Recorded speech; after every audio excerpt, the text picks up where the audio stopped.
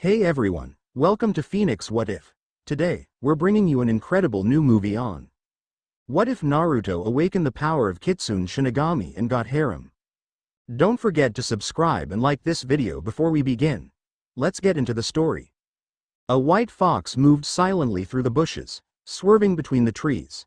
The fox climbed up a tree and carefully climbed through the tree branches until it could see above a tall wall into a human village, watching all the humans moving around, getting ready for the annual fox hunt. Stupid humans. The fox growled. Always killing foxes just because Kyuubi was an idiot and let himself be controlled by a human. Yes, the fox could talk. He was Uzumaki Naruto, Fox Hanyu. He had two forms, his human form, where he had a fox tail and two fox ears on top of his head, and his fox form, where he was a normal-sized white fox with a dark purple-tipped tail. Because Naruto was a half-breed, he was not accepted by humans, and nobody really knew about him. But that was all about to change. The fox hunt was tomorrow, and all the foxes were digging deep burrows, trying to hide. "Hey Naruto!" barked a young voice. Naruto looked down. Below the branch he was on was a small light orange fox. "What's wrong, Yuru?" Naruto asked in fox tongue. "Can you come help us? We can't dig fast enough," Yuru called. Naruto leapt down to the younger fox's side, landing softly. "Sure, I can help. I can't let my own kind die," Naruto said, following Yuru into a huge clearing, filled with bustling foxes. It looked like the human settlement, but filled with foxes, and a few other animals that were helping the foxes. A small brown wolf came up to Naruto and Yuru. "Thank God you're here, Naruto. We could use your help," the wolf said. "Don't worry, Kaya. Like I said to Yuru, I won't let the foxes die.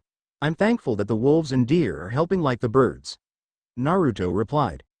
Kaya smiled a girlish smile, and almost like she was blushing. "Well, let's get to work.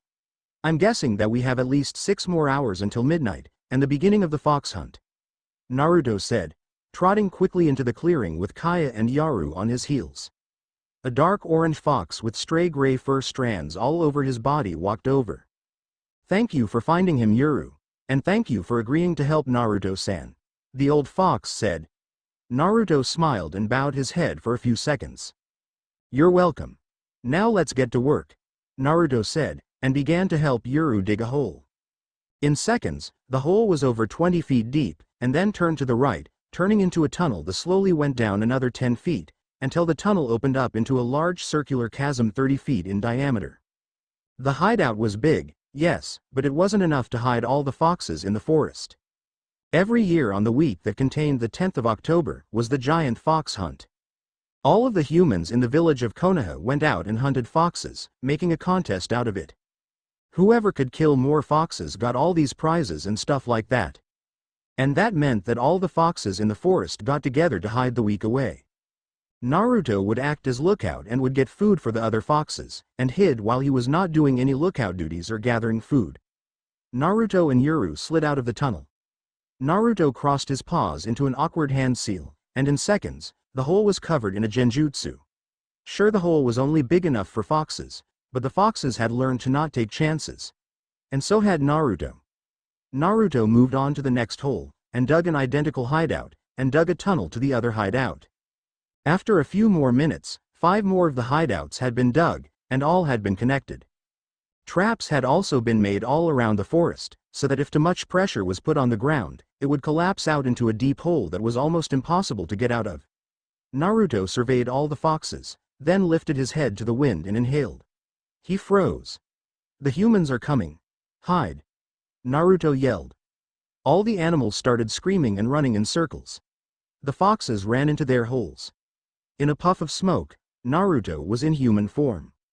Naruto was dressed in a dark purple hakama, and a white kimono top with long sleeves. Naruto had a white tail tipped dark purple, and large white fox ears in his spiky blonde hair. On Naruto's cheeks were 3 identical whisker-like marks. Naruto's cerulean blue eyes had slit pupils. "Naruto, are you sure you'll be fine?" Yuru asked. Naruto smiled, and knelt down, smoothing down Yuru's dirt-covered fur with a clawed hand. "I'm fine every year, Yuru. This year won't be different. Don't worry," Naruto said kindly, before vanishing. From inside the village, the dreadful announcement could be heard throughout the entire forest. Let the hunt begin.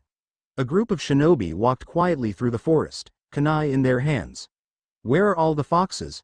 Asked a girl with pink hair named Sakura. There are rumors that they have a giant animal helping them dig hiding spots. So keep your eyes on the ground. Kakashi replied. Sakura and the others looked down at the ground, scanning the dirt for any holes. Suddenly, they heard howling and barking, and ran forward. Then all was quiet. They kept running. Sakura suddenly stopped, and pointed up.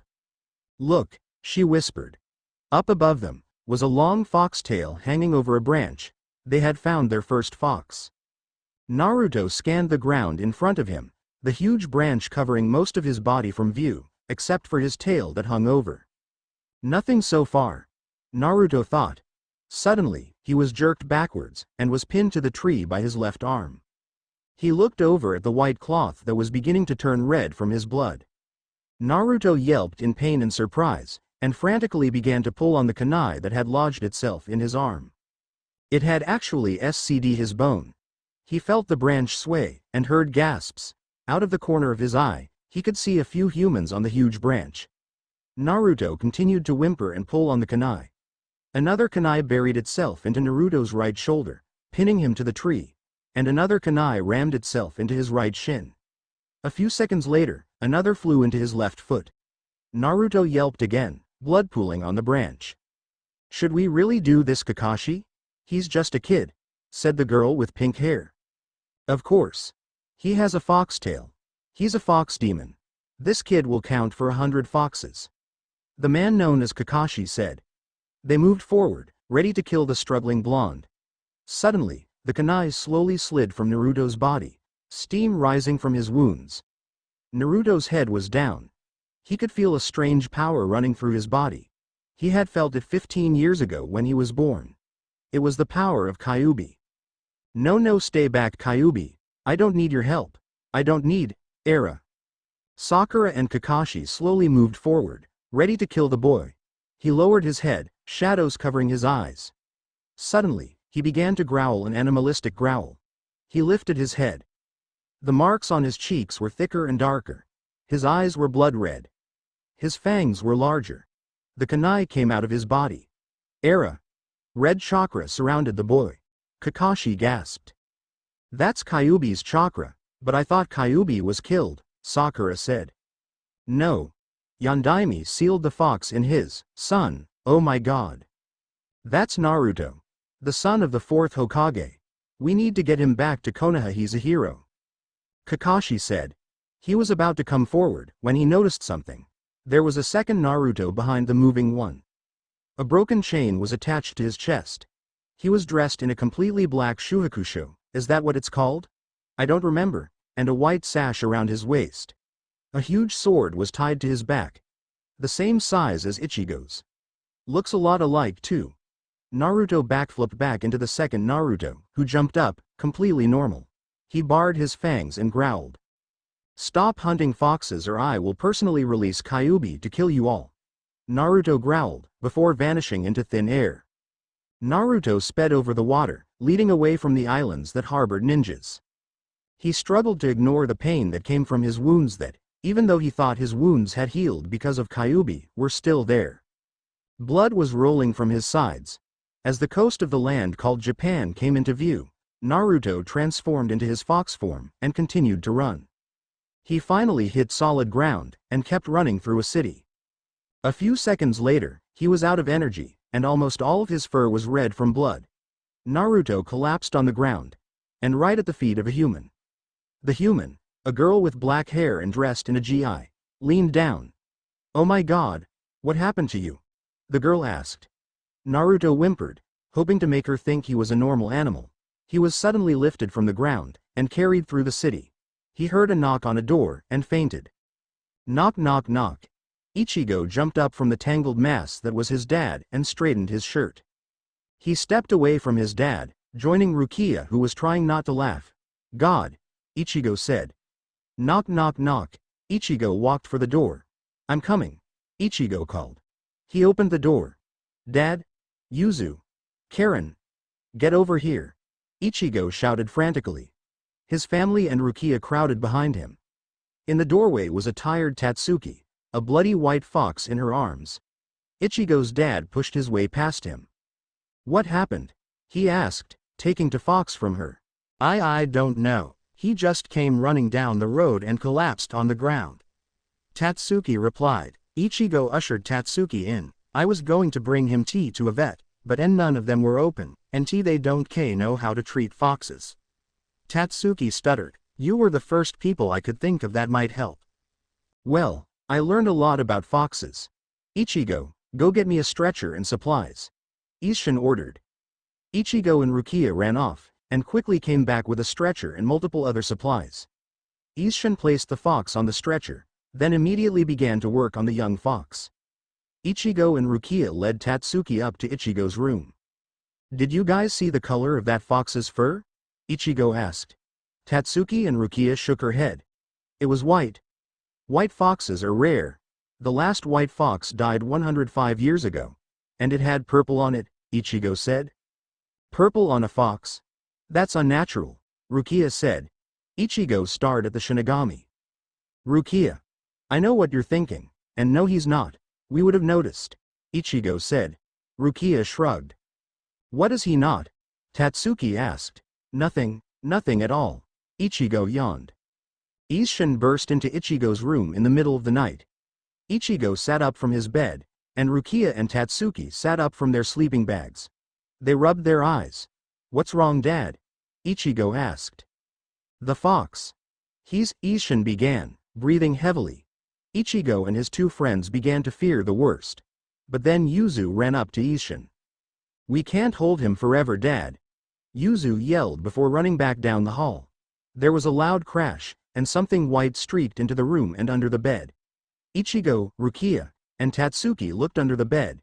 It was the white fox, his front and back legs wrapped in bandages, along with his midsection and his back paws. His tail was wrapped around his body, and his fangs were barred. A savage growl rumbled deep in his chest. Blood still covered its fur. "When did he wake up?" Ichigo asked. "About 5 minutes ago." He was calm until he actually looked around.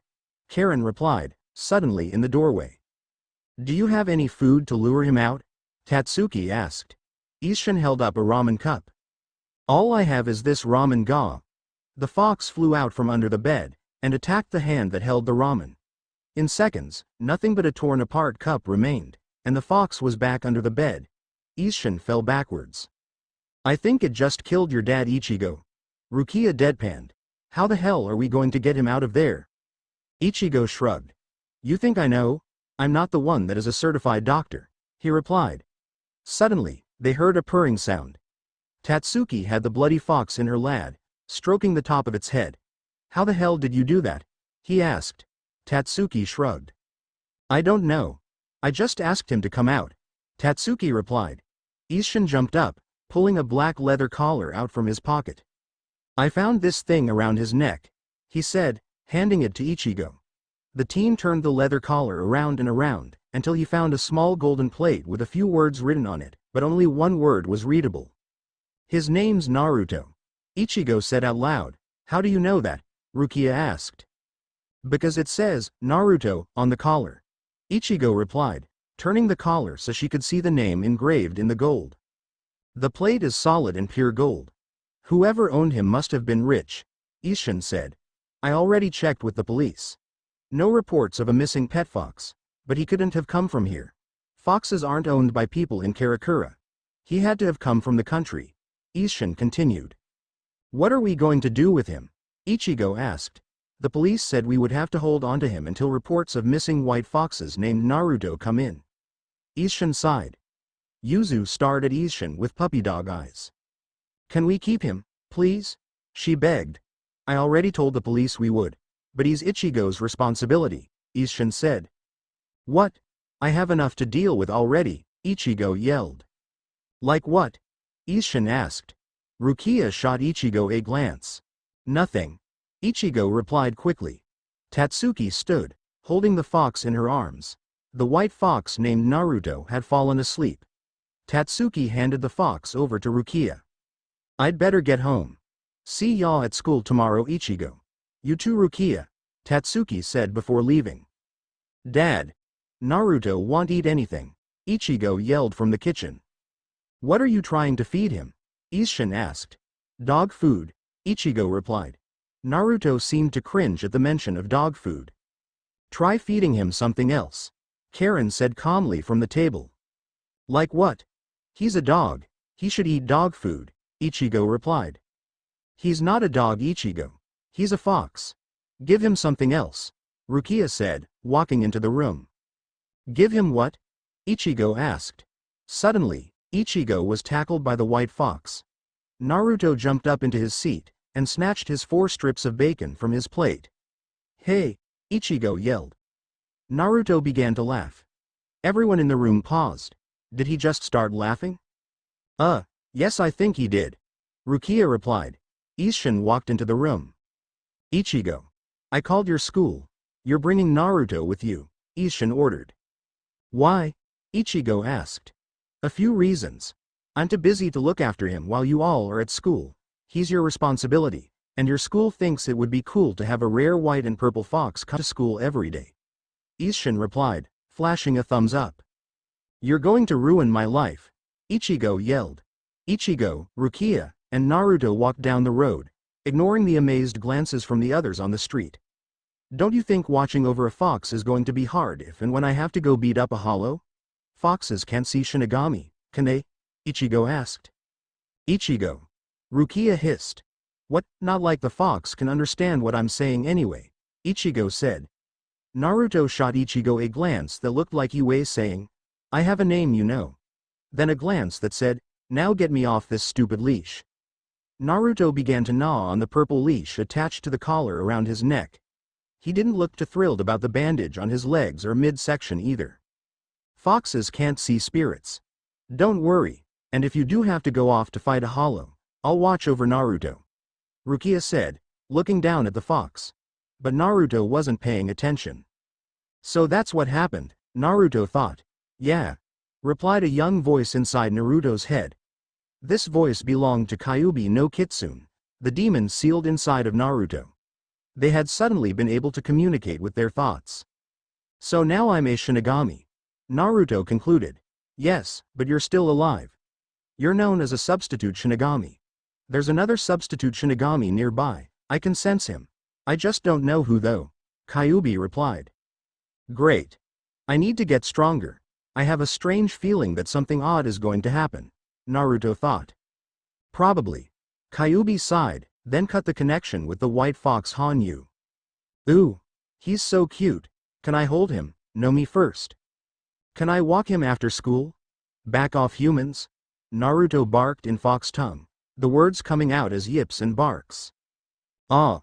The female population of Ichigo's class sighed. Naruto snapped at one of them, making her recoil, but then soon going back to her gawking. Naruto growled, the pressure in the room becoming almost unbearable. Everyone in the class gasped and were slowly pushed into a sitting position. As soon as Naruto stopped growling, the air's pressure went back to normal.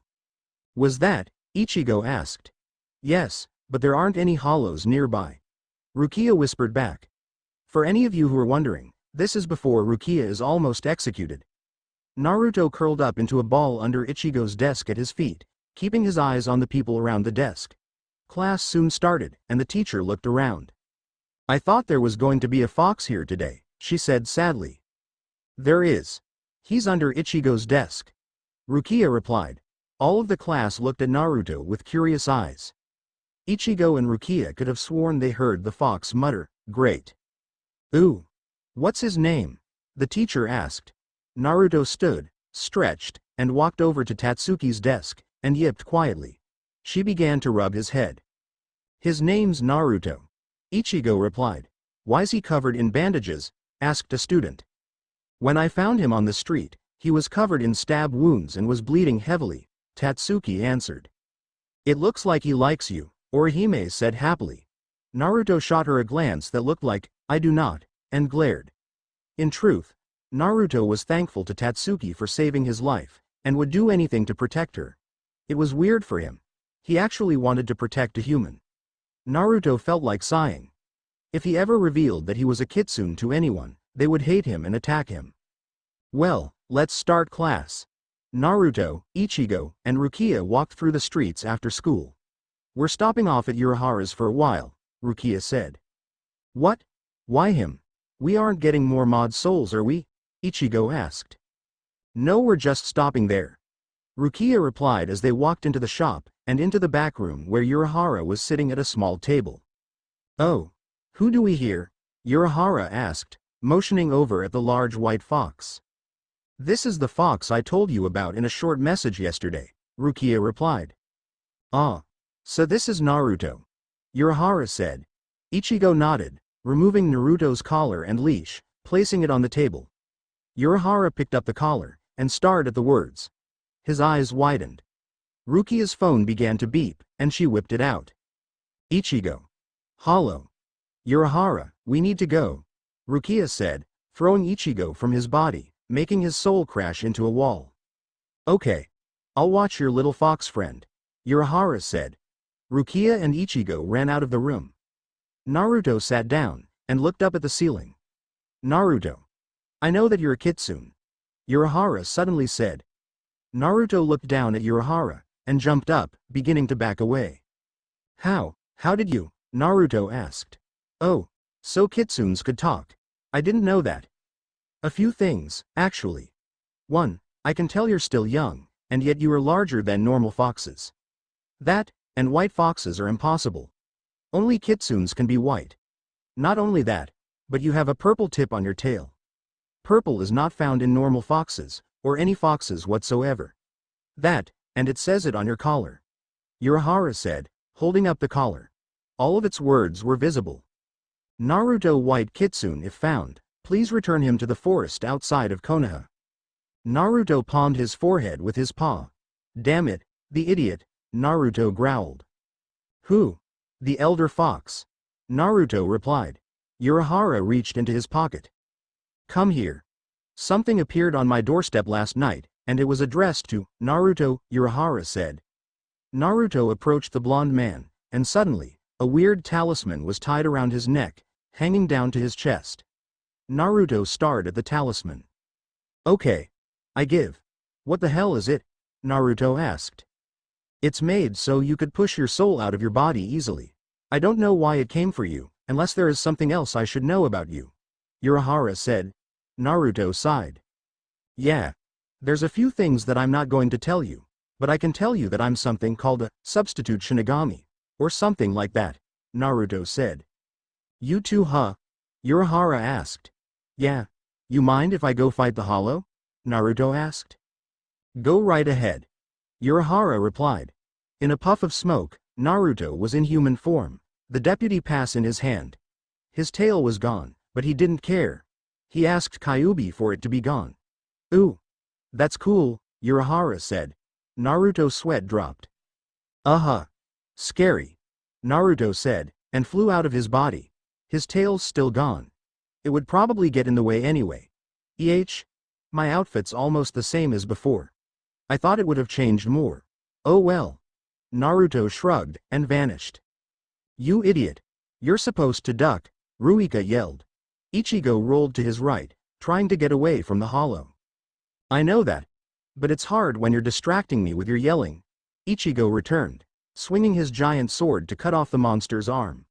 But the Hollow anticipated this, and smacked the sword out of Ichigo's hand, making it go flying. Crap! Ichigo yelled, and covered his head with his arms, getting ready to bleed from the attacking Hollow. But that never came. Instead, he heard a hollow clank, and quiet laughter. I thought you would be stronger than this boy, losing your sword to this Hollow? Pathetic, said a young voice. Ichigo lowered his arms, and looked up. A boy with blonde hair dressed in a black shiakusho stood in front of him. Between the boy and the Hollow was a sword almost the length of his body wrapped in white cloth. The sword was strapped to the boy's back by a white sash. There was no guard or grip on the sword, and no pommel. On the boy's cheeks were 3 identical whisker-like marks. But what really drew the eyes of Ichigo and Rukia were the white fox ears sticking out of the boy's spiky blonde hair. The blonde stood straight, apparently not affected by the Hollow's strength. His right hand held onto the hilt of the sword, which came up above his right shoulder so he could reach it easier. Sits diagonally on his back. He stared down at Ichigo with cold eyes. "Well, are you going to stand or not?" the boy asked. Ichigo slowly stood. Who are you?" Ichigo asked. "Call me Fox," Fox said blankly. The hollow removed his hand from the sword, and Fox did also, letting his hand fall to his side. Fox sighed, shaking his head slightly. "Bad idea," he sighed. The hollow's hand rushed forward, poised to kill him in one blow. His fox ears twitched, and he jumped, soaring high above the hollow's head. Fox stared down at the hollow with his cold expression gone. "Idiot," he growled. The hollow threw his arm up, trying to catch the flying boy. Fox vanished instantly, reappearing behind the hollow. He stepped forward. Instantly, the Ritsu level shot up.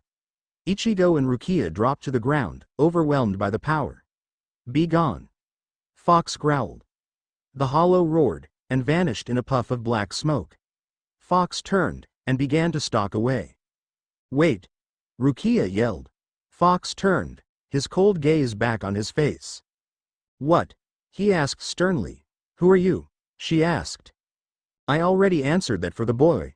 Just call me Fox," he replied, rolling his blue eyes. "The better question is, what are you?" Ichigo asked. At first it looked like Fox wasn't going to answer, but then he did. "I am a creature that all humans despise, and none can love. I am the creature that lives in legend, and in the nightmares of children. I move in the darkness, and live without light. I, human boy, am a demon fox. I am a Kitsune." "Wait!" Rukia yelled. Fox turned, his cold gaze back on his face and turned to her. "What?" he asked sternly. "Who are you?" she asked. "I already answered that for the boy. Just call me Fox," he replied, rolling his blue eyes.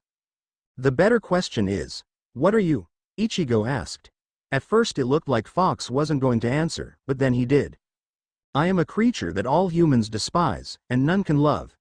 I am the creature that lives in legend, and in the nightmares of children. I move in the darkness, and live without light.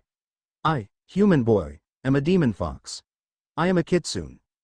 A large white animal moved silently through the shadows, its tail swinging behind him. He slipped through an open door into a shop, and into the back room. "Yo! Urahara," the animal whispered. A man with blonde hair walked into the room. "I didn't think you'd actually come," Urahara replied quietly. The creature rolled his eyes, stepping into the light, revealing a white fox. "I told you I would. It took a while to sneak away from the boy, but I got here all the same," the fox said, sitting down and wrapping his tail around by his feet. "Why wouldn't I have come?" he asked after a while. "Because I found out you're a Kitsune. I thought you would have ran off by now, into a forest," Urahara replied. The fox lifted one of his legs, and scratched behind one of his ears. "You try sneaking off when you have a leash around your neck all day, and there are humans watching you 24/7, the fox grumbled. "Calm down, Naruto," a voice said inside the fox's head. "You calm down, Kyuubi," Naruto returned. "That boy with orange hair that thinks he owns me, he's the other substitute, yes?" "Yeah. That girl, Rukia, gave Ichigo her powers so he could save his family from a hollow," Urahara replied. "That Ichigo boy can't hold on to his sword at all," Naruto pointed out. "He's learning. Pretty quickly, I might add. But giving your powers to a human is against the rules in Soul Society. Shinigami will be coming to capture Rukia any day now. It's already been a few months," Urahara said. Naruto nodded. "I figured as much." Naruto sighed. "What about the Shinigami that gave you your powers?" Urahara asked. "There wasn't one. I just got them," Naruto replied. "That's odd." "That's what I said too." Naruto chuckled. "I might want to be heading back to Ichigo's home soon," Naruto said. Urahara nodded. "Or else he might wake up and find his little Fluffy missing," Urahara chided. "Hey," Naruto warned. Naruto hardly listened to the teacher's rambling as he lay underneath Ichigo's desk. He was too busy talking to Kyuubi. That and singing. "Do you think the other foxes are okay?" Naruto asked. "Probably.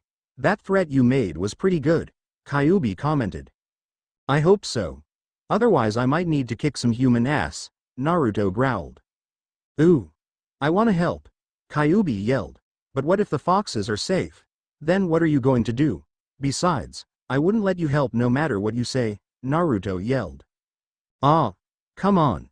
I wanna fight. I'm bored. Bored, Kyuubi yelled. Shut up. You're the one that told me to stay with the humans. Conjure up one of those human Wii systems or something. Or a human TV. Just shut up, Naruto yelled. God. Touchy. Kyuubi muttered, backing off, making the mental link grow smaller. Suddenly, the bell for lunch rang. The human that owned Naruto, Ichigo, grabbed the leash and pulled Naruto out from underneath the desk. Come on, Foxy. Time for lunch, Ichigo said. He has a name, Ichigo, Rukia yelled as she walked over with Orihime and Chad. Uryu slowly followed. Yeah, but I don't remember it, Ichigo muttered. It's Naruto. Naruto, Rukia said. Like I care. If he ever does anything even worth paying attention to, then I'll call him by his name. Until then, he's Foxy, Ichigo said. Naruto rolled his eyes.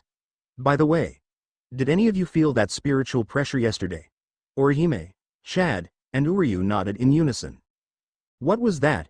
It didn't feel like completely Shinigami, or any hollow, Uryu said. It wasn't a Shinigami at all, Ichigo hissed. It was a blonde boy with fox ears.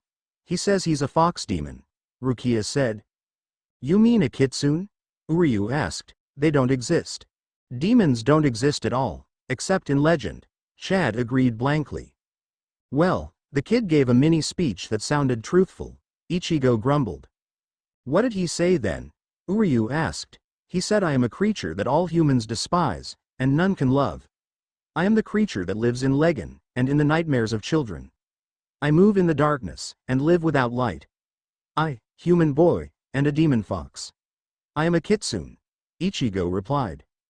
That sounds like something from a book, Uryu commented. Ooh. If he really is a fox demon, Orihime began. The don't exist, Ichigo protested. Then why don't we have Naruto call him? He's a fox too. That, actually might work, Rukia said slowly. It's lunchtime, let's try it. Just to prove that he doesn't exist. Uryu said, grabbing the leash from Ichigo, and dragging Naruto behind him. The group walked up to the roof. Thankfully, the roof was empty. Ichigo picked up Naruto by the scruff of his neck, and held him over the edge of the building. That's not what I meant, Rukia yelled. Naruto closed his eyes. The air around him shimmered for a brief second. Kage Bushin no Jutsu, Naruto thought, and his original body was replaced by a shadow clone. Naruto appeared in the air behind the group, standing on the air, in his human form. His tail still gone. Naruto wrapped his right hand around the hilt of his sword. What the hell are you doing to Naruto? Naruto growled. The group whirled around. Fox! Ichigo yelled. Naruto did a mock bow, twisting his hand over his chest as he lowered to top half of his body. That's my name. Don't wear it out, Naruto replied. Now answer my question. Why are you holding Naruto over the edge of a building? He really, Uryu stuttered. He, Orihime said quietly. Chad just stared in astonishment. See, calling you. Ichigo replied. The Ritsu in the air increased slightly. Good choice for calling me then. What did you want? Naruto asked blankly. The Naruto into Ichigo's hand yipped, and began to wag its tail. He can see you? Rukia asked. You're obviously a soul. Yes. All foxes can see me. But the fact that you can see me when in your real bodies or in a Gigai must mean that you have large amounts of Ritsu. Naruto commented. Would you put Naruto down please? Naruto asked. Ichigo stuttered, not knowing exactly what to do. The Ritsu shot upwards to choking levels. Ichigo and the others struggled to stay standing, while Naruto seemed unfazed.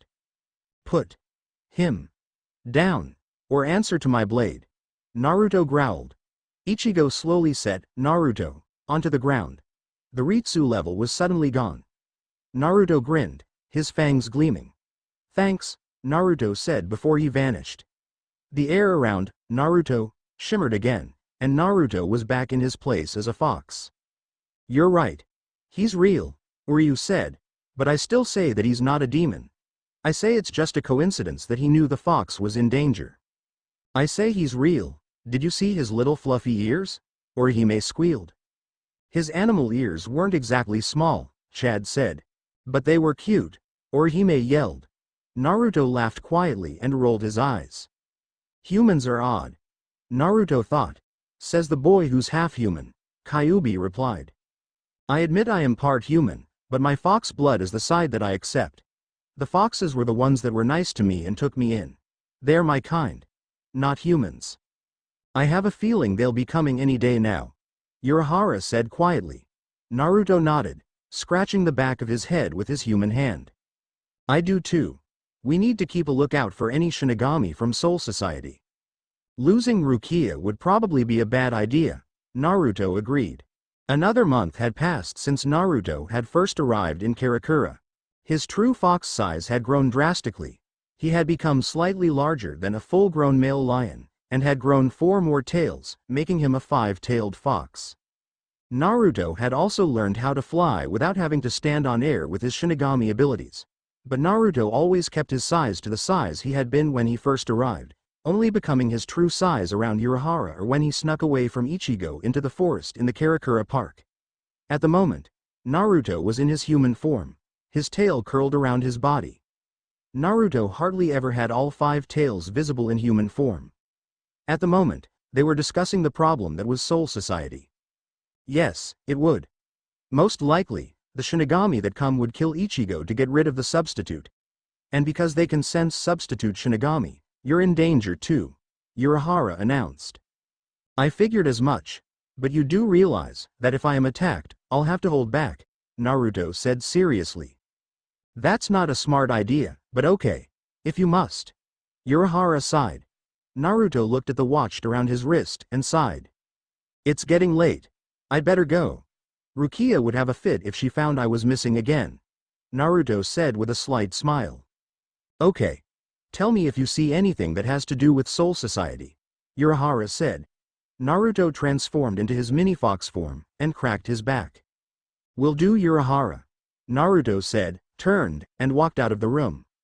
As Naruto walked through the streets, he kept his Ritsu low, and paid close attention to the other Ritsu signatures.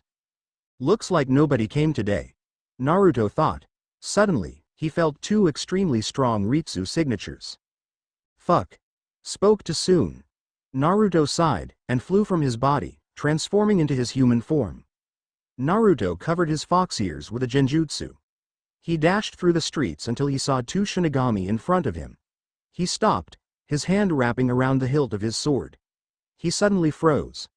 One was a lieutenant, and the other was a captain. Aw shit. Naruto cussed in his mind. What are you doing here, Shinigami? Naruto growled. If I'm not mistaken, you're a Shinigami too, said the man that wore the Captain Haori. And that, human, is where you're wrong, Naruto replied, tightening his grip on the hilt of his sword. Now answer my question. Would you be so kind as to tell us where Rukia Kuchiki is? The captain asked. I don't think I should tell you where she is. You can have her, if you can get through me and the other substitute. Naruto growled, pulling his sword from his back. Oh, so you're a substitute? Then you're not going to leave here alive, the captain said, taking a step forward. Suddenly, the person behind him grabbed his shoulder. No, Captain Byakuya.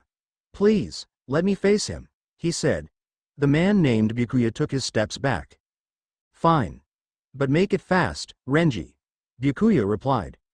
Renji pulled his own sword from its sheath on his waist, and faced Naruto.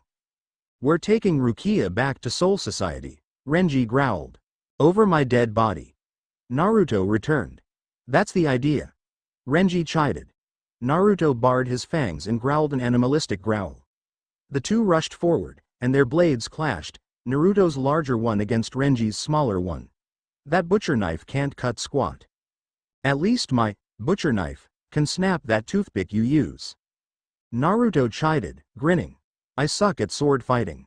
I'm going to lose. Naruto thought, but I at least need to try. Naruto instinctively shifted his foot position, and backed away before throwing his sword forward, twisting the blade at the last second, and striking at Renji's head. But he lifted his sword. Naruto took the opening at Renji's waist, and kicked him away. Renji stood, and rushed forward, and slashed Naruto across the chest with the sword. Blood began to show on the black cloth. Naruto ignored it. His Ritsu levels shot up as he looked coldly at Renji. "This is why I hate humans." Naruto growled, shifting his sword to his side. He rushed at Renji, his sword at his side.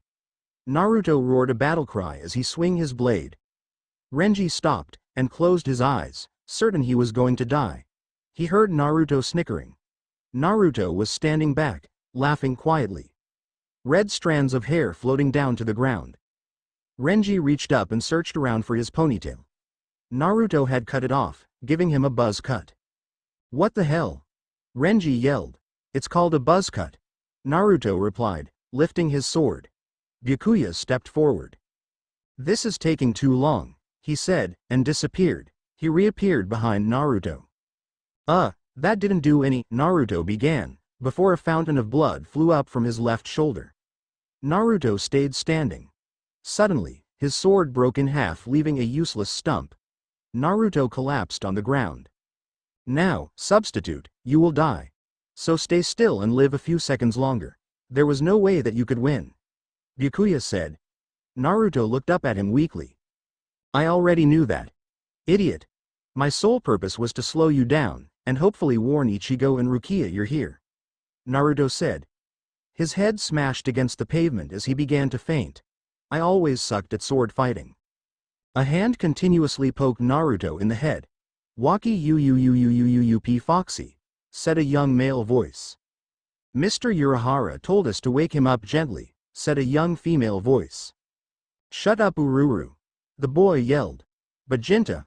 I'm up," Naruto grumbled, pulling himself into a sitting position. In front of him was a girl with black hair and a boy with red-ish hair. "What?" Naruto asked. Mr. Urahara told us to try to wake you up," the girl stuttered. Naruto looked around. He was in human form, and in Urahara's shop. He was also in his true body. I thought that Byakuya guy killed me. Oh well." Naruto grumbled, pushing himself up from his laying position. He dusted off his hakama pants, and closed his kimono top over the bandages that covered his chest. "Where's Urahara?" Naruto asked. "Downstairs helping Carrot Top get his Soul Reaper powers back. He said he'd help you later, but since you already have the speed down, he had to help Carrot Top first," the boy named Jinta replied. "I guess that means that Rukia was taken." "Fuck." Naruto grumbled, and stalked out of the room, his tail lashing behind him. The two kids followed, steering clear of Naruto's white tail. Steam was rising from Naruto's chest, signifying that his wounds were healing rapidly. He could feel Jinta's and Ururu's confusion and surprise behind him, but paid no attention. Naruto suddenly stopped. "Shit.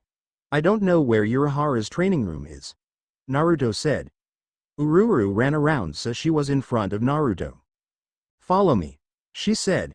"If you don't get our Shinigami powers back before the chain finishes devouring itself, you'll die and become a hollow," Urahara said. "Let's do it then, Urahara," Ichigo began. "Urahara, Urahara, Urahara," shouted a familiar voice. "Over here, furball," Urahara called. "Oh, shut up," said a voice from on top of one of the rock mountains in the training room. Ichigo and Urahara looked up. On top of the mountain was a huge white fox, bigger than a full-grown male lion. Behind the fox were 5 white tails, all tipped dark purple. His 2 ears were longer than normal ears, kind of like a rabbit's ears. Around the fox's neck was a wooden talisman, a blue crystal necklace, and a black collar with a golden plate on it. The fox stared down at the two with familiar blue eyes. "Come on down here," Urahara said. The fox jumped off the mountain, and red and orange flames surrounded his 4 paws. He ran across the air without using any Ritsu, and landed next to Urahara, the ground under his paws cracking. The flames around his paws vanished. "What's that?" Ichigo asked, pointing. "You already know him," Urahara said dismissively before turning back to the fox. "Well then, fox. It looks like you're awake." Furball, Fox, Kitsune-kun. Pick a freaking name, Urahara, the fox grumbled. That's Fox? Ichigo asked. The fox nodded. Yeah, but I'd prefer if you call me by my real name, Fox said. And what would that be? Ichigo asked. Fox turned to face Ichigo. I'm Naruto. So, you've been a giant talking fox the whole time? Ichigo asked. Giant talking Shinigami Kitsune, Naruto corrected. Is there even a difference? Urahara asked. Yes. Shinigami powers makes a big difference, Naruto growled. No it doesn't. Yes it does. No it doesn't. Are we going to argue all day, or are you going to help us get our powers back? Naruto asked. Why, you lost your powers too? I thought you were a Shinigami, Ichigo said. I was a substitute, even though I didn't get the powers from a true Shinigami, Naruto replied, laying his head on the ground. Ichigo and Urahara shifted their sitting positions. Naruto's been helping me keep an eye out for Shinigami from Soul Society ever since he appeared a few weeks ago. He fought against Byakuya and Renji when they came, trying to delay them so you and Rukia could hide. Urahara said. Naruto yawned. Let's just say I suck at sword fighting, and apparently, you didn't notice that there was fighting going on. Naruto yawned. We did, but Rukia ran off without me. She went to the two Shinigami and went with them voluntarily, Ichigo said. That was stupid. Naruto mumbled. Not a very bright thing to do, I must admit. Urahara sighed. Naruto stood, and in a flash, was in his human form, only one tail behind him again. Well, let's get back to training. We won't have that much time after we've finished, Naruto announced. Naruto's right. Ichigo agreed. Naruto stared at Ichigo with wide eyes. You called me by my name, Naruto said. Well, now that I know that you're human, I kind of have too. Besides, I said I would call you Naruto if you did something special, Ichigo said. I'm a Kitsune, boy. Naruto growled. My name's Ichigo, Ichigo said. Yes, but you're human, and I'm a fox demon. I call you boy, Naruto replied. You're going to have to accept it some time, Urahara said. I won't accept squat. Demon is my only blood. Naruto growled. Urahara raised his hands as if to ward off a blow. Fine. You'll get it someday, Urahara whispered. Naruto bared his fangs, and growled an animalistic growl. Just begin training us, Naruto growled. Urahara grinned. Okay, he said. He clapped his hands, and two chasms opened up underneath Naruto and Ichigo. Naruto looked down as he hovered over it briefly.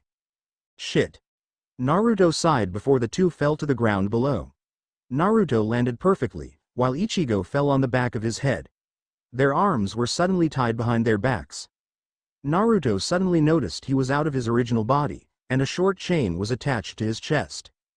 If you can climb out of these chasms before your chain is devoured by itself, you'll have your powers again. If you don't. Yeah. We'll die for real and turn into hollows, Naruto yelled. How did he know that? Kyuubi was smart. That's how.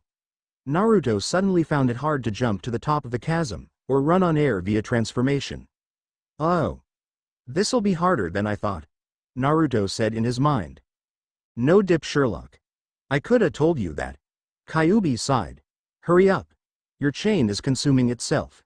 Kyuubi warned. What? Naruto looked down. His chain had grown giant mouths, and were eating each other, screeching as they bit into each other. Aw shit. Naruto groaned, and ran at the wall. He tried putting chakra into the soles of his feet, but once he placed his foot on the wall, he fell back to the ground. What the hell? Naruto yelled. The chains. They're eating your chakra too. You need to hurry. Kyuubi warned. There were only 2 links left. As the last shard of the last link left ate itself, on thought crossed Naruto's mind. Shit. Pain erupted in Naruto's body as a white substance poured from his mouth and eyes. What do I do? What do I do? Naruto yelled. He waited for Kyuubi to respond, but he didn't. It finally occurred to Naruto that Kyuubi's mental link with himself had been destroyed. A mask began to form on Naruto's face. Okay, concentrate. Concentrate. Shinigami power. I know I have it. I can feel it. But where is it? Naruto thought. His mask was almost done. He could hear Ichigo screaming. He knew his mask was forming too. Naruto snapped up. That was it. He felt it. Naruto mentally reached forward and grabbed it. Naruto appeared on top of the chasm. He noticed Urahara had a sword in his hand and was facing him with a dangerous yet curious look. Naruto also noticed that he seemed to have a mask on his face. Urahara pointed his sword at Naruto, making the blonde recoil. You ain't skewering me with that thing," Naruto yelled. "What are you?" Urahara asked. "We've covered this. I'm a Kitsune dumbass," Naruto yelled. "Then what's with the mask? Are you a hollow or Shinigami?" Urahara asked. Naruto looked down at his body. His sword was back, in one piece, on his back, and he was back in his black Shiakusho. Naruto grinned, taking the mask off his face. "Sweet. But what up with the mask?" Naruto asked, turning the mask over and looking at it. Naruto's mask looked like a human face, with rounded teeth. On the left side of Naruto's mask on the forehead were 3 red marks that curled down towards his left eye. Like Ichigo's mask. On each cheek of the mask were 3 identical red whisker-like marks. The indents around Naruto's eyes were red, and they joined together on the outside of each eye at the top of his eye, and ran back towards where his ears are supposed to be. Right under each eye were 2 lines that started at the side of the mask and joined together close to the nose of his mask. "I give. What the hell is tea?" Naruto was cut off as his eyes glazed over and dimmed, and he began to sway, his eyes beginning to droop close. "Ooh. I'm dizzy." Naruto ed before falling onto his back, asleep once again. "Well, I know one thing. Naruto's okay," Urahara said as he waited to see if Ichigo would become a hollow, or become what Naruto had become. "Is he going to wake up any time soon?" asked a familiar voice. "That's Carrot Top," Naruto thought. If you didn't splash him with water, he probably would have woken up earlier. In legend, Kitsunes are beings of fire. Water just makes them tired, another voice replied. "Urahara." Naruto thought. "Oh, so now it's my fault," Ichigo yelled. "Yes, it is," Urahara replied. "It's not my fault. You're the one that hit him with water," Urahara pointed out.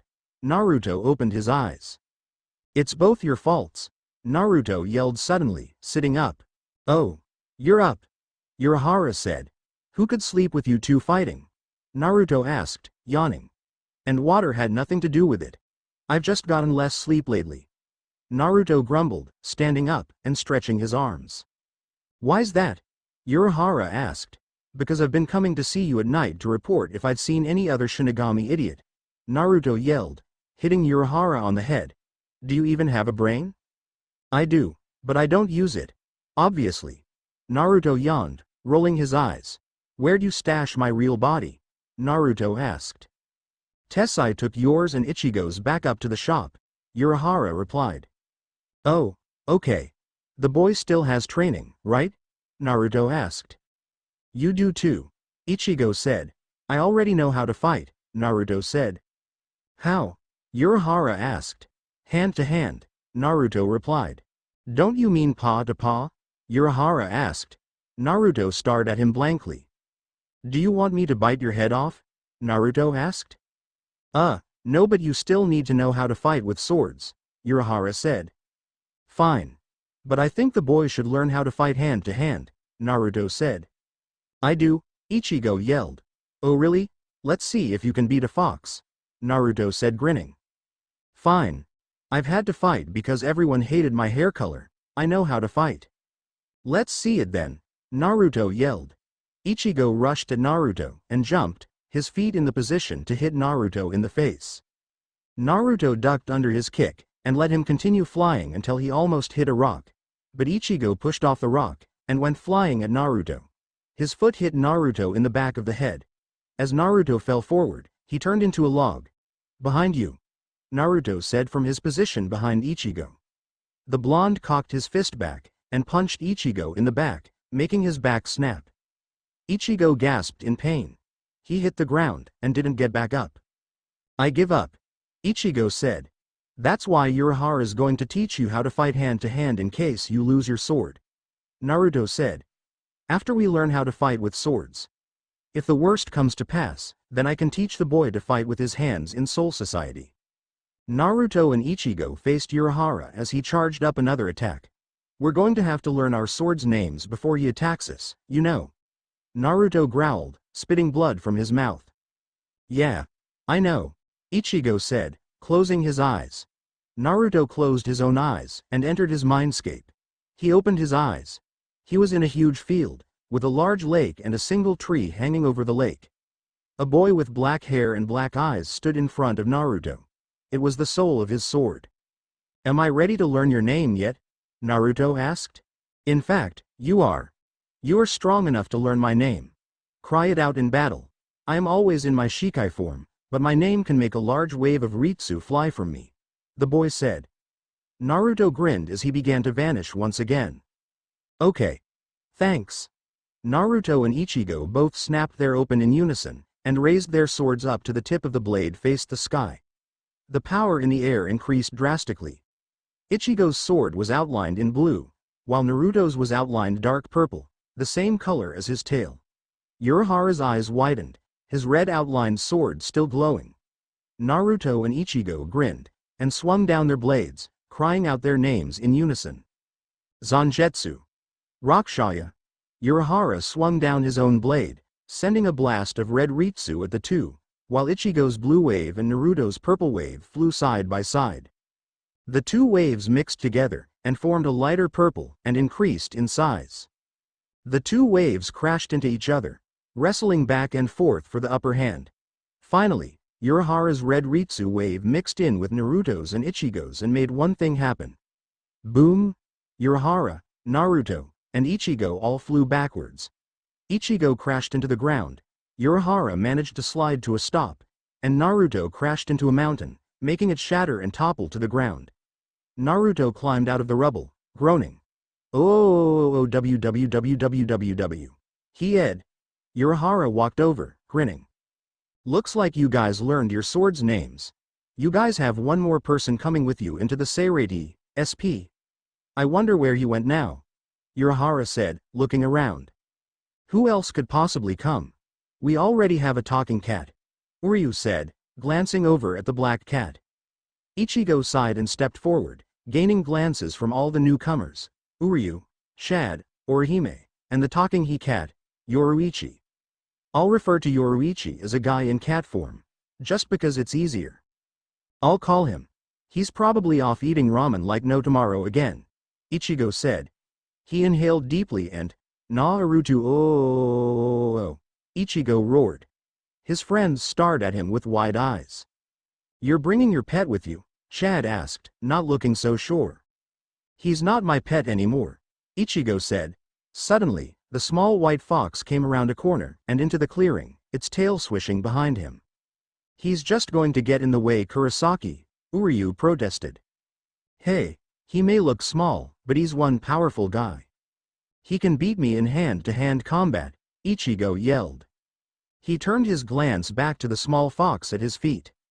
Although, he might not be able to beat anyone when he looks like that. Naruto lowered his head and growled. The growl sounded a lot like, fine. Suddenly, purple and blue flames swirling around the fox, and in seconds, Naruto was in his giant five-tailed form. And in seconds, Uryu had his spirit bow pointed Naruto's head from point-blank range. Naruto was sprawled on the ground with Chad on his back from tackling him and had his spiritual fist poised to punch Naruto's spine and crack it, and Orihime had her spirit fairies, I think that's what they are, in the position to fly through his chest and into his heart. Naruto remained in that position, his eyes wide from shock. That was not what was supposed to happen. The Ritsu in the air grew to intense levels. All turned to Ichigo and Urahara. They had their Zanpakutos out in front of them, and did not look too happy. Get off of Naruto, Ichigo growled. The three slowly got off Naruto, but kept their weapons out. Naruto stood, and stretched, his front paws out in front of him, and his back cracking. Then something totally unexpected happened. Didn't expect that to happen. That's why I didn't come in here in my true form, boy. Naruto said, backing up to Ichigo's side. Ichigo groaned. Would you stop calling me, boy? No, Naruto replied, grinning a toothy grin.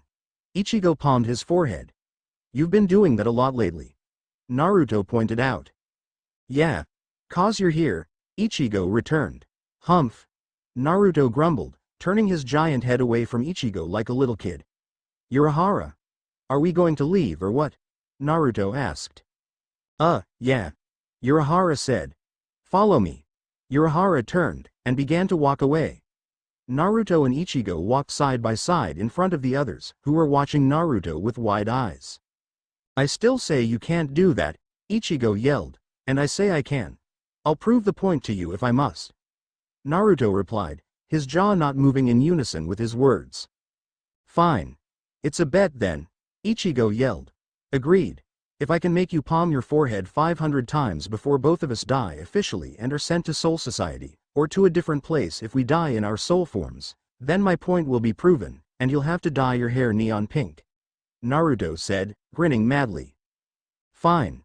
But if both of us die before I palm my forehead 500 times, then you have to use your giant form, be painted neon orange, and have to walk through town, talking non-stop. Ichigo yelled.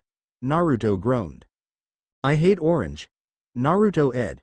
Huh? Ichigo yelled. But you'll look like a gay ass with pink hair. Naruto said. I bet you're going to be asked out by hundreds of males in one day. Naruto laughed. Ichigo palmed his forehead. Huh? That's one for me, Naruto yelled. What? Damn. I need to be more careful, Ichigo yelled, palming his forehead again. 2. Damn it. What is this going to prove again? It suddenly seems pointless, Ichigo said. The point of this point proving is to prove a point that I can prove a point against you, while proving a point to myself that I can prove a point in the first place. Naruto replied. What? Ichigo asked. My point exactly. Slap, ha, 3. Naruto laughed. What's that loud noise? Ichigo asked. Yoruichi looked back towards the back of the tunnel they were coming through, and her eyes widened. Naruto, in his five-tailed fox form, noticed this, and instantly picked up the pace, passing all of the others. I know it's coming, Fluffy. Naruto grumbled as he raced past Ichigo. Why the hell is he running that fast? Ichigo huffed. He saw I was worried, so he sped up. The cleaner of these tunnels is coming. It won't stop, even for Shinigami. Pick up the pace, Yoruichi said, speeding up himself. Soon, all the others had caught up with Naruto, who was moving smoothly. I thought you guys would notice Yoruichi's frightened expression around the time I did, Naruto said. He turned to Ichigo. You humans really suck. Ichigo palmed his forehead. Huh. Now I'm up to 10, Naruto yelled. How the hell did the number get that high? Ichigo yelled. Because you suck. I already said that, Naruto replied, staring with blank eyes. Slap. Oh yeah. 11. Naruto yelled. Told you I would win, Fluffy. A hollow has been spotted in Seireitei. The alarm rang out. Shinigami moved at a fast pace to where the so-called hollow was spotted. Meanwhile, a small white fox with a purple-tipped tail and a sword strapped to his back sat on top of one of the buildings as he watched the Shinigami scramble about. The fox suddenly began to laugh. This is going to be fun, he said in a young voice. A white fox with a purple-tipped tail and a sword strapped to its back watched as a boy with orange hair and a man with black hair and wearing a green bandana yelled at each other while being surrounded by Shinigami. The fox chuckled to himself. This fox was Uzumaki Naruto. The other two were Ichigo and Ganju. They were unfazed by how many Shinigami surrounded them. Would you be careful where you're swinging that thing? Ganju yelled. I told you to duck, Ichigo replied, just as loud. Besides, Zanjetsu's covered with the cloth. It could still cut someone's head off. Ganju yelled. Suddenly, a boy with black hair fell into the clearing around Ichigo and Ganju. He started talking randomly, then to Ichigo and Ganju. Soon, Ichigo and Ganju were running. Ichigo in front, swinging his sword to deplete the numbers. Naruto followed easily on the room, his paws moving quickly. They were soon hiding in a warehouse, with Naruto watching from a window. He transformed into his huge form. They couldn't pick a place with less doors, Naruto grumbled. Why the hell did you bring the kid with us? Ichigo yelled. I just accidentally grabbed him up while we ran, Ganju returned. How do you accidentally grab someone up as you run? Ichigo yelled. The same way you accidentally helped that Shinigami you beat up, Ganju yelled. Suddenly, they heard a loud crash. Shit! Shouted a familiar voice. No way! Ichigo whispered. Suddenly, a huge five-tailed fox fell into the clearing of boxes, hitting its bottom jaw on the ground when it fell. The fox remained still before standing. You couldn't have picked a building that didn't have as many doors. I don't have opposable thumbs, idiot. The fox grumbled, rubbing his jaw with one of his paws. Ichigo palmed his forehead. Ha! 15. The fox chuckled. Shit! Ichigo grumbled. At this rate you're going to have thugs on your back again because of your hair color, Mr. Pinky. What's with the giant fox? Ganju asked. That's Naruto Ichigo began. Naruto bowed awkwardly. Kitsune Shinigami. At your service, Naruto said, standing up. Only now did the others notice the large sword strapped to Naruto's back. How can a fox be a Shinigami? The boy asked. Oh, right, Naruto said. In a flash, Naruto was in his human form, minus the tail. This is how. How is that possible? Ganju asked. It just is, Naruto replied. Are you a Ryoka as well? The boy asked. Naruto turned to the boy and sat down, leaning back against a crate.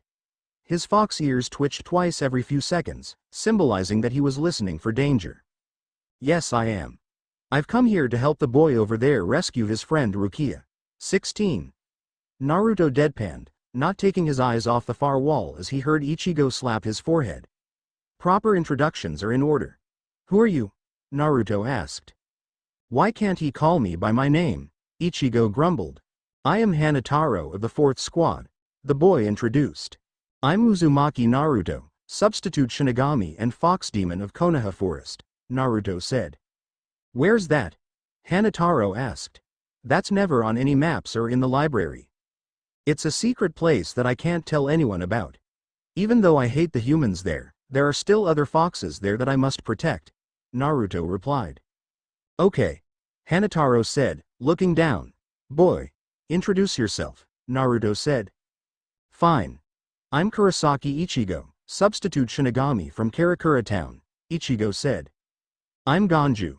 Ganju said, going back to looking out the window. Did you say, Ichigo? You must be the one that Rukia was always talking about, Hanataro said.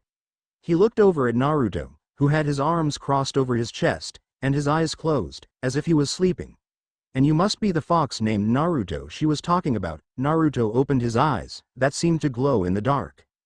Probably, Naruto said before closing his eyes again. Where the hell did all your energy go now? Ichigo asked suddenly. Hey. In the days you've been outside the Seirei, I've been pulling pranks like no tomorrow. It's called being tired. Even demons get tired sometimes. Naruto replied, his breathing slowing considerably. Just don't fall asleep, Ichigo said. No promises, Naruto replied, his voice quiet. Naruto looked around, finding himself back inside his mindscape in the field where his sword's spirit dwelled. Next to the black-haired boy stood another boy, slightly older, wearing a red hakama and a white kimono top. He had long blood-red hair, 2 blood-red fox ears, red eyes with slit pupils, and 9 red tails behind him. Written on a necklace that was around his neck was the kanji for seal. Naruto narrowed his eyes. Kyuubi? Naruto asked. In the fur. Or in this case, flesh. But that's not the point, Kyuubi replied. Then what is that point? Naruto asked. You're the point. Remember the mask? Rakshaya asked. Naruto nodded. Yeah, I remember it. It was weird, Naruto replied. There's a reason it's like that. When you were about to die, your hollow transformation took place in the living world, instead of you being transported into Hueco Mundo, the dimension for hollows. Therefore, you became part hollow. You have a hollow inside of you. You need to keep an eye out for him, and not let him control you, Rakshaya said. Okay. I will. Thank you, Naruto said as he vanished. Naruto awoke to Ichigo shaking his shoulder violently. Come on. Wake up. Ichigo hissed.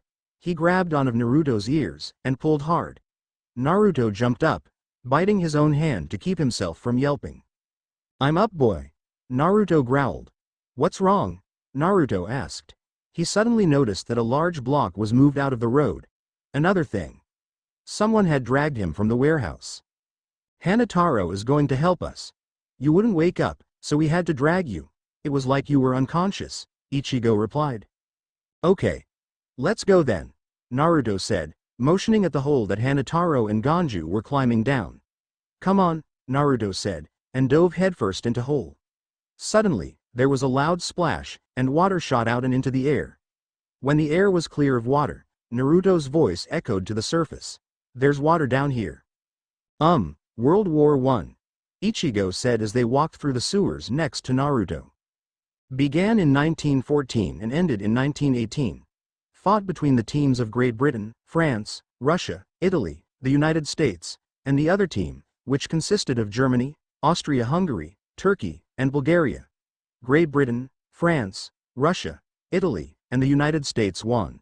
Naruto replied. World War II. Started in 1939 when Hitler invaded Poland, and ended in 1945. The alliances were Great Britain, France, Soviet Union, and the untied states that defeated the alliance of Germany, Italy, and Japan. Ichigo replied. What happened in World War II that made it so horrible? Ichigo asked. The Holocaust. It was the extermination of millions of innocent European Jewish citizens, Naruto replied. What are you two doing? Hanataro asked. Naruto looked back at him, making the Shinigami flinch. When we go back to the living world, I'm going to be going to Ichigo's school. And school has a test on the World War coming soon. We're studying for it, Naruto replied. You mean if you go back to the living world? Ganju said. Naruto glared back at him. At the least, Ichigo will get back, Naruto replied. What about you then? Ichigo asked. There are many ways to kill a demon like me, boy, Naruto replied. You don't honestly think you're a demon, do you? They don't exist, Hanataro said. Naruto rolled his eyes. Can Shinigami walk up walls and hang from the ceiling while only using their feet? Naruto asked. No, nobody can. Hanataro answered. How about walking on water? No, Naruto turned, and walked up a sewer wall using only his feet, making everyone gasp. Naruto hung from the ceiling. Wall, ceiling, Naruto dropped onto the water's surface, standing on it perfectly as if it was solid ground. And water. Naruto said, and walked back to the sewer ledge. Come on. Naruto said, walking down the ledge nonchalantly. What do you mean by Kage Bushin, shadow clone? What the hell? Ichigo asked. I mean exactly what I said, boy. Kaji Yushin. Kage Bushin. Naruto replied. The group of four were still below ground. Naruto had moved on to talking about his special abilities, since the others wouldn't leave him alone about it. But what does it mean? Ganju asked. How'd I explain this to a human? It makes clones of myself out of shadows. The clones can move, attack, fight, anything. They dispel themselves if they are hit too hard by something. Naruto replied. Care to demonstrate? Ichigo asked. Naruto grinned as shadows covered his eyes. Demonstrate the Kage Bushin no jutsu to humans? You've got to be kidding, Naruto said. Why not? Ichigo asked. Hey, who are you talking to? Asked a familiar voice. Everyone turned around. Naruto was behind them. They looked between the two Narutos, their jaws hanging down. Close your mouths or you'll catch demon moths. The Naruto behind them said. He walked forward, and the other Naruto followed his motions.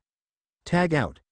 The Naruto who had been behind said, and gave high five the other, as soon as their hands touched. The Naruto who had been in front vanished in a puff of smoke, and the other Naruto kept walking. You guys coming? Naruto called. Ichigo and the others ran up to Naruto. Teach us how to do that, Ichigo yelled. Naruto kept walking. Can't. He deadpanned. Why not? You just want to stay special. You don't want us to be cool too? You don't want us to be able to beat enemies? Ganju asked. Naruto whirled around, his eyes red with slit pupils. You want to know how to make a clone? Fine. Go through the damn pain of being a half-demon, and then I'll teach you. Naruto yelled, turned and began to stalk away, his fox ears pressed flat against his head in anger. Blood dripped from Naruto's hands from his claws that were digging into his skin. Steam was rising from his hands as the cuts tried healing themselves. After the three behind him got over their shock at the sudden statement, they caught back up to Naruto, who continued to walk forward quickly, his eyes still red with anger. "You're a half-demon?" Ichigo finally asked. "Yeah," Naruto growled. "What did you mean by pain of being a half-demon?" Hanataro asked, looking concerned. "Can I help? My squad specializes in healing." Naruto cracked a smile, his eyes turning light purple. "Not unless you can turn me fully demon. When you're a Hanyu, your human half is always wrestling for control over your demon half. It feels like you're constantly being stabbed in the heart by a sword. Hanius have to live with it all their lives, and after lives. It's not a fun way to live. That's why most Hanyus just let their demon halves take control." Naruto replied. Suddenly, the others around him erupted with questions. "Why don't you let your demon half take control then?"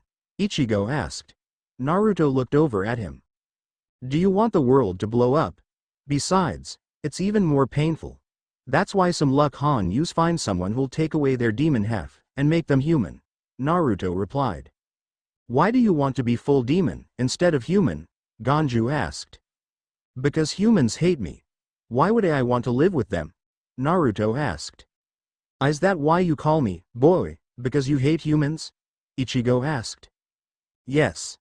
Naruto deadpanned. Ichigo quietly palmed his forehead, making Naruto's ears twitch. 28. Naruto said. "Damn it." Ichigo whispered. "A lot of time skips, a lot of number skips. Okay." Naruto grimaced slightly. "What's wrong?" Ichigo asked. "I just told you, idiot." Naruto replied. "That was your two halves battling each other?" Hanataro asked. Naruto nodded. "Yup." He replied, his teeth still mashed together. "Oh look. Sunlight," Naruto said, moving forward faster and standing in the light that came through a cracked stone in the ceiling. "He acts like he's okay with it," Ganju said. "He's as old as me. He has to be by now." Ichigo replied, moving forward to be next to Naruto and look through the ceiling. Naruto watched, tapping his foot, as Ichigo was once again slashed in the shoulder. He was getting ripped to shreds out there. Naruto grabbed something out of his pocket and flew forward. "Carrot Top!" Naruto yelled. He hit the surprised teen in the face with a sandal, making him fly backwards. "Tag out!" Naruto yelled, landing in a crouched position in front of Renji 20 feet away. Naruto pulled out Rakshaya and faced Renji, his sword at the ready.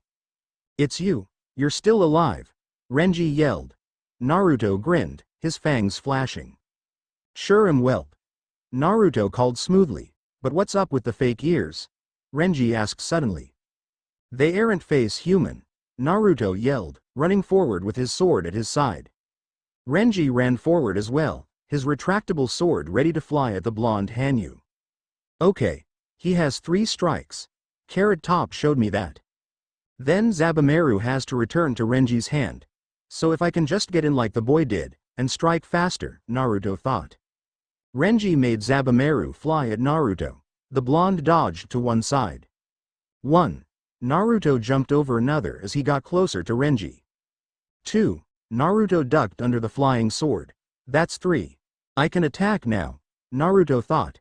As Renji's defense lay wide open, Naruto jumped, Rakshaya over his head. Now, please let it work, Naruto thought. Renji suddenly vanished, and blood flew from Naruto's left shoulder and chest from where Zabumaru had struck from behind. Naruto coughed up blood and landed, staggering slightly. He was smashed in the back and flew into a building. Crap. My fight is going like Carrot Top's. If this keeps up, then I might lose to much blood like him, Naruto thought as he climbed out of the rubble, the right side of his face bleeding from the top of his head, and blood ran down the middle of Naruto's face. Blood covered the left side of Naruto's neck, but if the blood was from his shoulder or from his head, he didn't know. You missed, Renji called. Naruto grinned, ignoring his blurring vision. Check your arm, dumb shit, Naruto said. Renji looked over at his right arm, right before a paper tag exploded. Huh? Naruto yelled. Renji came out of the new rubble, blood on his arm. What the hell was that? Renji asked. Exploding tag. They work like this, Naruto said, and made a hand seal, a crazy grin on his face. Another tag on the building behind Renji exploded, the flying debris almost hitting the lieutenant. Muahaha. Naruto laughed mockingly. Are you mocking me? Renji roared. Naruto's grin grew. Ma-aibe. Actually, yeah, I am. Naruto replied. Renji's sword flew forward, and Naruto ducked. Suddenly, Renji grinned, and swung down, his sword digging into Naruto's right shoulder and right side of his neck and throat. Naruto coughed up blood. Naruto? I can't heal your wounds, so be careful, Kyuubi yelled. Thanks for telling me, Fluffy Baka. Naruto yelled, spitting blood from his mouth. Naruto could feel blood rolling down his chest and stomach. He ignored it. Kyuubi began to groan. I can feel your pain, it hurts like hell, Kyuubi yelled. Naruto ignored him, along with the pain in his neck and throat. He was surprised that he could even still breathe and hold up his head. It should have collapsed already. Renji made his sword fly at Naruto again, who tried to block, but the sword slashed into his right forearm, and somehow stabbed Naruto in the stomach. Crap. I need Carrot Top. Naruto thought. Naruto turned to the orange-haired teen, who was limping back over from where he had landed from Naruto's hit. Carrot Top. Naruto called. Ichigo came over, breathing heavily. Remember what Urahara said? We can't be soft, and be afraid to kill. You remember what he said, right? Naruto asked. Ichigo nodded. Do you want to use that move? It will probably use all of our Ritsu though. Naruto said. Holy crap. I'm working with a human. Naruto thought. Hell yeah. Our collaboration attack, Ichigo said. Naruto and Ichigo grinned, standing at Ichigo's side, and raised their sword in unison so the tip faced the heavens. Blue Ritsu outlined Ichigo and his sword, while dark purple Ritsu outlined Naruto and his sword. Renji made his sword fly forward. Ichigo deflected it by lowering his sword slightly, before raising it again. When you defend to live, Ichigo yelled. Zabumaru flew forwards again, and Naruto blocked it from hitting Ichigo by sticking his left forearm out, creating a huge gash in the flesh. When you protect someone, don't let them die, Naruto yelled. Zabumaru flew forward, and missed, fleeing to Naruto's right. While it was going back to Renji, it sliced a gash through Naruto's right leg. When you strike to kill, Naruto and Ichigo yelled. They swung their blades down in unison, looking like one person. Collaboration attack. Rocket SU. Naruto and Ichigo roared in unison. The blue and purple Ritsu mixed together as they flew forward, turning into a swirling drill. The two Ritsus twisting around each other. The attack collided with Renji, and made the man fly backwards. When the smoke cleared, Naruto and Ichigo were still standing. I'm so much like Carrot Top, it's scary, Naruto thought. That's because he's human. Kyuubi said, and so are you. It's like what Urahara said. You can't ignore it forever, Rakshaya said. I'm starting to think that I can't ignore my human blood much longer, Naruto stated. You know, Ichigo is a lot like you. He has a Shinigami half in him too. Sure, it's not demon, but he's the closest human that will ever come even close to understanding how you feel, not sure where you belong. Kyuubi yawned. That's it. I'm human, damn it. I'm demon too. I don't belong with either, but I can live with both. Naruto growled. Naruto and Ichigo looked over at each other. Naruto grinned weakly. We're out of Ritsu. And blood, Ichigo said. Demons can only be killed by being stabbed through the heart, and sometimes that doesn't even work.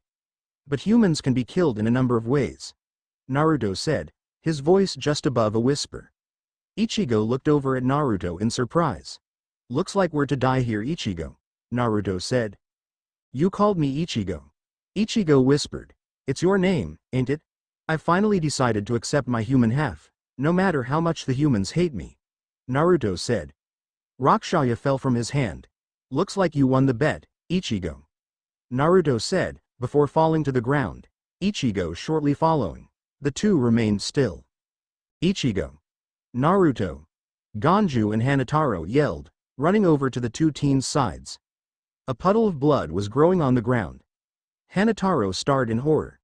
"We need to get out of here," Ganju said, slinging Ichigo over one shoulder, and Naruto under the other. "Come on. Do you think you can carry both their swords?" Ganju asked. Hanataro lifted Ichigo's sword with little problem, but when he tried to lift Naruto's Zanpakuto, which was the exact same size, he could only lift it an inch from the ground. He just ended up dragging it away. "You're going to heal them, huh? How are you going to do that? You have no instruments. No medicine," Ganju said from his hiding, lookout place. "Well, other Shinigami use their Ritsu for battle. But in Squad 4, we use our Ritsu for healing. It's basically our only power," Hanataro replied, turning on a lamp to see better. Ganju looked around the corner at Naruto and Ichigo, who lay on the ground a few feet away from each other. Both were breathing heavily, blood covering half of their faces. Most of their kimono tops were covered in blood. "I think I can still save them. Just give me one night to do it," Hanataro said.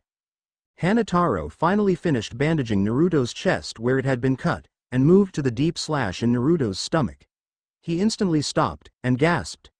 On his stomach was a strange swirl mark. "What's wrong? Did one of them die?" Ganju asked. "No, come take a look at this," Hanataro said. Ganju walked over. "Do you know what this is?" Hanataro asked, pointing at the swirl mark on Naruto's stomach. Ganju stared at the mark, before shaking his head. "Nope. Don't know what it is, but no way can it be a birthmark. It's too weird," Ganju said, walking back to his original spot. "It's not connected to him being a Hanyu. All of the history books on Hanyus never said anything about that. And it's not connected to the mask that was protecting his right shoulder." Hanataro thought. "What is it?" he thought as he got back to work on healing Naruto's injuries. Pain erupted in Naruto's stomach, and forced his eyes opened. That boy, Hanataro, was hanging over him, bandaging his stomach. "You've been out for a while." Ichigo already woke up, but he tried leaving. Ganju punched him out, Hanataro said with a smile.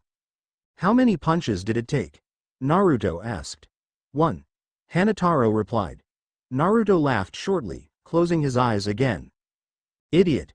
He shouldn't have been trying to move that early," Naruto said quietly, trying to ignore the pain in his stomach as Hanataro tightly wrapped it in bandages. "It was way too early," Hanataro agreed. Naruto felt Ganju walk over. "He woke up?" Ganju asked. "Yeah," Hanataro replied. "How are you feeling?" Ganju asked. "Like crap," Naruto deadpanned, not opening his eyes. "That's probably what Ichigo would have said if I hadn't punched him out," Ganju said. Naruto laughed quietly. "Considering you were cut up worse than Ichigo, and your condition is just a little worse than his, I'd say you're healing pretty quickly," Hanataro said after Ganju had left again. "I guess that's what I get for sucking at sword fighting and not just blowing his arm out of its socket with a demon attack," Naruto said, keeping his eyes closed against the pain as Hanataro tightened the bandages around his stomach. "Could you really do that?" Hanataro asked. "If I could get close enough, yes. But he probably would have cut my head off before I could," Naruto replied. "Where did you get all the scars?" Hanataro asked, moving on to bandaging Naruto's right forearm. "I'm a Hanyu, remember. It's not exactly a safe life. Foxes are hunted where I lived," Naruto replied. So looking like a normal fox did not help. Neither did walking into a huge village with fox ears on your head. Naruto laughed. "That explains the scars. But what about the mark on your stomach, around your navel?" Hanataro asked. Naruto froze, his eyes snapping open. "You saw that?" Naruto asked. "It's hard not to notice when I'm bandaging your stomach." "What is it?" Hanataro asked. Naruto turned his head away from Hanataro. It's nothing," Naruto stuttered. Hanataro stopped bandaging Naruto's arm, and stared at Naruto's frightened yet sad expression. He went back to bandaging Naruto's arm. He suddenly noticed a growing pool of blood on the ground. "Ah! You're bleeding again," Hanataro yelled, extremely surprised. The blood came from the large gash on Naruto's throat. "Not like it's going to kill me," Naruto said, straightening his head and closing his eyes again. Is it okay if I heal and bandage your neck and throat? Hanataro asked. Yeah. I have to trust you, don't I? Naruto replied, a slight smile on his face. His breathing slowed, and soon, he was asleep again. Naruto awoke a few hours later. His throat and neck was now completely bandaged, along with his stomach. Hanataro was just finishing bandaging his right leg, where the sword had cut it near his ankle. Ichigo was already awake, leaning against a wall with his kimono top still open. His stomach and shoulders were bandaged, a lot like Naruto's. Naruto sat up quickly, making Hanataro jump. Naruto was suddenly hit by exhaustion. That kid healing your stomach did something to the seal. I can't five you any energy or heal your wounds as quickly until your stomach is fully healed. Kyuubi yelled. Naruto. You shouldn't be up yet, Hanataro said frantically. Naruto stood up, his legs shaking. We need to keep moving. Naruto replied. Ichigo stood, looking tired himself, but 100 times better than Naruto. Seriously Naruto. You should rest, Ichigo insisted. Naruto picked up his sword, and leaned on the hilt, using it as support as he closed his eyes and breathed heavily. We need to keep moving, Naruto said again. He walked towards the hiding place of Ganju. Ganju tried to punch Naruto out too, but the blonde ducked under the punch, his fox ears twitching. Suddenly, Naruto was kicked in the side of the head, and fell to the ground, unconscious once again. Hanataro and Ganju turned to Ichigo, who looked at them innocently. What? You wanted him to stop, Ichigo said. Hanataro dragged Naruto back over to where he had been laying before, and laying him back down, covering the lower half of his body with the blanket. Yeah, but not by kicking his lights out, Ganju said. It doesn't help him in healing if you keep hurting him more and more, Hanataro said, slumping against the wall tiredly. I'm beginning to wonder how the hell he even lifts that sword, Hanataro said.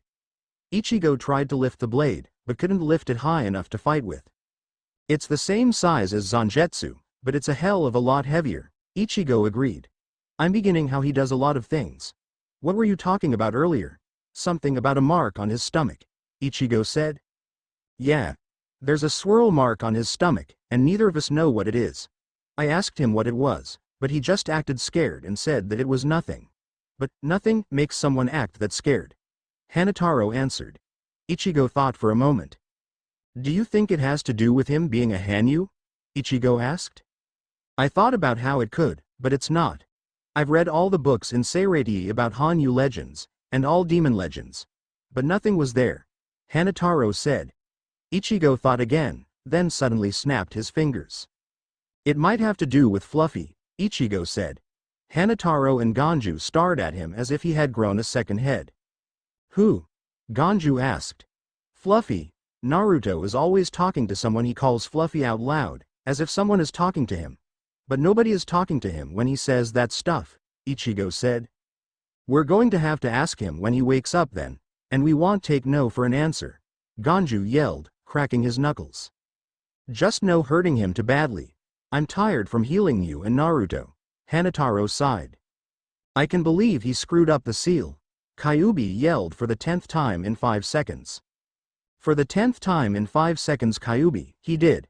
He didn't know that would happen, and he doesn't even know what it is, Naruto said, shifting his position in the ankle-deep water. So this is the sealing chamber, said an ever-familiar voice. Naruto turned. It was Rakshaya. He was looking around the sealing chamber, and finally looked at Kyuubi. Huh. I didn't know you were that big, Rakshaya said before grinning. You're going to look good as a giant pink fox. What are you talking about? Kyuubi asked. Remember our bet? If someone could mess up the seal within 5 days, you dye your fur neon pink. What? No way. That or you have to paint your fur rainbow colors and wear a neon pink afro, Rakshaya said. Naruto sighed. Not that this isn't funny or anything, but can I go now? Naruto asked. Sure, Kyuubi and Rakshaya said in unison. Naruto opened his eyes and sat up. Who kicked me? Naruto asked, looking over at Ichigo, Ganju, and Hanataro, who stood in front of him. Does it matter? Ichigo asked. Naruto glared at him. It was you, wasn't it? Naruto asked. Ichigo looked away, and began to whistle. Yeah, it was him. Ganju said. But you have a better question to answer, Ichigo said. Naruto's expression changed to slight fear. And that would be, Naruto trailed off. What that mark is on your stomach, Ichigo replied. Naruto looked away, not meeting any of their eyes. Oh, it's nothing, Naruto muttered. Can we just go? Not until you tell us what's going on, Ganju said. Well, forget about it then. Because I'm not telling you what it is, Naruto replied, glancing over at them. He began to get up, but was tackled back down by Hanataro and Ganju. He suddenly felt something heavy resting on his chest. He looked down. Ichigo had the tip of his sword against the left side of Naruto's chest, right over his heart. You're not rested enough to move yet anyway, Hanataro said from his right side. Yes. And holding a sword over my heart is counted as resting, Naruto growled, trying to get up, but only to be pushed back down. What the hell is this about? Naruto asked. We already told you, Ganju said. Naruto rolled his eyes. Yes, and I already told you it was nothing, Naruto said, looking away again. We're going to find out what's on your stomach. You not meeting our eyes when you say that it's nothing just makes us more suspicious, Hanataro said. Naruto began to struggle to get up, while Ganju and Hanataro struggled to keep him down. Let me go, Naruto yelled. Not until you tell us what that mark is, Ichigo said.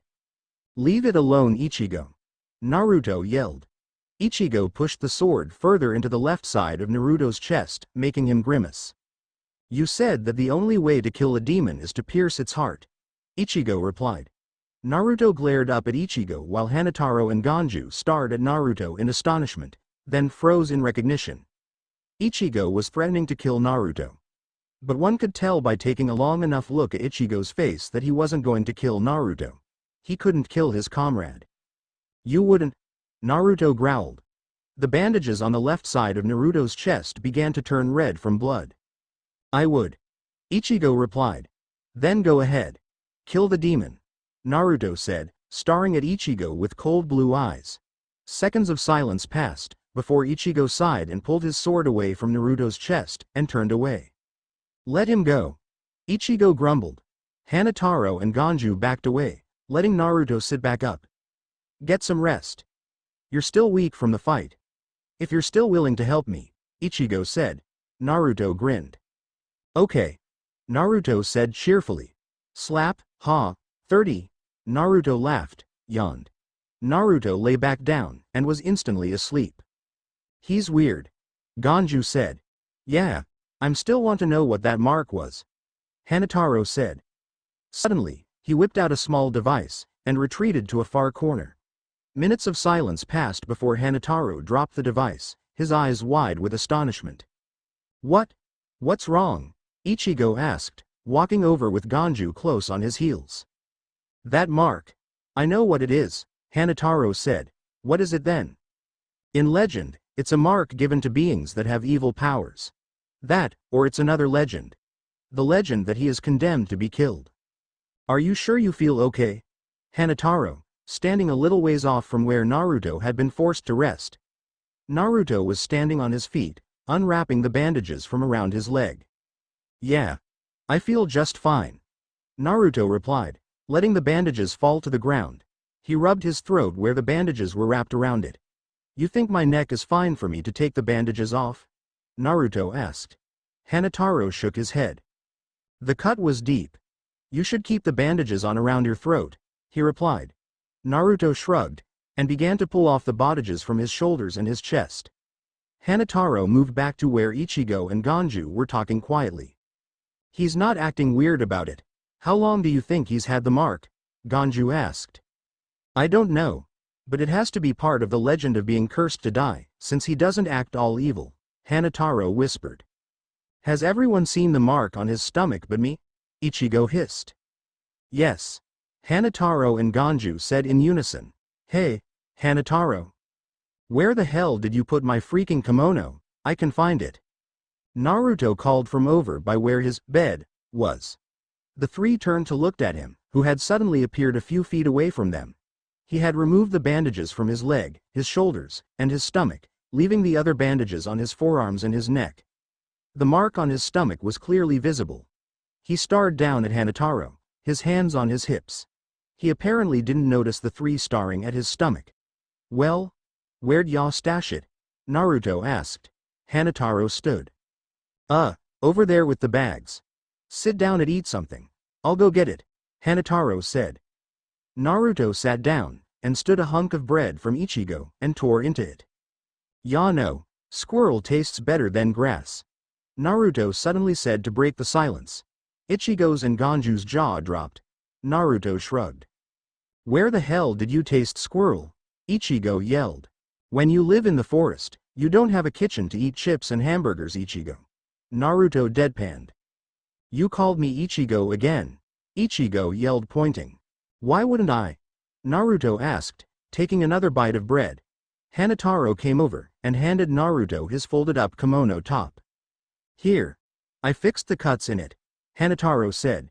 Naruto stood up, taking the kimono. Thanks, Naruto said, turning and walking back towards his bed. You're right. He does have a mark on his stomach, Ichigo hissed. No duh, idiot. Ganju returned. Naruto walked back over to them, his kimono top covering his chest and stomach once again. His sword was strapped to his back. You guys coming? Or am I going to go save the Jirukiya by myself? Naruto asked. Ichigo, Ganju and Hanataro stood. We're coming, Ichigo said. Good, cause frankly, I don't know where Rukia is being held. Naruto suddenly said. Ichigo palmed his forehead. 39. Naruto yelled, grinning. Damn it. It's still a long way to 500, I think, Naruto said, and began to count on his fingers. You still don't know math? Ichigo yelled. Nope, Naruto yelled happily. Slap, 40. Yes, Naruto yelled, throwing his fist in the air. Naruto, Ichigo, Ganju, and Hanataro walked quickly yet quietly through the Seirei. Square root of 144. Ichigo said quietly. 12. Naruto whispered back. I don't even get why I have to suddenly start learning math. You're going to be going to school, idiot, Ichigo hissed. Naruto's expression turned blank. I said I might be going to school. I might die here, you know, Naruto whispered. Why would you die here? Ichigo asked. Because we're being hunted by Shinigami. Duh. Naruto replied. Demons are hard to kill. Heinous can be killed as a human or a demon. Oh, idiot. Am not, or two, am not, or two, idiot. Would you quit calling me that? Would you rather me call you dumbass? Hey, Ichigo shouted. Suddenly, a huge group of Shinigami appeared in front of the small group. See? Only an idiot, scratch that, dumbass would scream something when we're trying to sneak around quietly. Naruto said. He pulled Rakshaya from his back and threw it in the air, bandages still covering the blade. Free for all. Naruto yelled. The sword fell on the first line of Shinigami, flattening them into the ground. Naruto ran forward, and delivered a flying axe kick to a Shinigami on the far left, making him fly into the others, knocking down another 2 rows. Dominoes. Naruto yelled. Now there was only 5 Shinigami left. They turned, and ran screaming. Naruto landed softly. Naruto yelled, and went to pick Rakshaya back up. He placed the sword back on his back.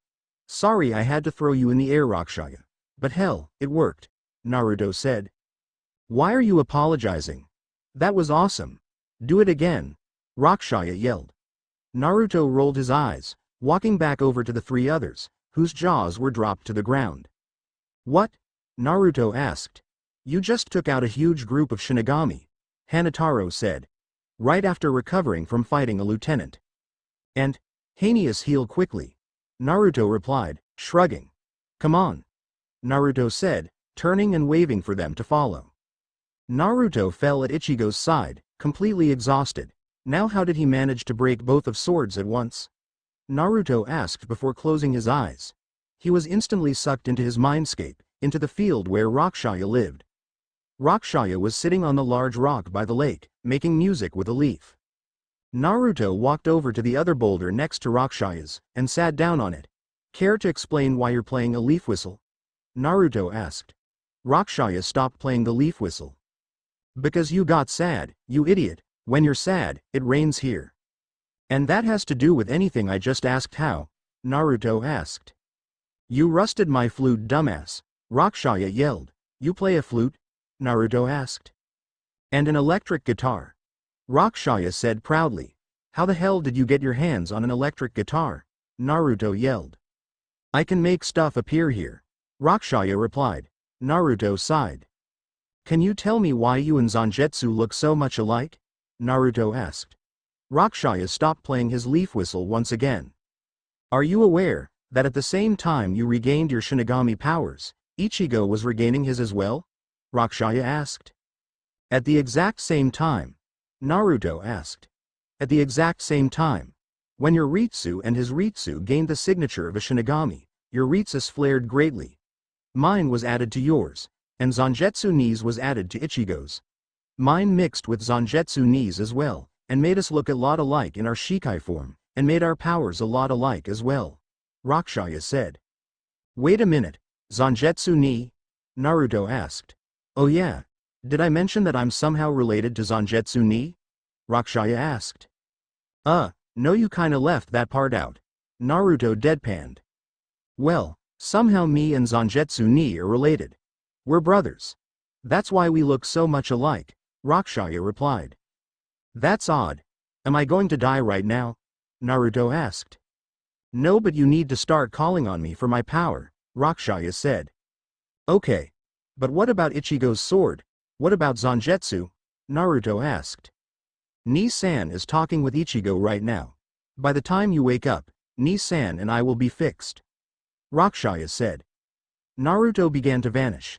And stop being so sad when someone mentions the seal. You'll end up rusting my other instruments too, Rakshaya called. By the time Naruto had woken up, Ichigo was already beginning to stand up. He could feel Ichigo's Ritsu, and Zangetsu's Ritsu flaring. Naruto stood, his Ritsu shooting up as he called on Rakshaya power. How's Zangetsu? He okay? Naruto asked. He's fine. How about Rakshaya? Ichigo asked. He's fine as well. Let's finish this. Finish what? This souffle, it's simply divine. Yes, let's. Rakshaya replied, his voice imitating one of a British old man. We cut to a scene where Naruto and Rakshaya are sitting at a table, sipping tea in flowery cups and daintily eating lady fingers. Both sported hot pint suits. How delightful. Indeed. Naruto responded, twisting his mustache between his fingers. Ichigo waltzes in, wearing the suit of a clown. His hair puffed up in a ball and a monocle balanced on his eye. His arm is wrapped around Zangetsu, who had a drawn-on face with makeup, and was wearing an old-time ball gown, covering in red roses. Ichigo carefully set his sword up in a chair before seating himself. Naruto leaned over to Rakshaya. A sword in a dress? How ridiculous. He'd look much better in this. Naruto commented, holding up a drawing of his own, a poorly scribbled picture of a spacesuit with a cowboy hat. Ichigo scoffed. Please, a sword expecting 3 children is not to be wearing that. I'm making Zangetsu a girl right now. Kyuubi Kitsune, he replied. He smirked devilishly, grooming his beard thoughtfully. He'd look much better in this. At this point, Ichigo slid a picture across the table. Naruto glanced down and saw it was a log hollowed out with armholes and a large circle missing in the center. Yes, I believe that would suit him very well, Naruto commented aristocratically, smiling his approval as he played with his French mustache. Asterisk asterisk, all of the words in between the air by Kitsune 242's sister, me, Kyuubi Kitsune. What the hell?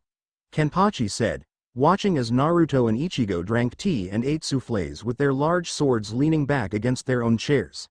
Suddenly, Naruto disappeared, and reappeared in front of Kenpachi, his sword drawn back. You may kiss the bride, Naruto roared, swinging Rakshaya at Kenpachi's face, and smacking Kenpachi in the face with it, making sure the painted-on face collided with his lips. You're now married, scar-ass, Naruto yelled, a grin on his face.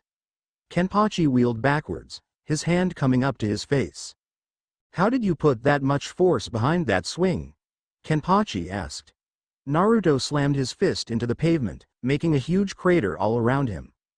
The same way I did that, Naruto replied, and lifted Rakshaya once again, and Ichigo was instantly at his side. We'll finish this in one blow, Naruto said.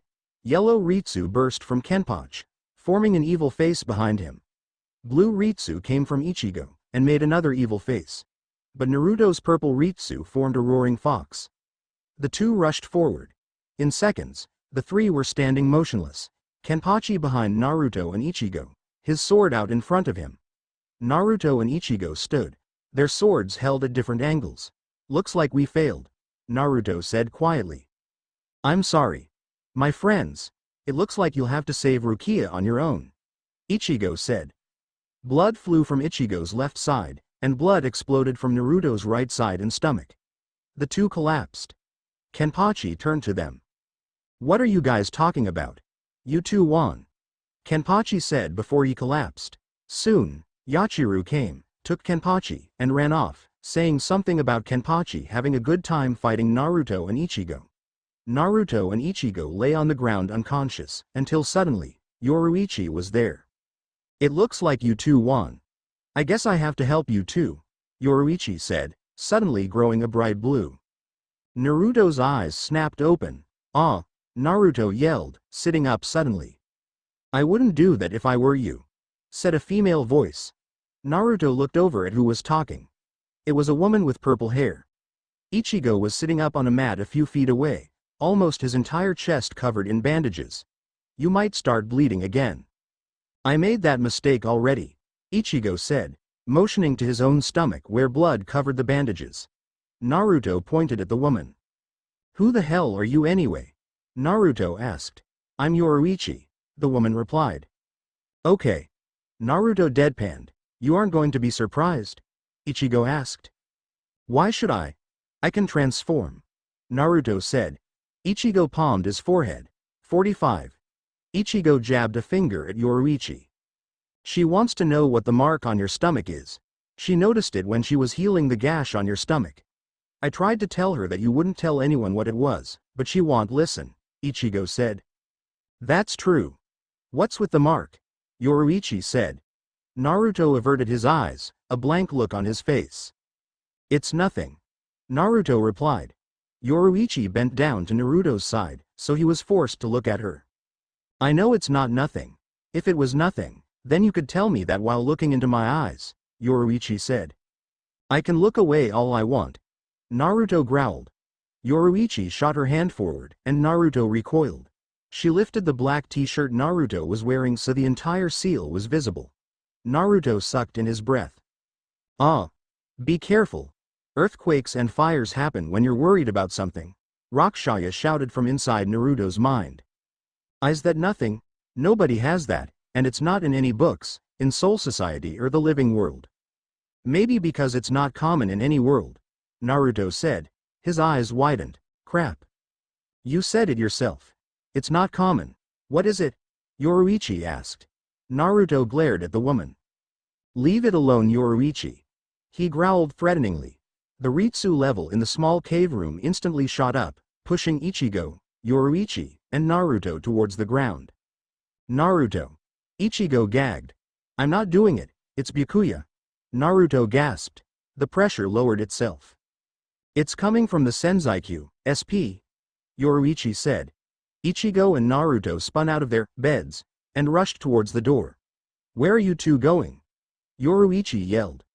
Ichigo turned while Naruto tore off the t-shirt and slipped into the loose kimono top, laving it open to his bandaged chest. The tower is where we told Hanataro and Ganju to go. Ichigo yelled. He threw the flying device out at his side, while Naruto crossed his fingers into a hand seal. The device opened, and turned into a bluish-green wing that wrapped itself around his right arm. Naruto transformed into his giant fox form, with the swirl mark on his chest, at the base of his neck. But instead of having 5 tails, he had 6. Bandages were wrapped around his entire middle section, the lower halves of his front legs, and his neck. Fly! Ichigo growled, and burst out of the door in the wall, blasting into the sky. Naruto followed behind him shortly, his paws surrounded by fire. Hey there, Rukia. Long time no see. You okay? Yukitaki asked, holding his hand up in a form of a salute. Rukia stared in surprise. Where did Yukitake come from? Byakuya turned to the other captain. What are you doing here, Captain? Byakuya asked. Well, I could ask you the same thing. Yukitake said, his smile vanishing, and his hand dropping back to his side. After all, releasing a Zanpakuto in a place like this is a first-class offense, even if it's to repel Ryoka. What were you thinking, Kuchiki? Yukitake asked. The wartime exemption has allowed the full use of a Zanpakuto, Byakuya deadpanned. War exemption? Has the Ryoka infiltration gotten that bad? Yukitake asked. Was it a Ryoka that killed Aizen? Suddenly, two huge Ritsu signatures pressed down on the bridge. What Ritsu is this? These signatures, they are easily at the class of a captain, but I don't recognize them at all, Yukitake said. That Ritsu. Impossible, Rukia gasped. Suddenly, two forms crashed through the air from beneath the bridge, and blocked out the sun. One looked like it had a huge wing on its left side, and the other looked like a giant animal. Rukia watched in amazement as Ichigo and a giant white six-tailed fox soared out of the rays of the sun and into view. Ichigo. Rukia whispered.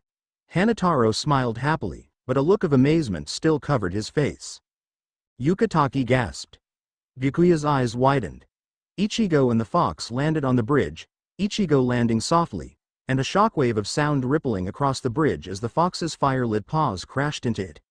Ichigo and the fox stood to their full heights, the fox's head coming up to Ichigo's head easily. The fox lowered its head, and stalked past Rukia with Ichigo at his side. Rukia turned, and nearly fainted in surprise. On the fox's back was a huge sword wrapped in cloth. Hanataro. Are you okay? We wouldn't have sent you on ahead if we would have known it would be so rough, Ichigo said.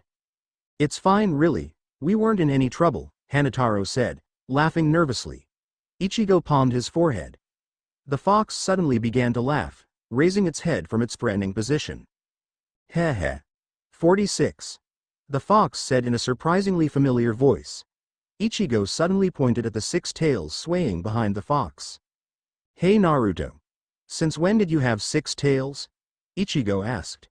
The fox known as Naruto twisted around and stared at his tails. Really? 1, 2, 3, 4, 5, 6. Holy crap, I do have six tails, Naruto yelled. Naruto, as in the small white fox from Karakura? Rukia asked. Naruto nodded, and did a form of a bow. Uzumaki Naruto. Six-tailed white fox demon of Karakura, Naruto said, straightening back to his original position. You were a fox demon the whole time? Rukia asked. Not only that. He was fox the whole time, Ichigo replied. Naruto's eyes shot over to Yukitake and Byakuya, and he bared his fangs. Grab the girl and let's get out of here, Naruto growled, turning back to Ichigo. You carry her, Ichigo said. Why should I? Naruto asked slowly.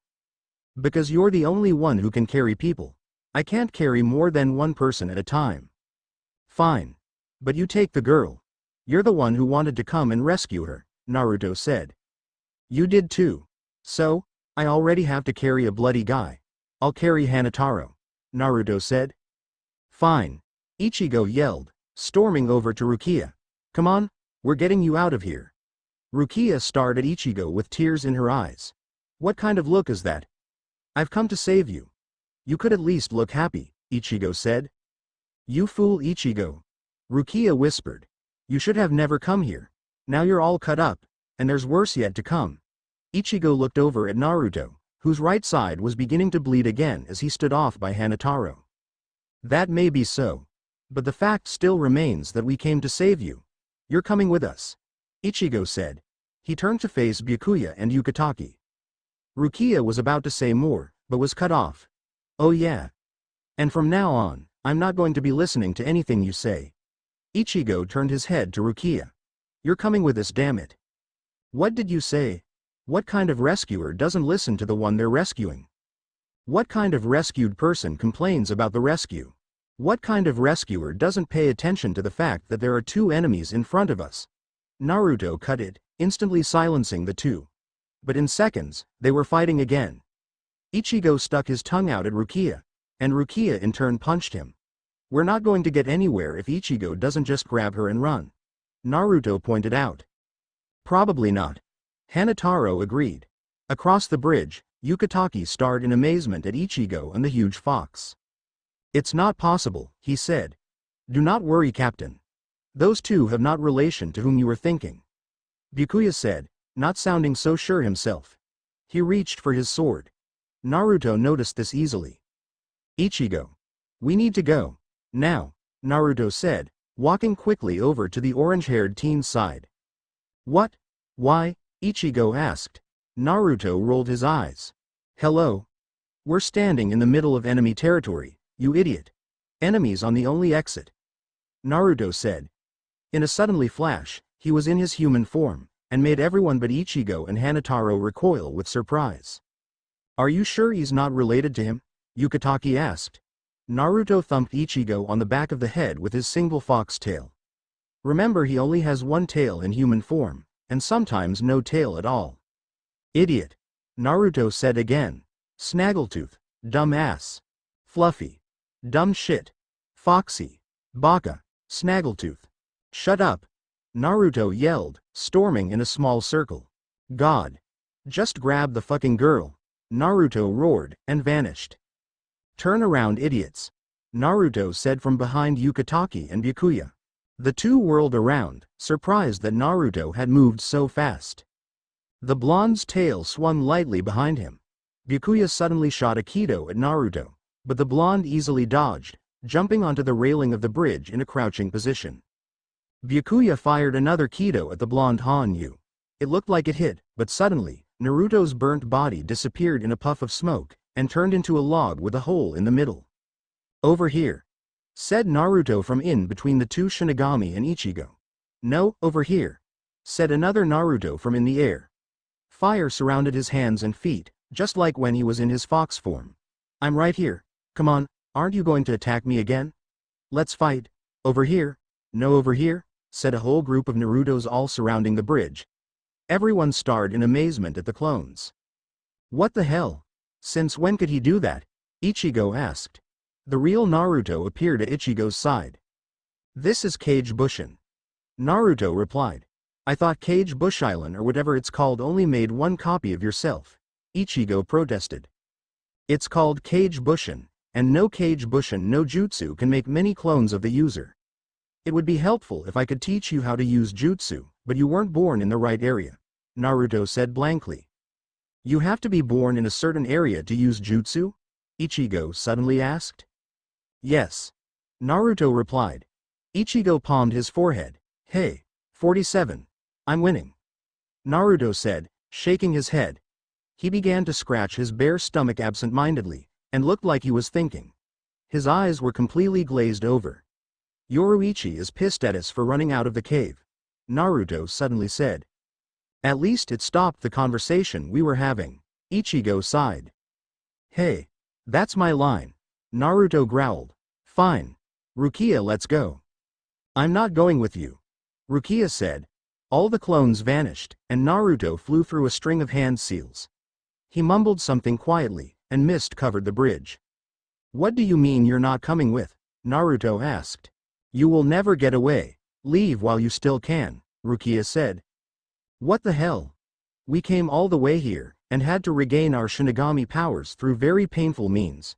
You're coming with us, damn it, Naruto yelled. Rukia backed away. You need to leave. You aren't strong enough to face Byakuya and Yukitake Taicho. Just leave. Rukia said sadly. Naruto's fox ears twitched. Someone's coming, Ichigo. Naruto advised, turning his head towards where Byakuya and Yukitake stood. What? Who? Ichigo asked, suddenly at attention. I don't know. Naruto said. His inhaled deeply. Yoruichi, Naruto replied. Suddenly, Yuchi ran through the mist, and punched Ichigo and Naruto in the stomach, making them drop to the ground in surprise. The mist instantly vanished. Oh, oh, oh, oh, oh, oh, oh, ow. Naruto ed. Curling into a tight ball. The seal mark on his stomach pulsed red a few times, catching the eye of Rukia, Yoruichi, Hanataro, Yukitake, and Byakuya. Naruto jumped up, pointing at Yoruichi. What the hell? We just got off the freaking sick bed, and you punch us, Naruto yelled. That's because you two jumped up and flew away before you should even be moving. Yoruichi returned. You two are too injured to fight two captains. I can take anyone, Naruto insisted. Not in your condition, Yoruichi yelled, grabbing Ichigo and Naruto by the backs of their necks, and pulling them over the edge of the bridge.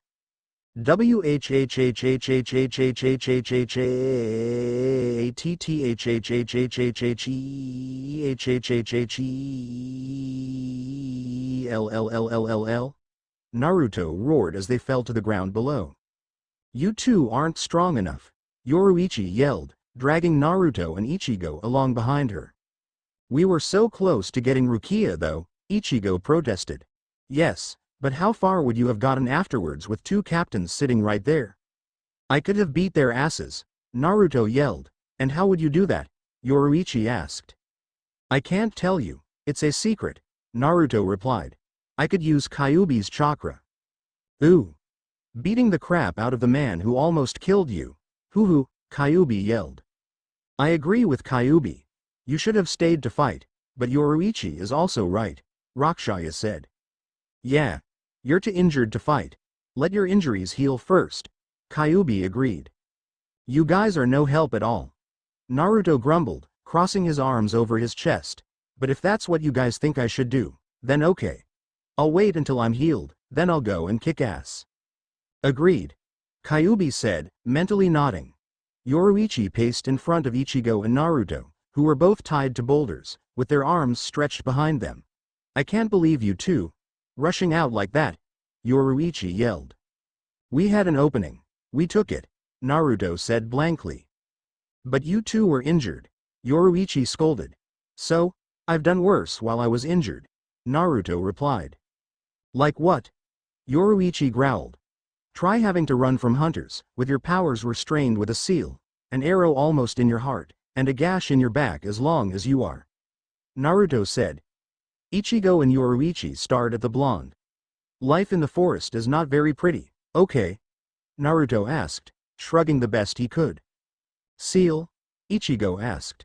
Like I said, I grew up in an odd place, Naruto replied. Is that what's on your stomach? A seal? Yoruichi asked, her eyes narrowing. Naruto froze for a few seconds before laughing uncertainly. A seal? Still on me? Are you crazy? Naruto laughed, a distant look on his face. What kind of seal is it? Yoruichi asked. Idiot, I just said it wasn't a seal, Naruto yelled. Yes, but the way you looked when you said it is not reassuring, Yoruichi replied. Well, it's not a seal. Naruto grumbled, looking down at the swirl mark on his stomach as he spoke.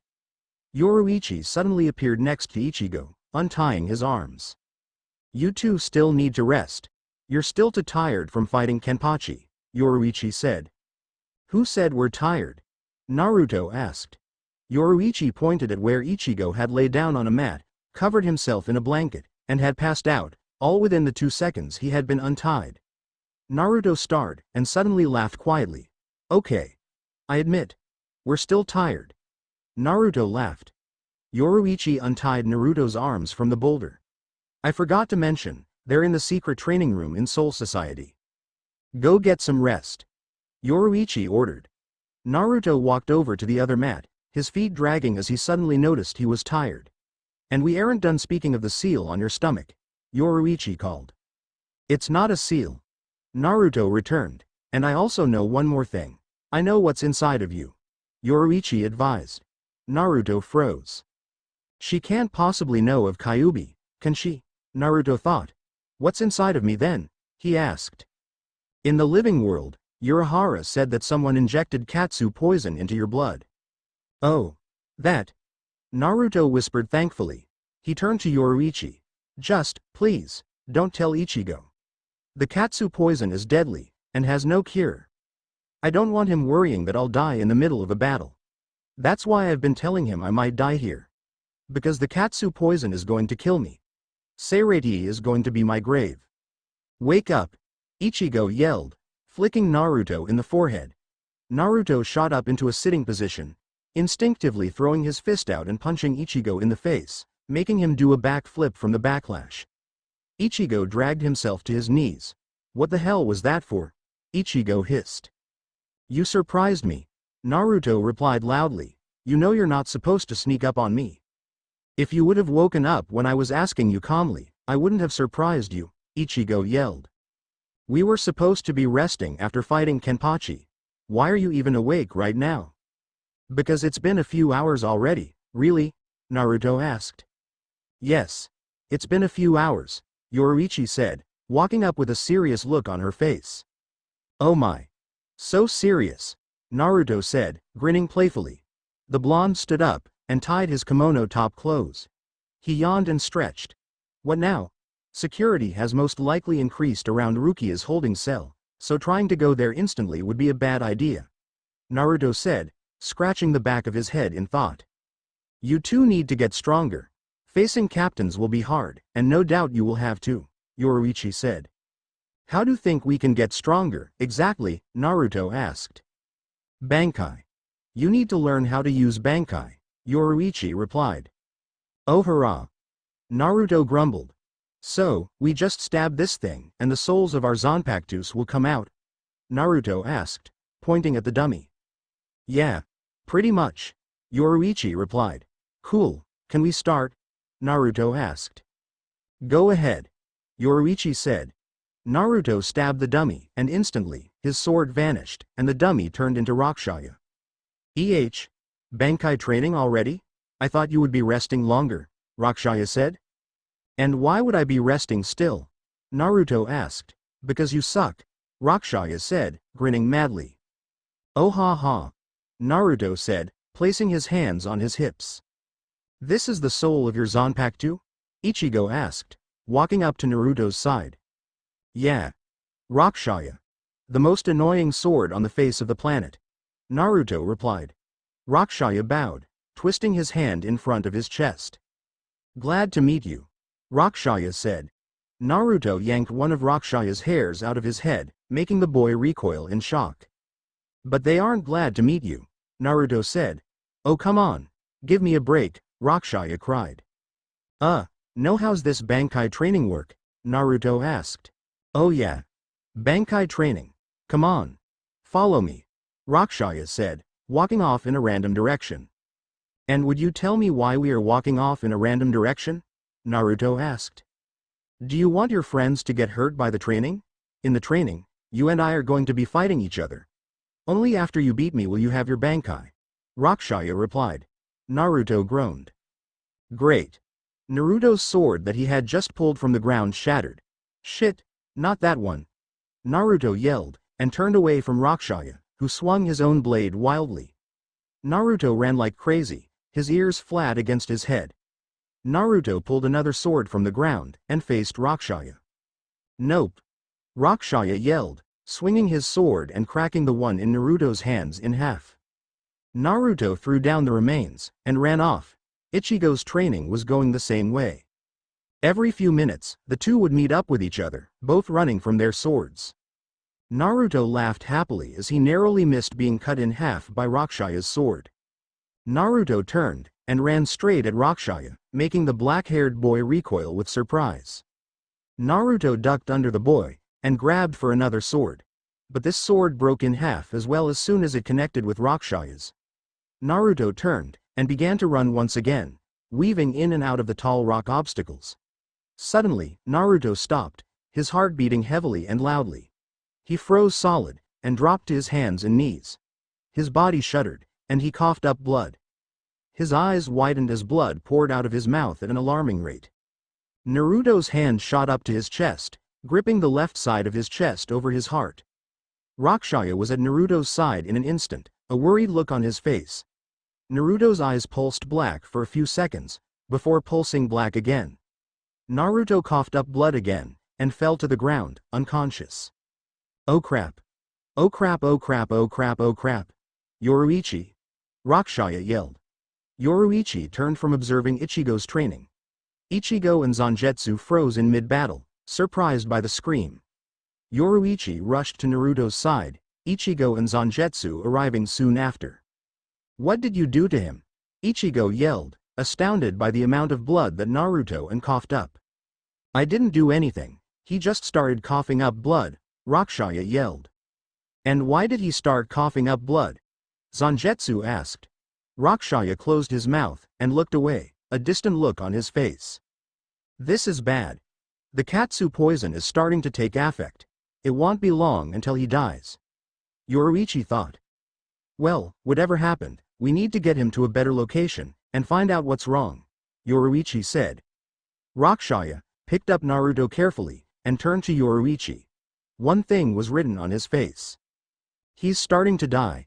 Ichigo, can you go get some more water? Yoruichi asked as she placed the wet cloth over Naruto's forehead.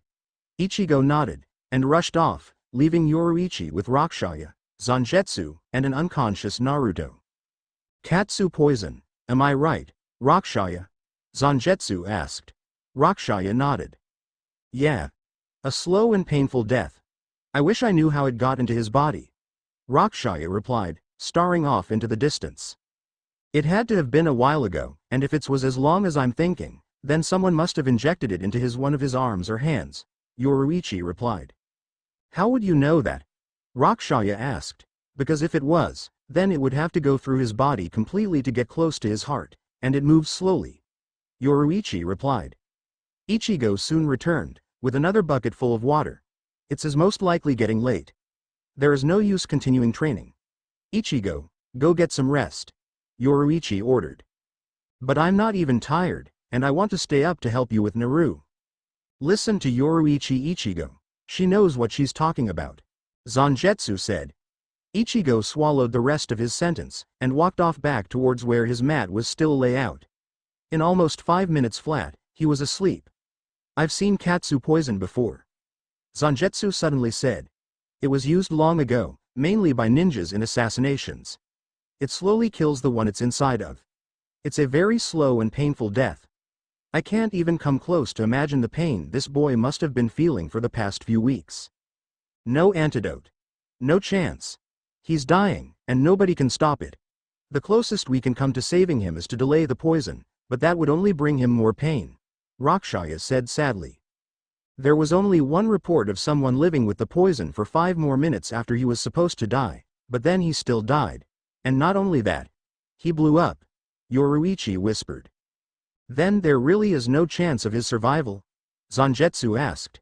There is something special about this boy. Besides the fact that he's a demon. Yes, besides that, Zangetsu said, nodding his head. Rakshaya laughed nervously. He is special, but unless something like a miracle happens, he's going to die here in Seirei. I figure, he's only got a few more days until he doesn't have enough energy to move anymore, then another few days before he dies. Rakshaya sighed. This sucks. Oh come on, I feel fine. Then why is blood coming out of your mouth and dripping down your chin? What? Crap. Naruto yelled, whipping the blood from his mouth, but I really do feel fine. You were coughing up blood yesterday, Yoruichi returned. But the important thing is that I'm fine now, Naruto yelled. Just lay back down and rest, Ichigo said from his place against a boulder. Naruto turned to Rakshaya. Sorry Naruto. But Ichigo's right, Rakshaya replied from his pleading look. Naruto turned to Zangetsu. I agree with Ichigo as well. All in favor of tying Naruto to his bed? Yoruichi asked. All raised their hands except Naruto. Any oppose? I hate you all. Naruto growled. Okay then. Get him, Ichigo yelled, and dove at Naruto. The blonde sidestepped, but coughed up blood again, dropping to his knees. His right hand clutched the area over his chest, and he fell onto his side. Oh. What's happening? Ichigo asked. I swear I didn't do it. Naruto was suddenly unconscious once again. Yoruichi dragged him back over to his bed. Idiot. He's just going to kill himself. Yoruichi sighed, placing a wet cloth over Naruto's forehead. What do you mean by that? Ichigo asked. Nothing. Go start your training again. We only have 3 days left, Yoruichi ordered. But, go. Ichigo ran off with Zangetsu following behind him. Rakshaya. Naruto hissed. Rakshaya shot up from his bed. What? Rakshaya yelled, surprised he was woken up. Come on, let's go train. Naruto whispered. Are you crazy? You're going to be dead soon. Why do you want to train all of a sudden? Because the least I can do is be of a little more use to Ichigo. We still have a job to do, Naruto replied. Rakshaya sighed and stood up. Fine. But use his power to help you stay energized, Rakshaya said. Naruto clapped his hands together in front of his chest and closed his eyes. Red chakra flowed over his body, and in seconds, burst apart. Naruto opened his eyes. They were blood red with slit pupils. The whisker marks on his cheeks were darker and thicker thanks to Kyuubi's influence. Ready, Naruto said, and the two dashed off, locked in combat once again. Only 2 days remained until Rukia's execution. Ichigo shot up from his bed at the sound of clashing metal. Yoruichi was already scrambling out of her bed, while Zangetsu watched something from on top of a boulder. The three rushed to the sidelines of a huge battle with humongous swords sticking out of the ground. Naruto and Rakshaya were locked in battle. Rakshaya hit Naruto in the chest with the flat of the blade in his hand. Gah! Naruto roared as he rolled backwards. He rolled to a stop a few feet from Ichigo and Yoruichi with his back towards them. He jumped up, throwing the broken sword from his hand. His eyes snapped open, and Ichigo, Yoruichi, and Zangetsu recoiled. His eyes were blood red. Damn it! Naruto growled, ripping a sword from the ground, and running at Rakshaya. He swung the curled blade, and it snapped. Naruto tossed it away, and suddenly collapsed onto his hands and knees. Blood spilled from his mouth. But he jumped back up, growling, and grabbed another sword. Naruto charged at Rakshaya once again, swinging his sword like crazy, but that one shattered as well. Fuck! Naruto yelled, turned, and ran like hell. Rakshaya ran after him. What the hell are you doing, Naruto? Yoruichi asked loudly. Naruto ignored her. Naruto! Ichigo yelled. Naruto glanced over at him, his vicious red eyes making him flinch. I'm training. What does it look like? Naruto asked, his voice sounding slightly different from before. Naruto dove. Abed grabbed a sword from the ground. He spun around and faced Rakshaya. Are you going to train too, or am I going to have to learn Bankai on my own? Naruto yelled. You aren't well enough to fight anyone though, Yoruichi yelled. I know more about my own body than you do, Yoruichi. I feel fine, Naruto yelled, backflipping away from Rakshaya. Ichigo and Zangetsu hurried off to their own training, leaving Yoruichi to watch as Naruto coughed up blood as he struggled to learn Bankai. Please. I need to learn how to use my Bankai. I want to help save Rukia, Renji said, getting on his knees in a pleading position.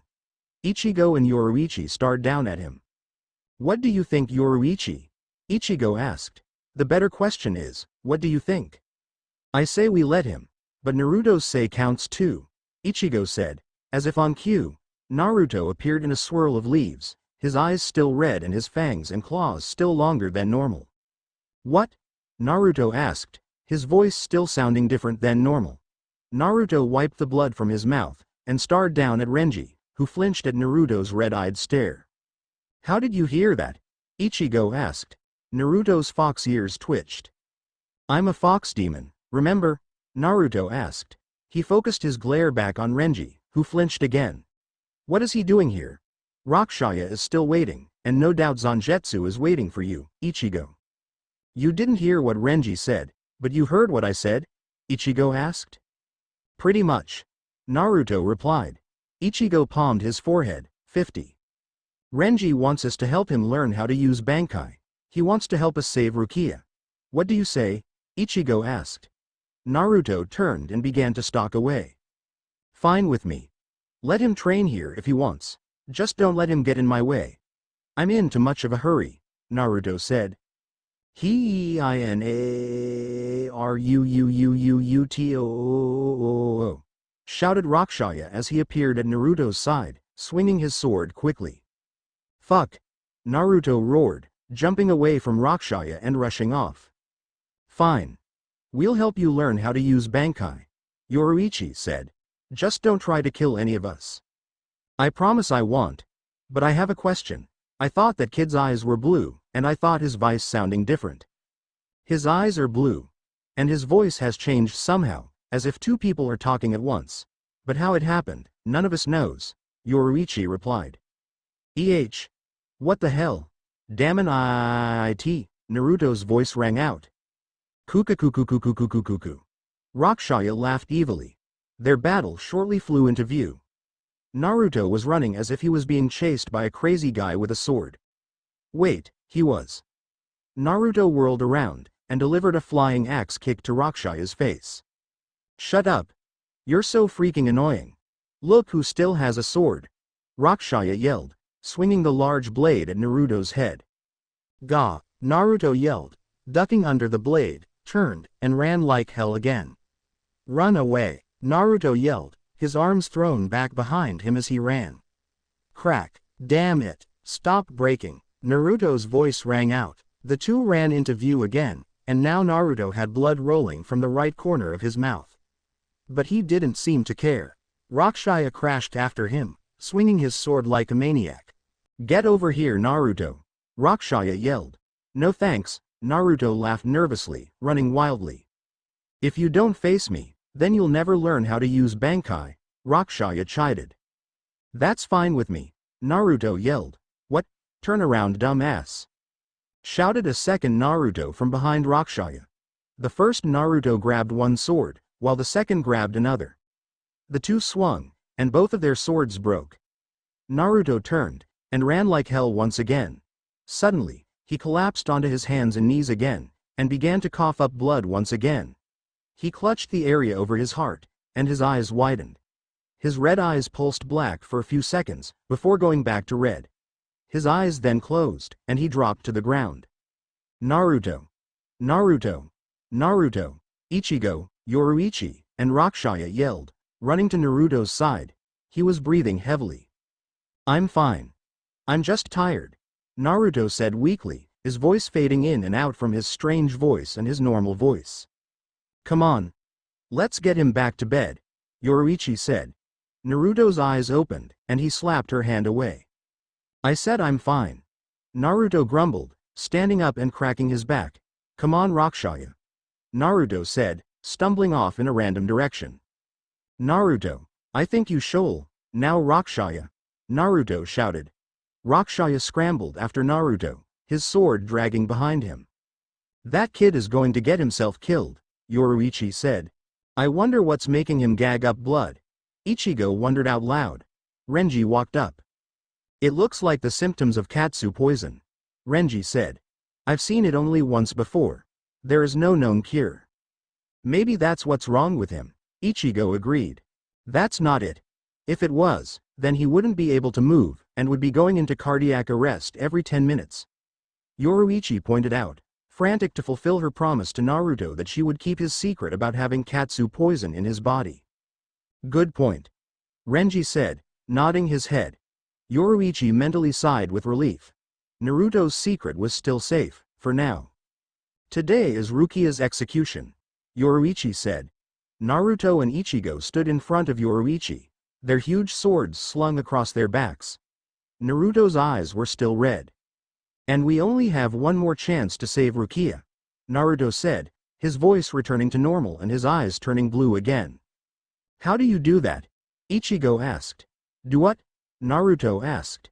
Ichigo palmed his forehead, and Naruto grinned. Ha! 54.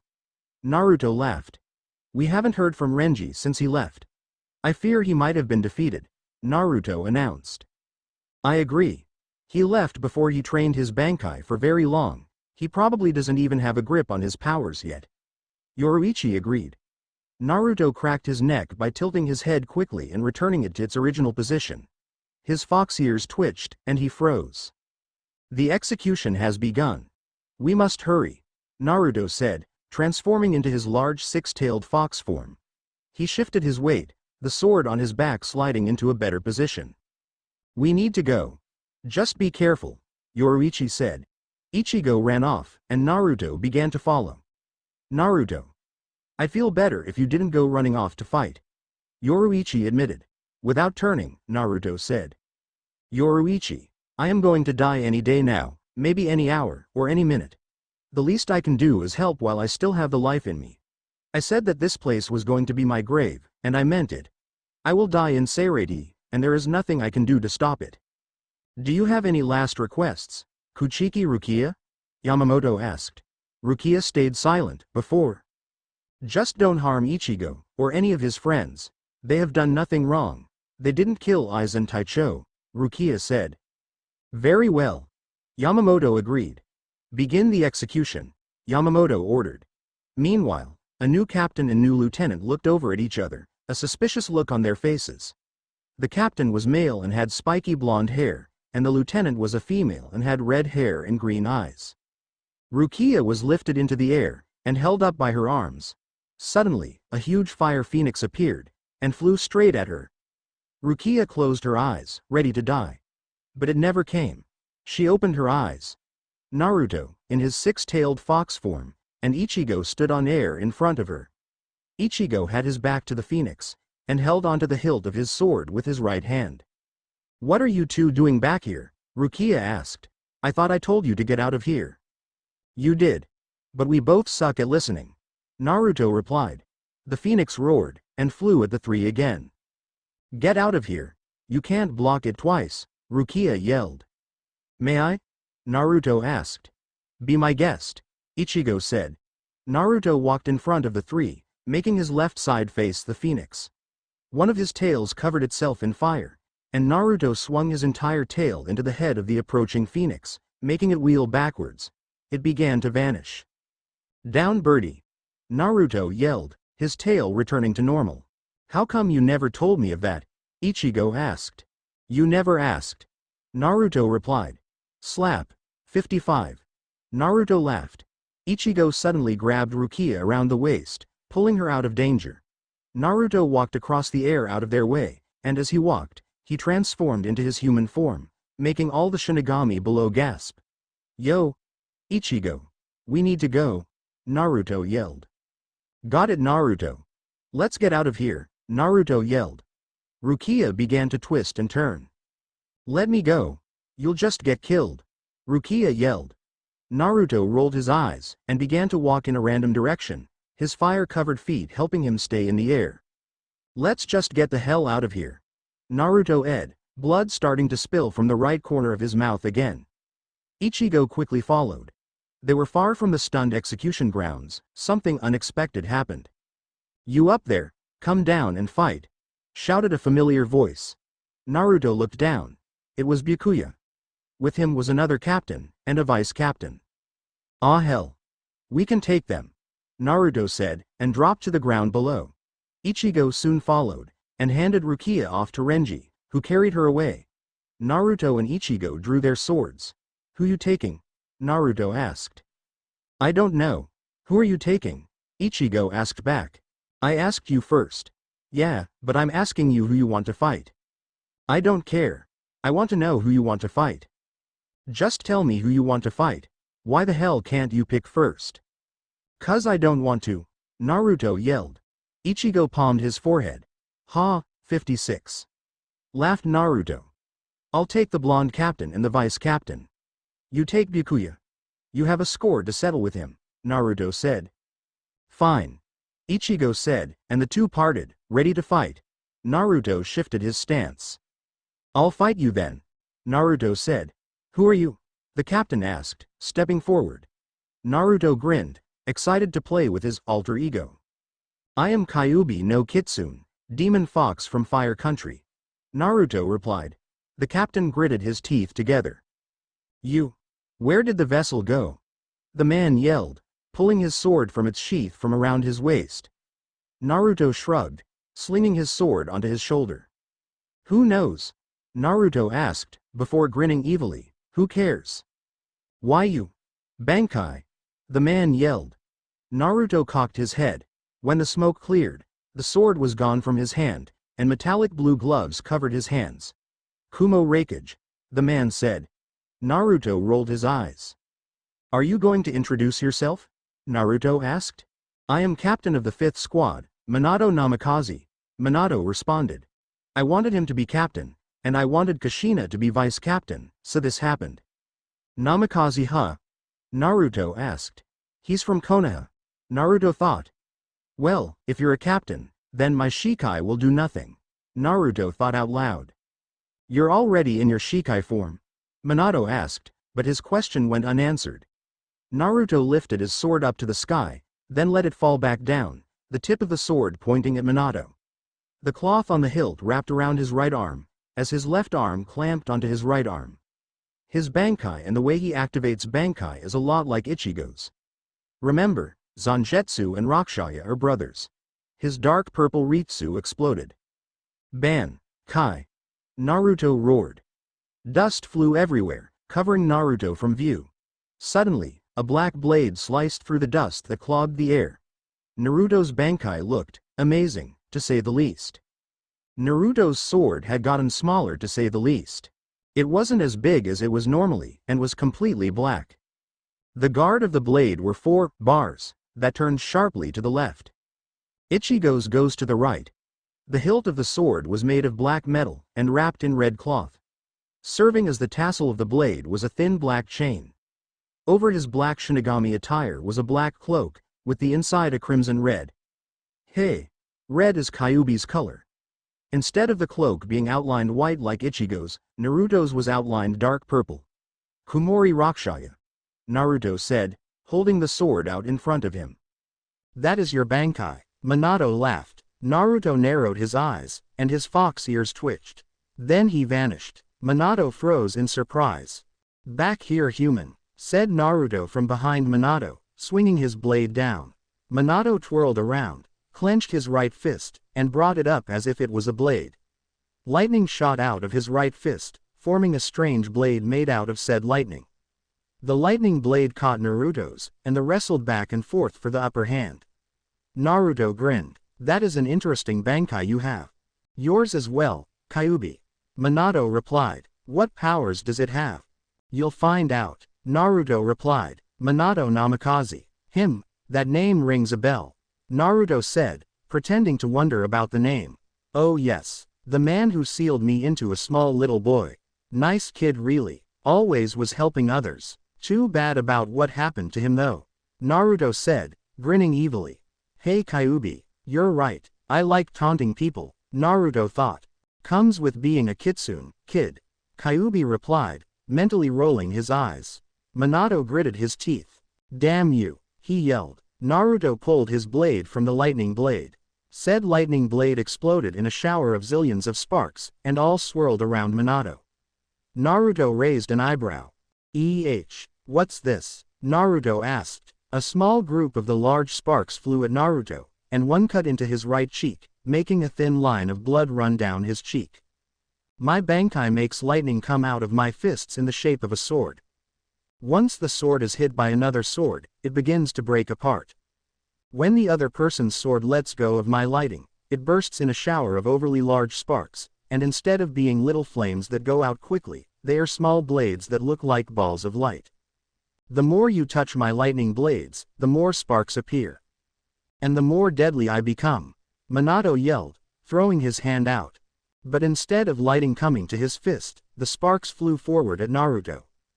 The blonde yelped, and disappeared, using Shunpo to stay away from the blades. They seemed to have a mind of their own, and Naruto began to think of the other Jinchuriki he had met. His name had been Gaara, and he was the container of the one-tailed raccoon dog, Shukaku. He used sand to block attacks, and to attack as well. It moved a lot like these blades did. Naruto suddenly got an idea. He had fought Gaara before, for the two wanted to test each other's power. Naruto had won. That's it, I got it, Naruto thought, and rushed forward from his perch in mid-air. He used Shunpo to dodge the oncoming blades, and brought his sword up. Minato brought his fist up, lightning shooting out as a blade. Naruto used Shunpo to jump to his other side. Minato grinned. Another sword shot out of his other fist. Naruto grinned, and Minato looked confused. Naruto used Shunpo once more, to appear behind Minato. He ran his sword forward, ready to stab Minato.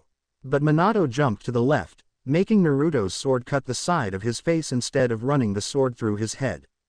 Oops, I missed, Naruto said cheerfully. Suddenly, Naruto felt Ichigo's Ryutsu flare, drop, then flare again, before shuddering in and out. Then it flared one more time, before dropping. Naruto grinned. Wait a minute please Minato-san. I have to speak with my friend for a minute. Naruto said. His own Ryutsu flew upwards at so terrifying levels, Minato and the woman fell to their knees. His Ryutsu suddenly stopped, then slowly grew larger, then dropped completely. He then made his own Ryutsu shudder in and out for 5 seconds. There. Now Captain Carrot knows that I have unleashed my Bankai as well. Naruto said. You two can talk with your Ryutsu. Minato asked, getting up from his knees. Naruto cracked his neck. Yeah, Captain Carrot and I made a little code so we can talk from far lengths, by making our Ryutsu flare and drop in patterns. I also said one more thing to him. Naruto said. Blood began to run down the corner of his mouth again. The poison was beginning to affect him again. Oh, and what might that be? Minato asked. Naruto closed his eyes, and breathed out slowly. When he opened his eyes again, they were blood red. Minato gasped, and backed away slightly. A sword smashed against a lightning blade, making the lightning blade dissipate into huge sparks that flew at the owner of the real sword. Shit, the owner of the real sword muttered. This person was Naruto Uzumaki. He was using Kyuubi's power, making his eyes turn red. He called this mode Vermilion SP. Mode. More sparks to dodge. Naruto growled, using Shunpo to flash back and forth, dodging the small sparks that were actually small glowing blades. Captain Kuchiki's Zanpakuto is a lot like mine, but I can constantly multiply my blade. Minato yelled. Minato was the man that Naruto was facing. Then Captain Carrot will probably not have a hard time beating Kuchiki. Naruto said, repositioning his blade as he blocked another wave of blades. Captain Carrot, Minato asked, trying to hold back his laughter himself. He had to admit, it sounded funny. I'm still laughing over it. Hee hee. His hair is orange. I think it sounds funny.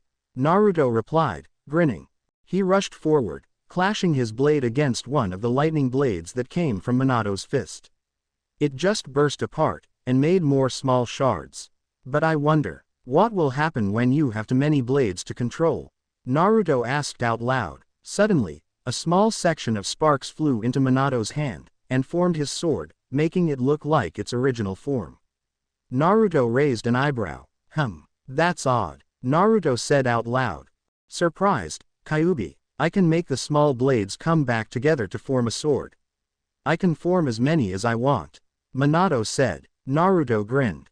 Good, it'll make this more interesting. Naruto said happily. The two rushed forward, and clashed their swords together. You know Rukia closely, right? Then why won't you save her? Naruto asked. She is my friend but, Minato trailed off. How about this? If you beat me, then I'll tell you everything, K. Minato asked. Agreed, Naruto said. The two pulled their blades away from each other, and smashed them together. Start the music that plays when Ichigo and Byakuya are fighting in Soul Society. Naruto twirled around backwards, and slashed his blade up, hoping to cut Minato's head in half.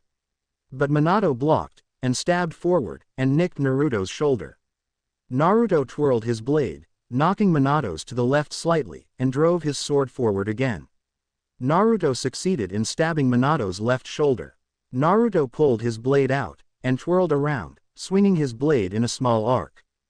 Minato easily blocked. Suddenly, Naruto noticed something strange. Minato was beginning to move faster than normal. No, Naruto was moving slower. He was getting worn out. The poison was draining his energy. Suddenly, Minato was in front of Naruto, with his sword poised to drive through his brain. Naruto began to sidestep, but then felt a sharp pain in his right foot. Minato had changed the direction of the sword, and had driven it into Naruto's foot. See, this is the difference between my power and yours. I'm way more powerful than you could ever imagine. Even if you had the power of a hollow, and your Kyuubi power, mixed with the power of a Namikaze, you would never win. You could never win. You'll die here, Minato said, raising his sword above his head. Naruto's vision began to face, but it was because of the blood he was losing from the battle, or from the poison, he didn't know. Move. I have to move, Naruto thought, struggling to move. But he couldn't move. Damn it, why am I here? Why have I come all this way, just to help? It's all for nothing if we don't win. I wanna win. Need to win. Naruto's hand shot up, and caught the sword in his left hand. The sharp edge of the blade didn't even pierce his skin. Minato gasped. Naruto's head was lowered, shadows covered his eyes. Tiny shards of white were flowing slowly out of the sky, and gathering on the left side of Naruto's face. I thought I told you or Kyuubi already. It's a big problem for me if you get yourself killed. Naruto said to no one in particular. His voice was different from his first and second one. This one was slightly higher pitched. That's impossible. Who or what are you? Minato asked. Naruto kept his head down. You want to know who I am? Naruto laughed. My name. He lifted his head, revealing the left side of his face. Above his mouth was covered by a white and red mask. His left eye was covered by a yellow lens. His right eye was black where it was supposed to be white, and yellow where it was supposed to be blue. As Odorin, the newly named Odorin said. Odorin lashed out with his sword, and slashed a huge gash across Minato's chest, making said Shinigami fly backwards. Odorin laughed the whole while. Naruto, what a complete amateur you are. Couldn't you tell? Odorin asked out loud. Minato wondered to himself, his eyes still extremely wide. You've been getting crushed by your own Bankai's spiritual pressure. Every bone in your body is creaky from the strain. And the Katsu poison is making you even weaker. Odorin laughed. He lunged forward once again. You truly are a hopeless case. Oruden tightened his grip on the sword in his hand. The sword he had pulled from his foot, the sword burst into sparks, and disappeared.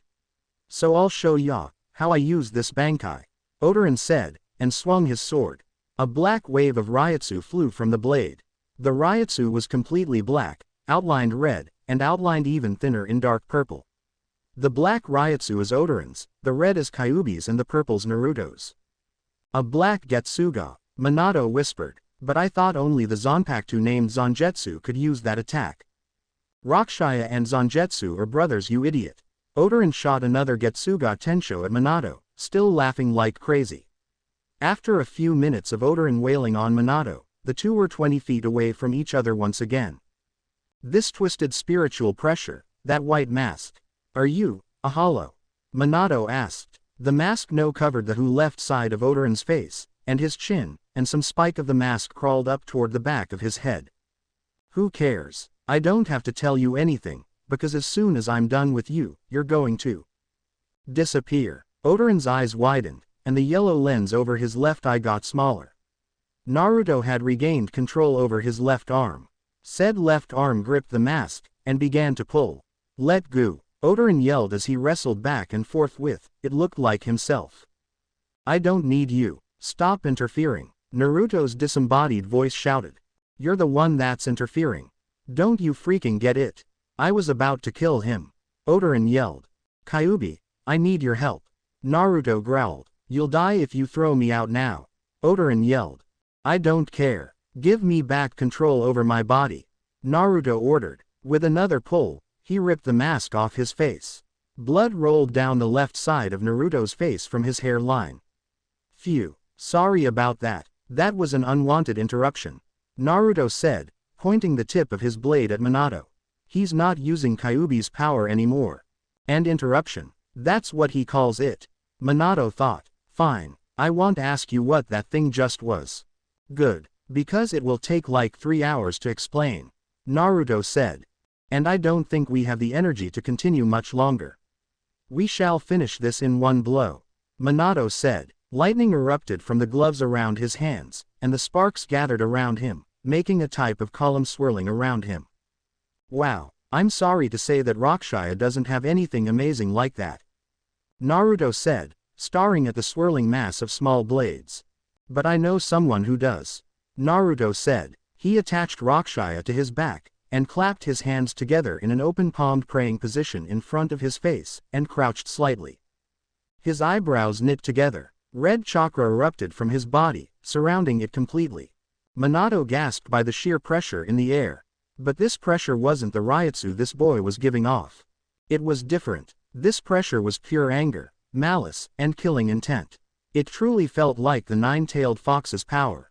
Naruto crouched low on the ground, his arms out as he settled into an animalistic stance. The fiery chakra bent and turned, turning into a column of swirling power around Naruto. A fox's head formed out of the power above Naruto. It was Kyuubi's head, grinning evilly. "Kyuubi," Minato whispered. Naruto disappeared. He reappeared in front of Minato, his arm drawn back. The fire-appearing chakra had changed into a bubbling power that formed a fox-like cloak around him, giving him long ears and a long tail. His hand came down and met Minato's outstretched hand. As they clashed together and wrestled back and forth for the upper hand, his single tail began to slowly split into two. Naruto's fangs grew even longer. His hair became spikier. Naruto grit his teeth, and with his sudden burst of power, brought his two tails around, wrapped them around Minato's waist, and ripped him away from Naruto. The blonde landed on all fours, and swung Minato around. He smashed Minato into the ground head first. His tails slowly unwrapped from around Minato's waist, and retreated to Naruto's body. The two tails melted back into one. "Minato!" the woman yelled, running to her captain's side. Naruto glared at her, feeling Kyuubi's instinct to fight, but he could feel Ichigo win his battle, and knew he had to go to him. Naruto lifted his body slightly, standing taller, even though his was still on all fours. "Know this woman. I am not the Kyuubi no Kitsune. I have lied. The vessel is still alive," Naruto said, his tail lashing behind him. "What do you?" the woman began, but she stopped. "You mean? I'm the vessel to the monster fox. I am Uzumaki Naruto, fox demon of Konoha Forest, and substitute Shinigami of Karakura." Naruto shouted, "Get your little captain to Squad 4. I reduced the damage I would have put on him by cushioning the blow to the ground with Kyuubi's chakra and my Ryutsu." Naruto said. He turned, and disappeared, becoming nothing more than a red blur as he sped across the ground. Naruto arrived just in time to see the man, Aizen, who was supposed to be dead, rip something out of Rukia's body. "Ah, the Hogyoku, I knew she had it," Aizen said, marveling at the small object. A bloody and battered Ichigo attempted to attack him, but was out of energy and was easily defeated. Aizen lifted his sword to kill Ichigo and Rukia with a single blow. Naruto's tail instantly split into two again. He could still see Aizen, Ichigo, Rukia, and all the others who were there, but it was getting harder to decipher who was a friend and who was a foe. Naruto roared an animalistic roar, instantly getting the attention of all of the captains there, and of Ichigo's comrades. Naruto sped forward in his hands and feet, and lashed out at Aizen, his hands moving faster than he thought possible. It was even looked faster than Soi Fon's movements. "RRRRRRRRAAAAA." Naruto roared in fury, slashing at Aizen. The only reason the treacherous Shinigami could keep out of his grasp was sheer instinct. All of the Shinigami in Ichigo's group was so surprised at Naruto's sudden appearance, and what he looked like now, they just sat there with a dumb look on their face. "Damn you!" Naruto roared, his right chakra arm extending.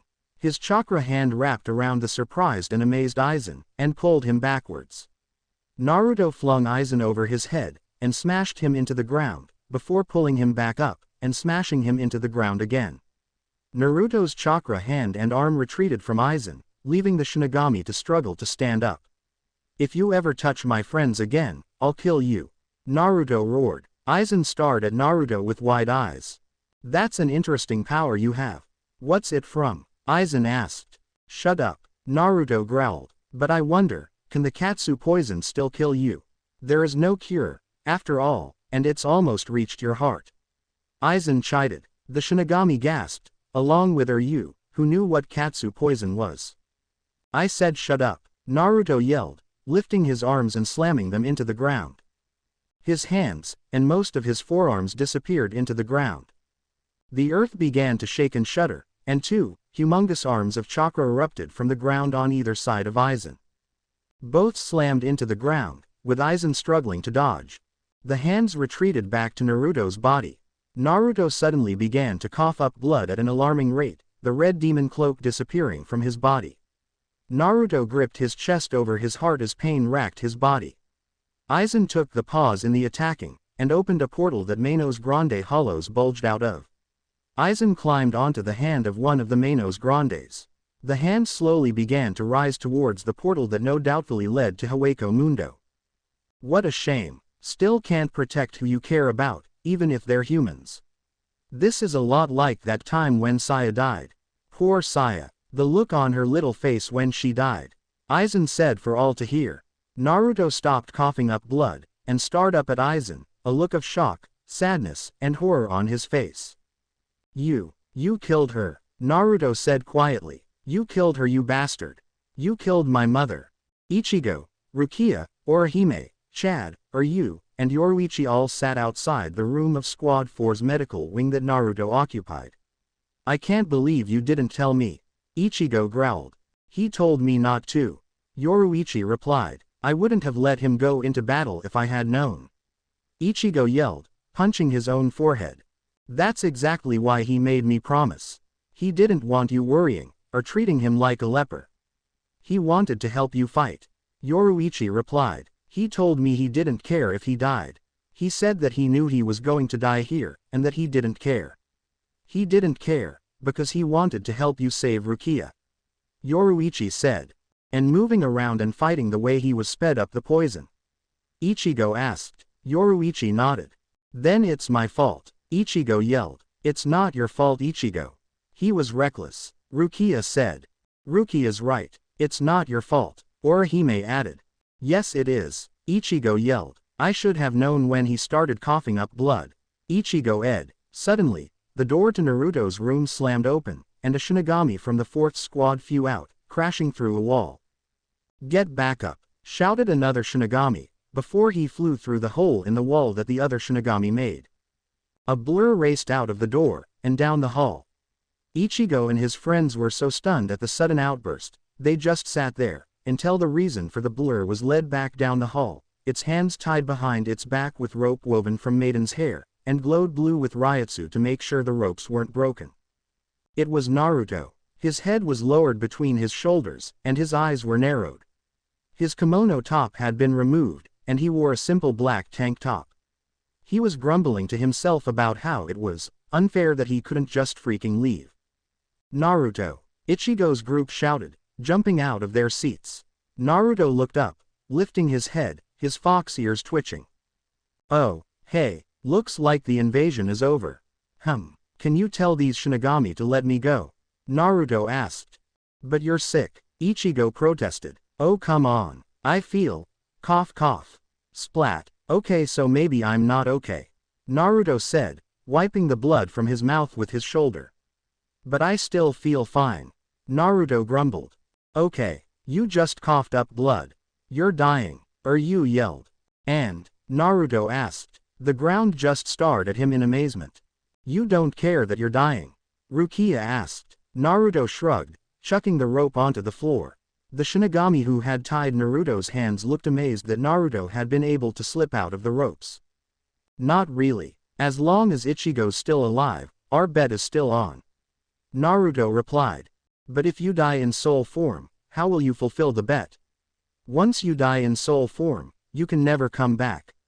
You can't go to the world of the living. Yoruichi pointed out. Shut up, Naruto grumbled, crossing his arms. You, get back in your room you idiot, shouted a voice. Naruto turned, and saw the man that he had fought, Minato, with the woman behind him. He stared at Naruto, who stared back before. It is you. Minato yelled, before running forward, dragging Naruto and the woman into Naruto's room. It was silent for a few minutes, before Minato came crashing through the wall, and through the hallway, and through the other wall, and outside. That's for what you did to me you dumbass bastard. Naruto, voice rang out. Are you going to punch me through the wall too? The woman asked. No, you didn't do anything completely stupid. Naruto yelled. Minato climbed back through hole in the wall, and went back into Naruto's room. What do you mean, completely stupid? All Minato did was die in the Kyuubi attack after killing it. Kushina insisted. That's right, you died in childbirth right? Naruto asked. Kushina nodded. Naruto lifted the bottom of the shirt, showing off the seal mark. Kushina slowly turned to her husband, a dangerous look in her eyes. Minato, what did you do to our son? Kushina asked slowly. Naruto grinned, happy his father was in trouble. You can't kill a demon. So dad sealed the furball into my freaking stomach. Naruto replied, crossing his arms over his chest. Naruto watched as his mother pummeled his father to a bloody pulp in the corner. She then came over to Naruto's side, and hugged him. I can't believe it. I die before I get to see my son, and now 15 years later, I get to see my son, learn that he has the Kyuubi sealed inside him, and that he's dying from Katsu poison. Oh, and let's not forget I've had to grow up with foxes because I'm a Hanyu. Naruto put in. How the hell did that happen? Minato asked. Naruto shrugged. Ask the stupid fox. Naruto replied. Hey, I think that's pretty mean. Kyuubi warned. Nobody cares what you think, Kyuubi. Naruto replied. Kyuubi sent a mental image to Naruto, of a small fox running away crying. Naruto laughed, closing his eyes and shaking his head. What's so funny? Minato asked. Naruto shook his head, ignoring the blood rolling down his chin once again. Nothing at all. He's dying. Oh crap, oh crap, oh crap, oh crap, oh crap. Minato yelled, running in circles in Naruto's room as Naruto lay in bed, the heart monitor that he was hooked up to bleeping quickly. Retsu and Azane came into the room quickly. Minato Taicho and Kushina Fukutecho. We need to ask you to leave. We'll do everything we can to keep Naruto alive. Retsu said. Minato and Kushina quickly left, knowing that arguing with the Squad 4 captain was not a good idea. Ichigo and his friends walked down the hall towards Naruto's room after coming back from getting something to eat. Hey, you're the captain and vice captain, right? Ichigo asked. Minato Taicho and Kushina Fukutecho. Minato Taicho took over Aizen's squad, and moved Kushina Fukutecho up to the vice captain. Rukia said. Right, you are Rukia, Minato said, his voice happy, yet his expression looked sad, and he looked back at closed door of Naruto's room. Kushina placed one of her hands on Minato's shoulders. He'll be okay, Kushina said. How the hell do you think that? He's poisoned with Katsu. He's gonna die, and you know it. Minato replied. Hey, Naruto's stronger than that, Kushina whispered. Oh yeah, name one person who's lived through Katsu poison. Minato said. Kushina remained quiet. See, I still refuse to think our son's going to die. Kushina said. What? Ichigo and his friends yelled. You're his, what? Rukia yelled. Yeah, we're his parents. His full name is Namikaze Uzumaki Naruto. Minato sighed. He kicked a box that was at his feet, making it go flying. Damn, this sucks. I thought he said his mother's name was Saya. Rukia protested. He said that was the fox that raised him in the forest. See, Kushina died when she gave birth to Naruto, and I died in an attack on our village. Naruto said that Saya was killed when he was only 5 months old though, and lived on his own after that. Minato replied. How do you know Naruto's your son? Couldn't you have gotten it wrong? Ichigo asked. Minato thought for a moment. Aha, did any of you see that swirl mark on his stomach? Minato asked. Ichigo nodded. You meant that swirly thing on his stomach? Ichigo asked. Yeah, that. I'm kinda the one that gave that to him. I was an idiot, Minato said, slowing down as he reached the end of his sentence. Really? Then what is it? Yoruichi asked, wanting to know what it was. Can't tell you that, Minato said, starting excitedly, but changing his expression and tone of voice. Why not? Ichigo asked. Because the creep would punch me through another wall if I did. Minato yelled. Kushina punched Minato in the head, the power behind the punch making him face plant into the ground. Why the hell are you calling Naruto-kun a creep? Kushina yelled. Because the creep can punch me through 2 freaking walls. Minato yelled from the ground. Kushina stomped Minato's skull. Stop calling our son a creep. Kushina yelled. Or I'll make sure he punches you through a wall. Kushina yelled. Suddenly, Retsu and Azane walked out of Naruto's room, a look of relief on their faces. Minato Taicho, Kushina Fukutecho, Naruto is fine. You can all go in and see him if you wish. He woke up saying he was hungry. Retsu informed. Minato jumped up, throwing a fist in the air. Yes, I told you Naruto wasn't going to die. He yelled. Ichigo, his friends, and Kushina stared at him with dull faces. No you didn't. The group walked into the room. Naruto sat in his bed, his arms crossed over his chest. I said that I was hungry. All I asked for was some ramen. But no, they say I'm not allowed to eat right now. Naruto grumbled. Kushina dove into Naruto's bee, hugging the life out of her son. I'm so happy you're still alive. Kushina yelled happily. Get off me, Naruto yelled, pushing his mother of him. God, it's like you're a freaking leech. Naruto hissed, crossing his arms again. You were the one who almost died. Minato accused. Naruto rolled his eyes. And your point is, we all die someday, right? Naruto asked. Yes. But not before you're ready. Minato yelled. Naruto looked at him with a blank face. You're one to talk, Dad. Naruto deadpanned. Waterfall tears ran down Minato's cheeks as he turned away from his son. Kushina, back me up darling. Minato begged. Kushina turned away. Nobody loves me.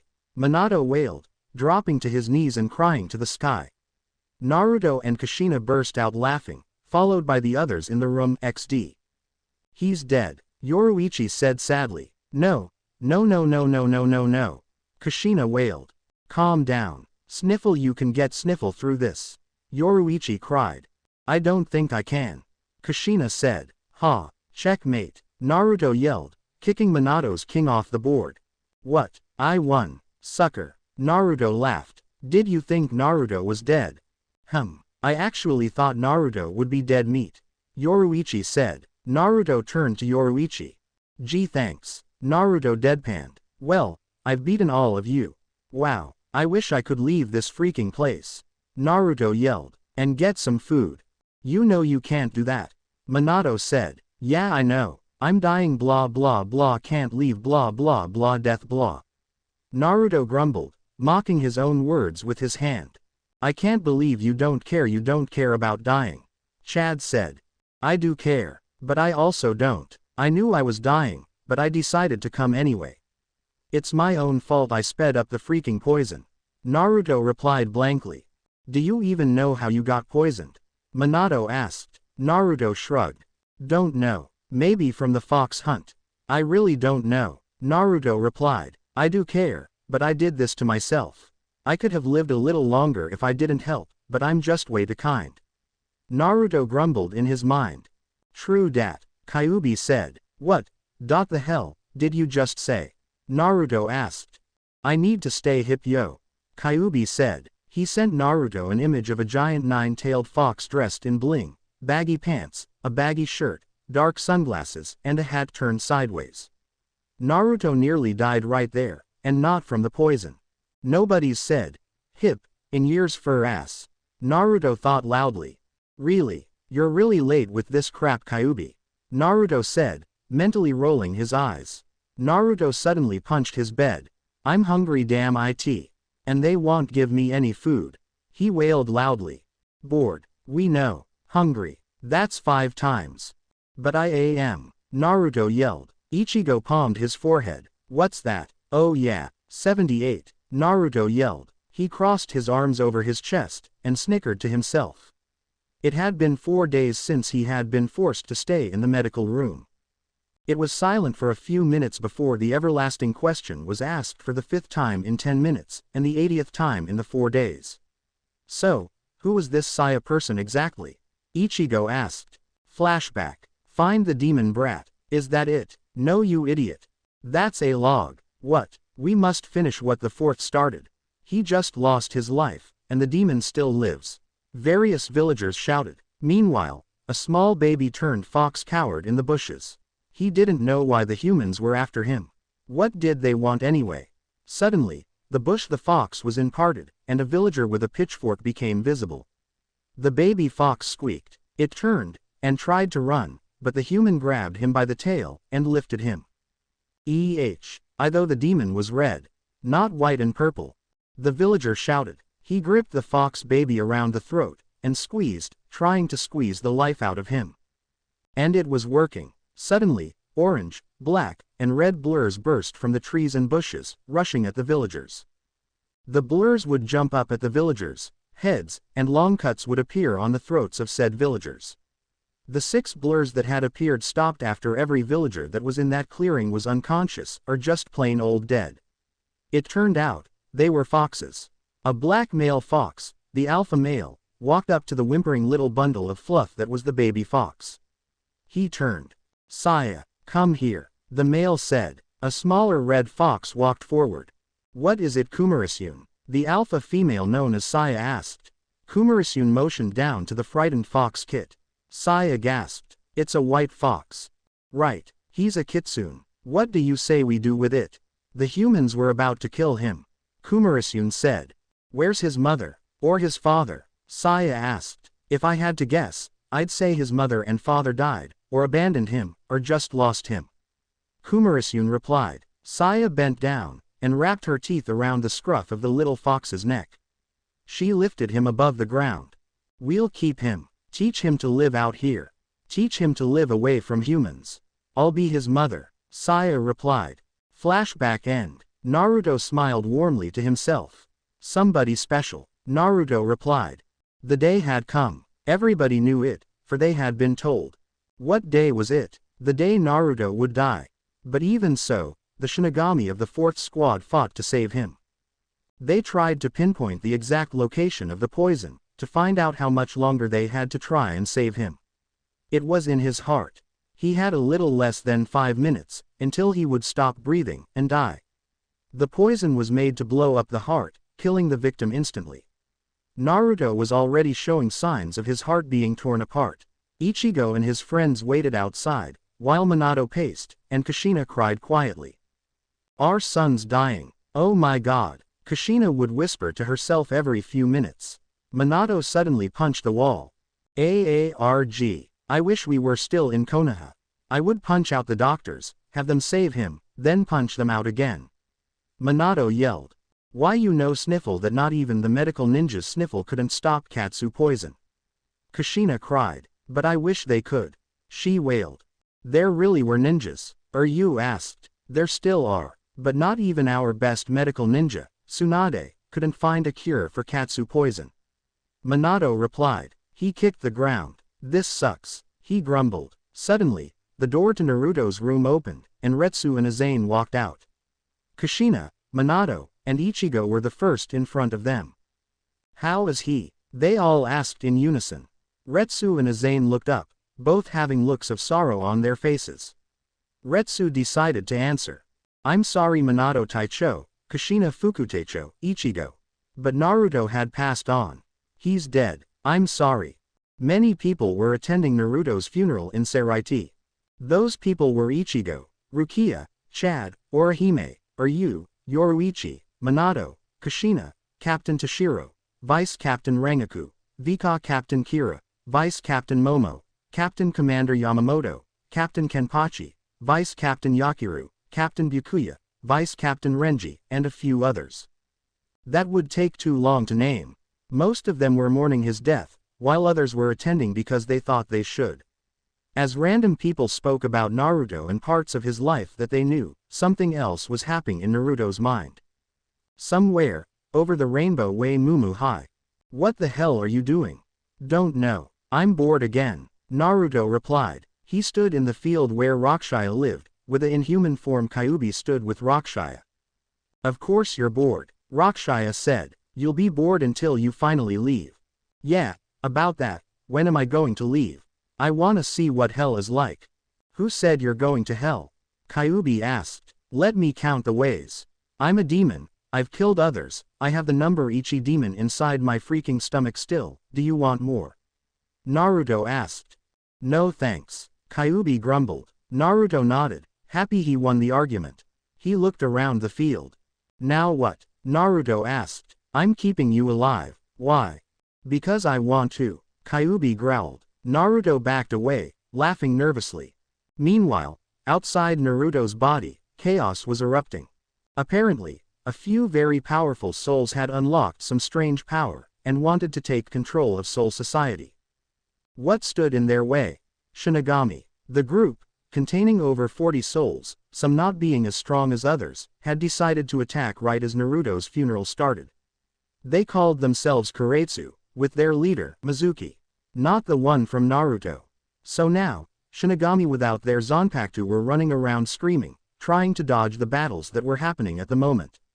Ichigo was locked in battle with On of the more power Karaitsu. A large block of earth was about to smash in Ichigo's head, but Chad got there first, smashing the levitated earth with his fist.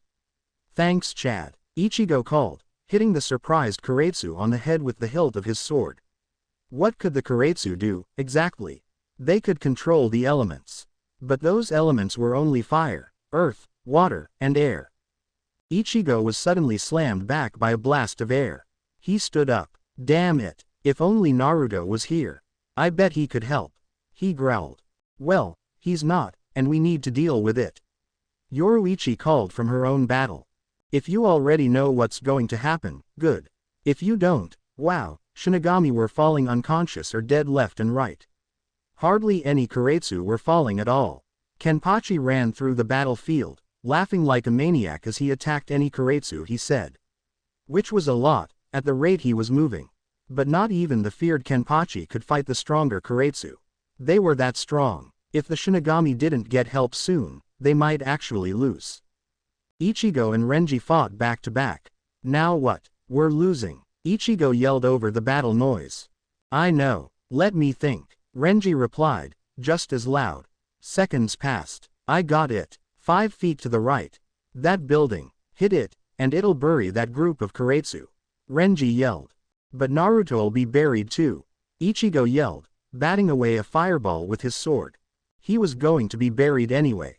Just make that damn building collapse. Renji yelled. Ichigo didn't need any other prompting.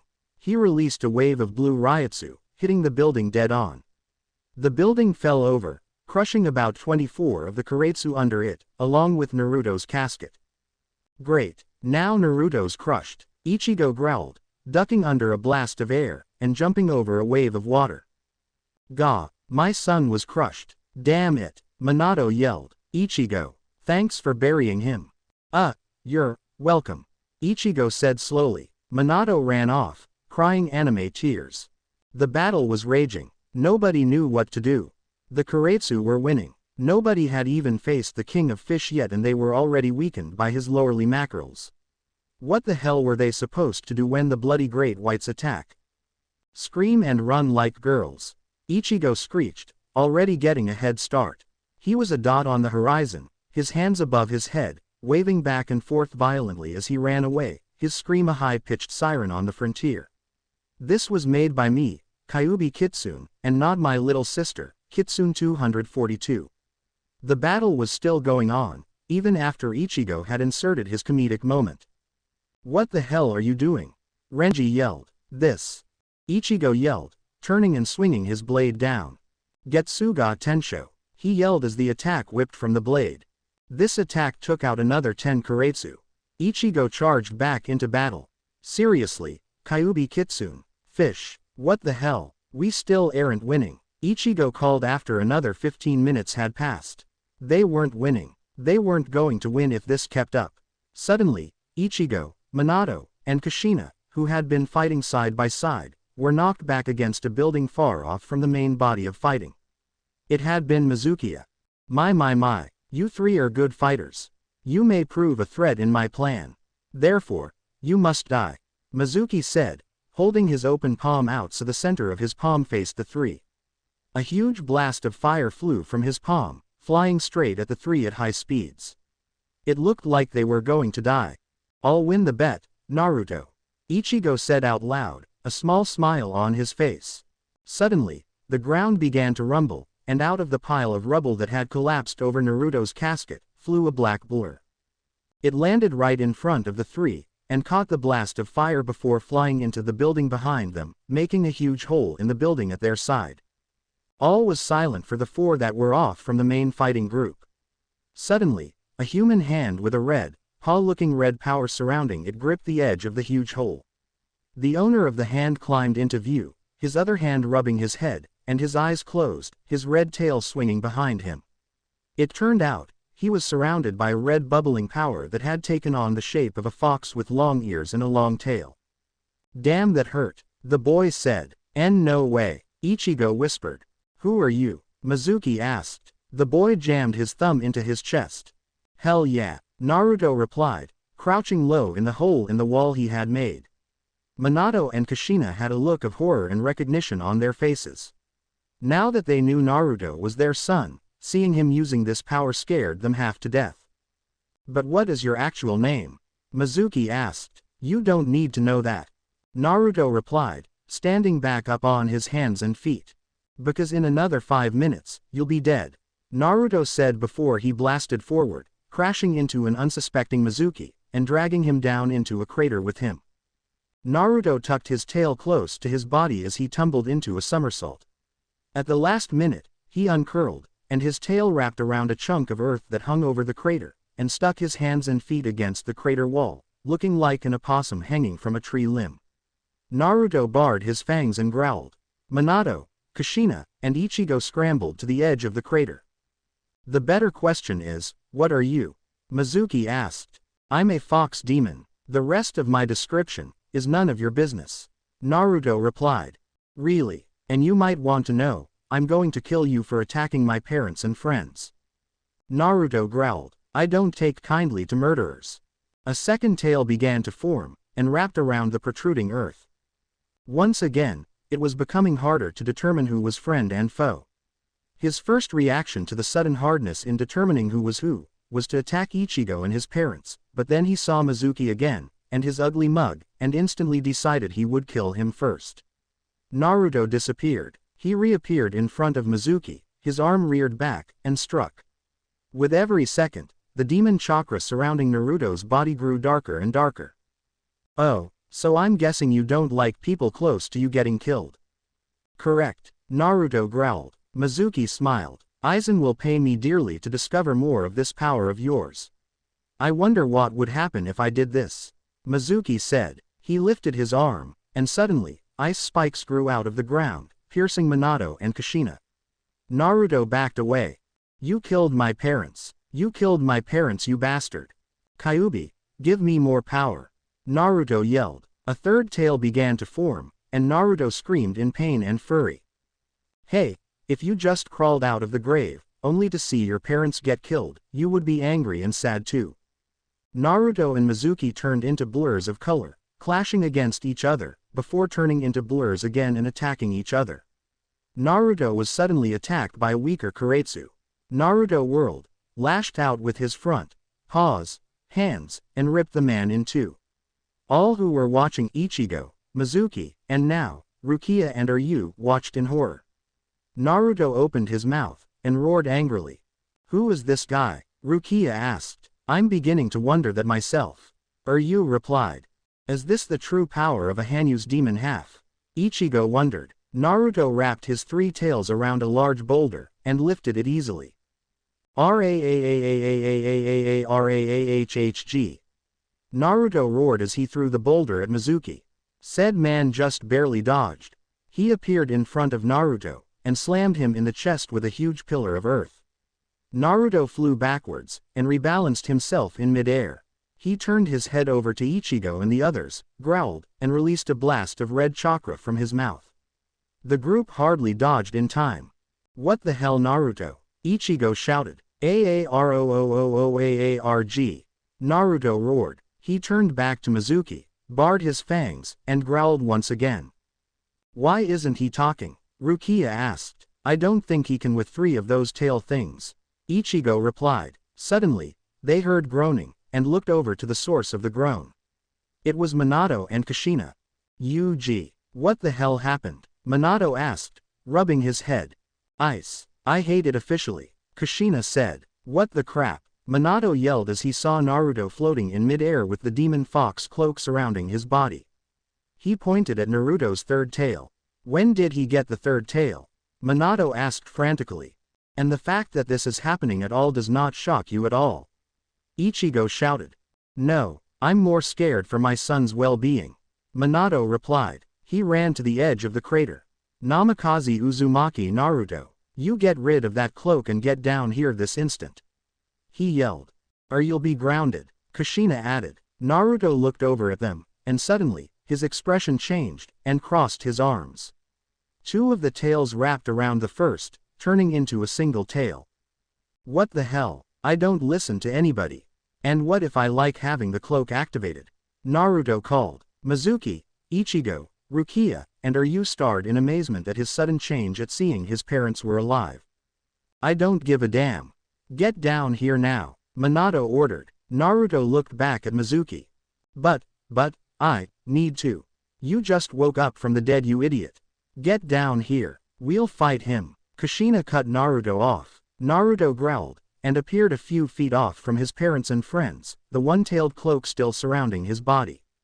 Fine, but if you two get into any trouble, I'm helping.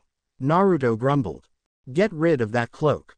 Now. I don't like it, Minato said. Naruto rolled his eyes. No duh, it belongs to the human races and your enemy. And, I can't. Naruto replied.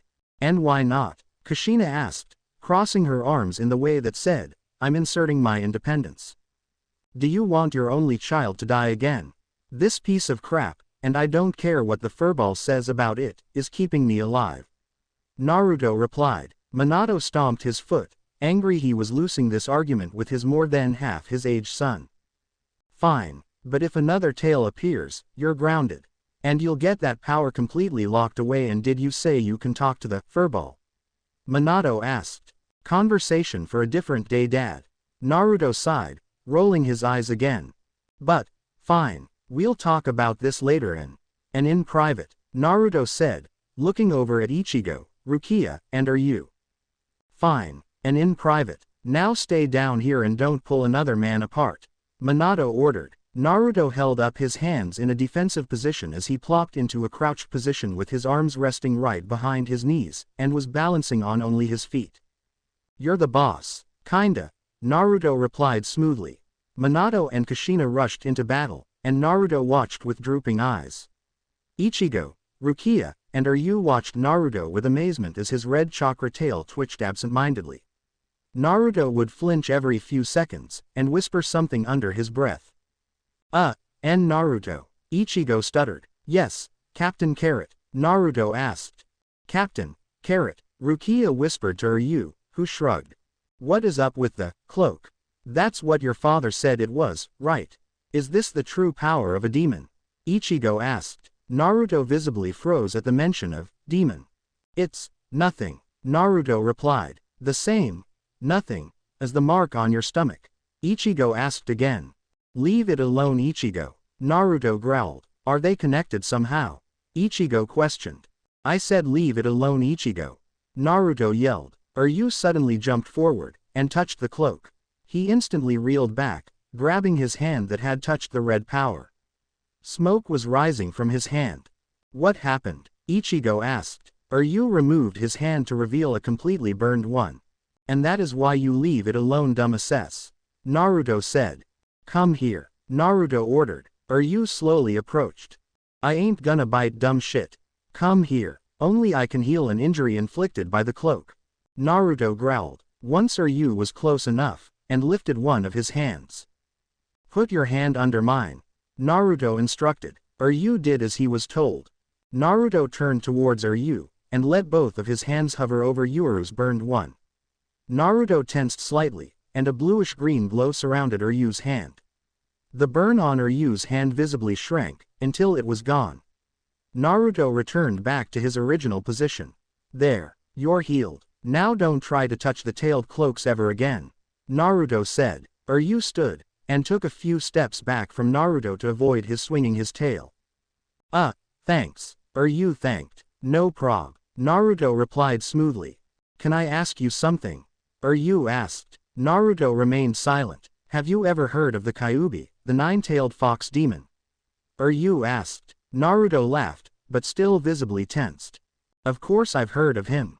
You could say he was my half-father, because foxes were born from the blood he spilled millennia ago. Demon foxes, which are extremely rare, are his children directly. But Minato is still my father.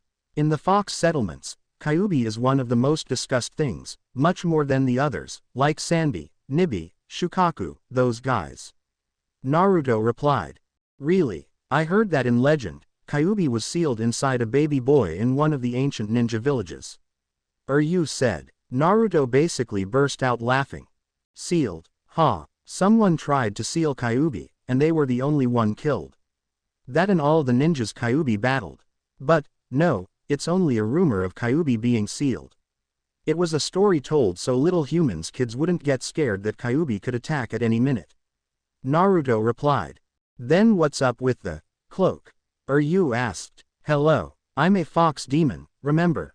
I'm half and half. I have a demon half, you dumb ass. Answering your question, Ichigo, yes, this is a demon's power. Scary, isn't it? That is why I don't give into my demon side. I'd turn into a crazy demon freak thing and go killing random people. Naruto replied. Remind me never to get you mad again. Ichigo said. Don't ever get me mad again, Ichigo. Naruto replied right on the heels of Ichigo's comment. I meant later in life. Ichigo yelled. Seconds ticked by. Ichigo. Don't get me mad again. Oh, and it's all your fault. Naruto said, suppressing a grin. What's my fault? It's all your fault. It's all your fault, Naruto said, shaking his head sadly. What's my fault? Ichigo asked again. Yeah, what's his fault? You and Rukia asked in unison. It's all your fault, Ichigo. Ichigo, it's all your fault.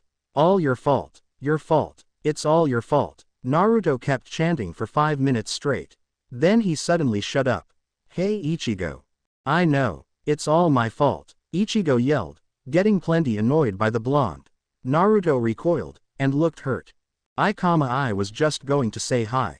Naruto fake sobbed. Ichigo palmed his forehead. Oh yeah, 79. Naruto laughed happily. Naruto soon stopped laughing, and yawned. I'm tired. Naruto yawned, before suddenly falling back, and curling into a ball. He was soon snoring, and the cloak burst apart, disappearing into the sky. He said he needed that thing to stay alive, so does that mean? Ichigo trailed off. The three suddenly jumped forward. Naruto, wake up, they yelled. They continuously shook him, but he never moved. I have one more thing that might work. Ichigo said. Hey Naruto, there's a sale on ramen. But one get 100 free. Ichigo yelled. Naruto jumped up, his eyes back to normal. What? Out of my way, Naruto yelled, running off in a random direction. They stared blankly. He's okay, they all said in unison. I searched his heart, and found that the poison is still there. But it's been stopped, as if someone had stopped it. It has no danger of killing him at the moment. Retsu said. Naruto jumped off the bed he was sitting on. Yes, does that mean that I can go home? He asked. No, Azane replied instantly. Naruto sat back down, waterfall tears going down his face. We newt, Naruto ed, because the poison is still in your heart. Retsu replied. I could just run away. First I'll make a shadow clone. Then I'll make a rope ladder out the window, and fly to the portal gate thing. Then I can. It's okay, you can let Naruto go back to Konoha. Minato suddenly said, cutting off Naruto's whispering. Huh, the room asked in unison. The poison is stopped, Naruto's too strong to die. Anyway, if the poison still works, it won't matter where he is. He would die no matter what world he's in. Kushina replied. Naruto did a mini fist pump, mentally thanking the gods for giving him an understanding and smart mother. Besides, we can check in with him all the time, Kushina said happily. Naruto stared at her and his father, before shrugging. Fine with me, as long as I can get the hell out of here. Naruto replied. Kushina and Minato smiled happily. Good, then you can leave whenever you want, Minato said. Naruto jumped up, throwing his fist in the air. He swung Rakshaya onto his back. Alright, come on guys, school will be starting soon, Naruto yelled, and tore out of the room. The others shook their heads, and followed. My god, the only times he's calm, is when he's dead or asleep. Minato pointed out, following his son and the others out of the room. You sure you got everything? Kushina asked. Naruto rolled his eyes, his fox ears twitching. Mom, the only thing we came here with were our weapons. Naruto groaned. Really? Minato asked. You didn't bring any food? He asked. Didn't need it. Can we go? Naruto asked. Ichigo and Yoruichi nodded. We probably shouldn't stay any longer anyway. We really should be going, Yoruichi said, back in her cat form. Thank you, Naruto said, turning and marching through the gate to the world of the living without anyone else with him. He might get hit by one of those cleaner things. Orihime said. He won't. He'll just blow it up like the idiot he is. Ichigo replied. He'd better not, Minato growled, because if he blows something up, I wanna blow something up too. Minato yelled happily, smiling mischievously. Ichigo shook his head, turned, and ran through the gate. See y'all later then, he called. Orihime, Chad, you, and Yoruichi quickly followed. Remind me why the hell we didn't just take the safe route. Ichigo yelled. 'Cause it ain't fun, Naruto replied, running up to Ichigo's side. That's not why. To take the safe route, we would each need a hell butterfly. Only Shinigami are allowed to handle those. Yoruichi called. It's still fun, Naruto yelled, doing a flip in mid-air as he ran. Ichigo motioned back at the huge cleaner racing towards them. And how do you call that fun? Ichigo asked loudly. Naruto looked back at the cleaner, then at Ichigo. 'Cause you just imagine it's a lion, and imagine you're a mouse it's chasing. Then you scream, and run away. Naruto yelled, throwing his arms behind his head, and tearing off with super speeds, screaming like a little girl. That kid is weird, you panted. At least he's making the best of things. Yoruichi replied. The roar of the cleaner grew louder, and the others sped up, following Naruto in his run like a girl and scream like 1-2 strategy. Suddenly, the group burst out of the end of the long hall, and looked down. They were hovering a few hundred feet above Karakura. Naruto was already falling, with his hands crossed behind his head as he fell on his back. The others soon fell like him, but it was more like they were falling in a crazy manner, and screaming. Defiantly screaming. Suddenly, they were caught in what looked like a huge blanket. It unfolded, revealing Urahara. Looks like all of you got back alive, he said in a sing-song voice. No thanks to you, I might add. Naruto grumbled, picking a twig out of his right fox ear. How the hell did I get a twig in my ear anyway? He wondered to himself quietly. How come you didn't tell us? Or at least me, why did you let him go, when you knew he had the katsu poison inside of him? Ichigo demanded. Naruto sighed, and flopped onto his back, crossing his hands behind his head once again, and closing his eyes. Back on that topic, he asked to nobody in particular. Oh, you found out. I didn't tell you because he told me not to. He wanted to help, and on that note, I thought Naruto would be dead by now. Urahara said. Thanks for the concern, bastard. Naruto grumbled. I already died, came back, ripped some bad guy in half, met my parents, blah blah blah. Naruto sighed. Really, how did you come back to life? Urahara asked. My secret, not yours, Naruto replied. Fine, hate you, Urahara said. Naruto grinned. Back at you Haddenclogs, Naruto replied. Thanks for opening the window. I don't like hanging from ropes with nothing to do. The boy said. What's with the paintbrush?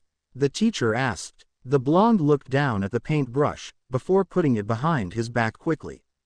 Nothing, he said quickly. You're not off the hook, but class needs to start. Why don't you introduce yourself, then take a seat next to Ichigo Kurosaki? The teacher asked. Okay. The boy faced the class, and flashed the peace sign with his fingers, and curved his mouth into a foxy grin. The name's Uzumaki Naruto. Nice you meet ya. Lunch break. Be back in half an hour. Mrs. Aoi called. Naruto jumped out of his seat, and raced out of the room, laughing crazily. The class remained still. Dude, that kid can move quickly. Someone mumbled. The class clown, Keigo, he refers to himself as the class clown, jumped up. I can move that quickly too, he yelled and, laughing like a complete idiot, ran for the door. Too bad for him, he did not notice another student, who had fallen asleep, fall out of his seat and land in his way. Twack, Keigo tripped and flew out the window, and smashed into the pavement stories below. The class burst into laughter, apparently not caring of Keigo's behalf. Naruto suddenly popped his head back into the room. Yo Captain Carrot, you comin', or am I gonna have to drag your lazy ass around again? Naruto called. The class burst out laughing again. Naruto moved to Ichigo's desk. Ichigo's eye twitched, and he dove at Naruto, his hands poised to wring his neck like a dishcloth.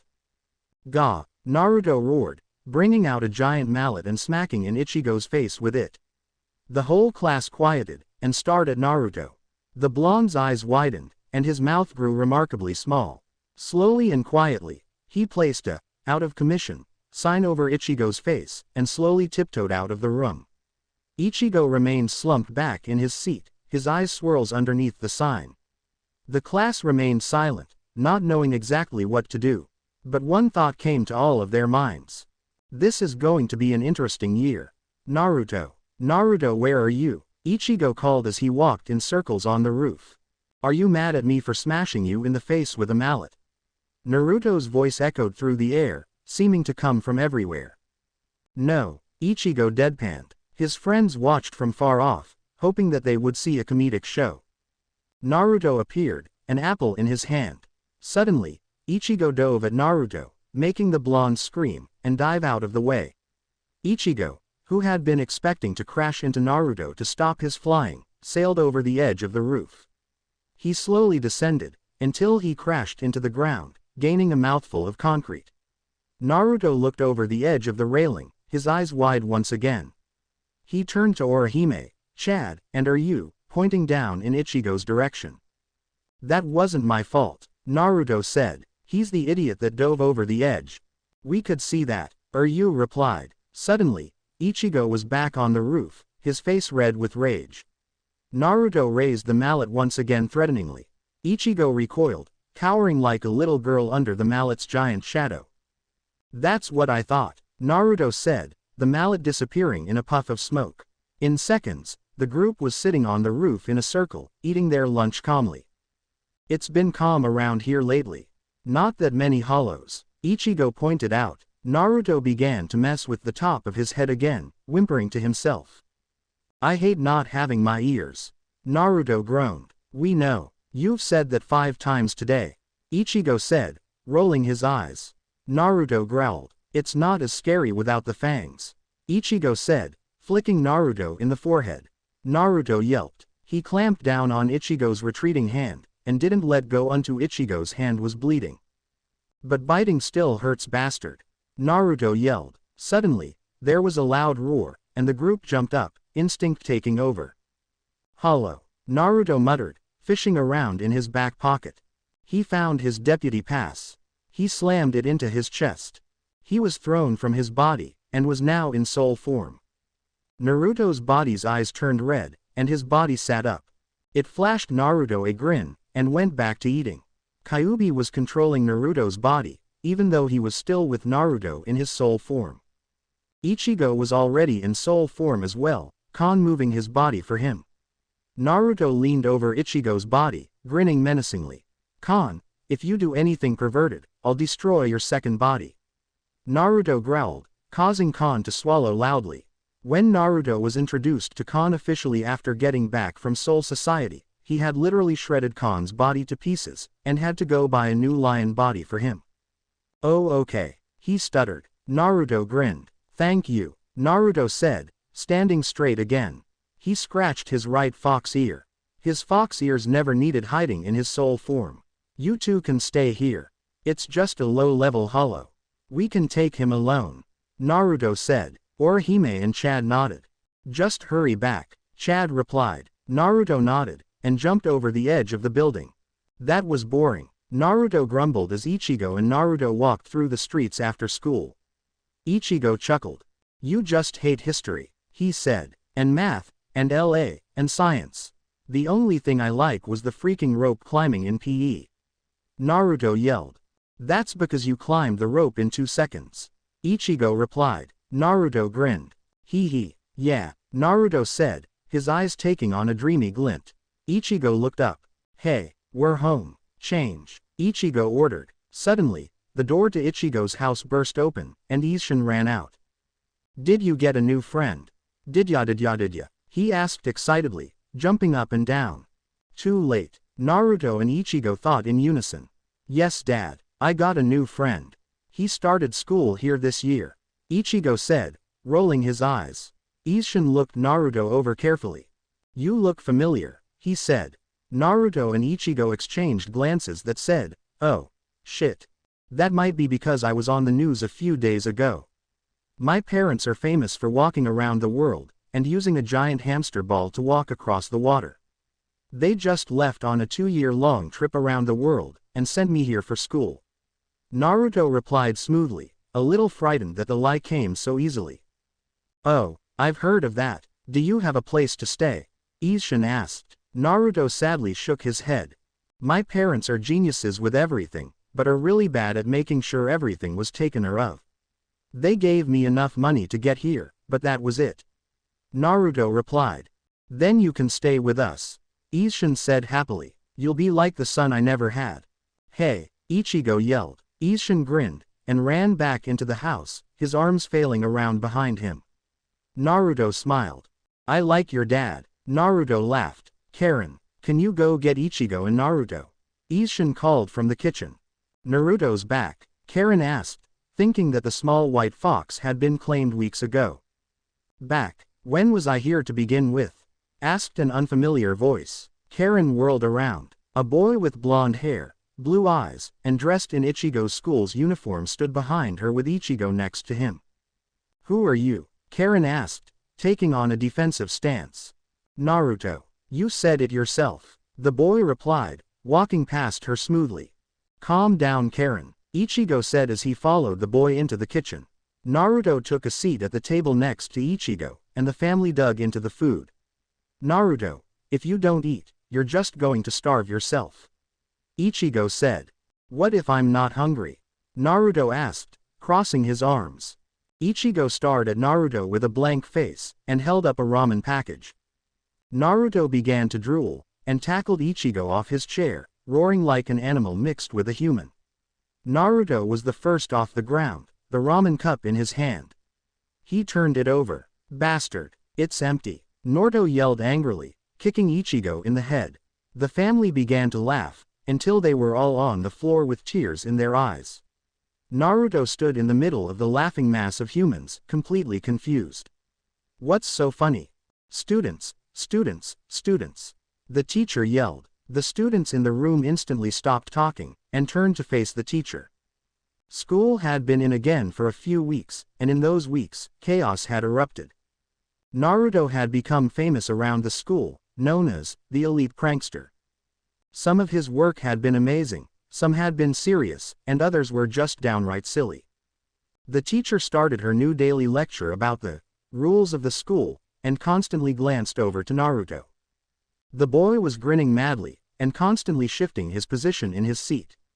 The roar of laughter and talking was still existent in the other rooms, but then again, since they didn't have a certain Uzumaki Naruto in their class, they didn't need to waste any time talking about rules, and left the class to talk. Naruto continued to grin madly, and the teacher's voice slowly began to grow louder, and sped up. Until she couldn't take it anymore. "That's it. What did you do now?" the teacher yelled. Naruto glanced down at the teacher's feet, the grin still resting on his face. The teacher looked down at her feet, gulped, and jumped up onto her desk, thinking Naruto had messed with the floor she had been standing on. Oh, how wrong she was.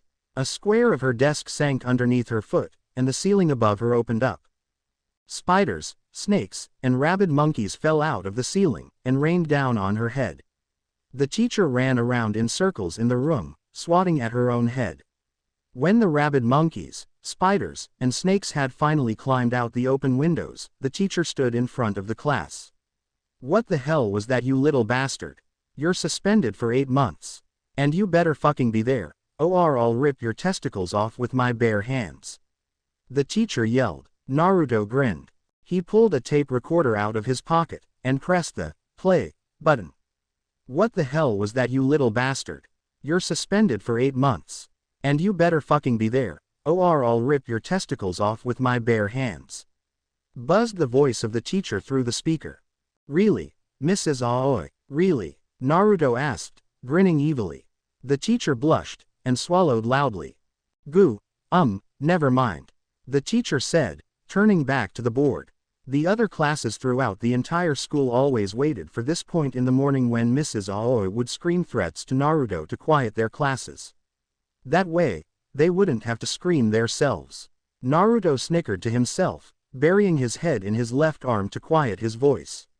Keigo jumped up. I can be that funny too, he yelled. This also happened every morning. Keigo hated not being the funniest one in the room. He attempted to run forward to the front of the class, but Naruto smoothly slipped his foot out in front of him, making him trip and fall flat on his face. The class burst out laughing, and even the teacher laughed. Hey, aren't you going to say something? Keigo asked from the floor, attempting to kick Naruto's leg. Yes, Keigo, go and sit back down, Mrs. Aoi said, turning back to the board to continue her teaching. Keigo slumped back to his desk, tears in his eyes. Nobody thinks I'm funny anymore. Jerk. I hate Naruto, he cried. Nobody paid attention to him. Nobody really cared what he thought. They just wanted him to shut up. And it worked. As the teacher went over the history of America, Naruto was talking with Rakshaya and Kyuubi. So the unit of life is the unit of time and space and... Shut up. I don't even know what the hell you're talking about. Kyuubi roared, making the blonde instantly shut his mouth. Thanks you. That was really starting to get annoying. Rakshaya breathed. Naruto mentally cried. Nobody cares about what I have USSAAAAAAAY. Naruto wailed. Damn straight. Rakshaya and Kyuubi yelled in unison. Naruto continued to wail sadly, until finally, he was shut up by the lunch bell. Naruto jumped up, throwing his fist in the air. Lunch. Naruto yelled triumphantly, and tore out of the room, leaving skid marks on the desk, floor, and a few of the other students. The class stared at the smoking hole in wall that had taken on the shape of the speedy blonde. He's going to end up killing someone, Ichigo said to Ryu, Chad, and Orihime as they left the room with their other classmates. It's in his blood, after all, Ryu stated, half of it, and from his nin of a mother and father. Ichigo grumbled, marching out of the room angrily. Half, in his blood, nin, what are they talking about? What is a nin anyway? Tatsuki wondered to herself. And I really don't care. Naruto yelled for the 5th time. But you will once you have to take a test on the history of America. Ichigo replied, waving a piece of bread around like a magic wand. Blah blah blah. I have to remember that some guy named George Washington was the first president, and that they won both world wars. I already know all that. I don't care that I don't listen in class. Naruto replied, rolling his eyes. And don't worry about me failing a test. I have my ways in passing crap. Oh yeah, how? Ichigo asked, listening to Rakshaya. The guy won't stop talking in my head. Naruto replied, grabbing his skull to emphasize his point. Hey, Rakshaya growled in warning. Naruto paid no heed to the sword's soul though, and went back to eating his 9th cup of ramen, constantly grumbling to himself. Ichigo hit Naruto upside the head, making the blonde yelp in surprise. Oh shut up, I'll destroy you all, Naruto yelled. Yeah, Ichigo sighed, not really listening to Naruto's words at all. Tatsuki sat alone in class. She had volunteered to erase the blackboard during lunch, since she had finished hers early. As she busily erased the markings on the board, she didn't notice someone approach her. Excuse me, may I speak to you? A girl around her age asked. Tatsuki looked her over. She wore the school's uniform, but she also gave off a powerful aura that practically screamed, touch my ass, perverts, and your head will be gone. On her head was a piece of metal on a red cloth, resting on top of his head. Of course, Tatsuki replied, placing the eraser for the blackboard down, and wiping her hands on her skirt. My name is Haruno Sakura, and I'm searching for someone by the name of Uzumaki Naruto. He has blonde hair, blue eyes, whisker marks on his cheeks, and might have creepy ears. The girl said. Tatsuki sighed. You're a friend of Naruto's, huh? Yeah, I know him. Would you like me to go get him? Tatsuki asked. The girl, Sakura nodded thankfully. Yes please. That would be wonderful, she replied. Tatsuki walked out of the room, and only then did she notice that large group of new kids with the Sakura girl. They all wore a headband on different sections of their bodies. They hadn't been there a second ago. They only appeared when Tatsuki had turned her back. Tatsuki turned towards Sakura and the others.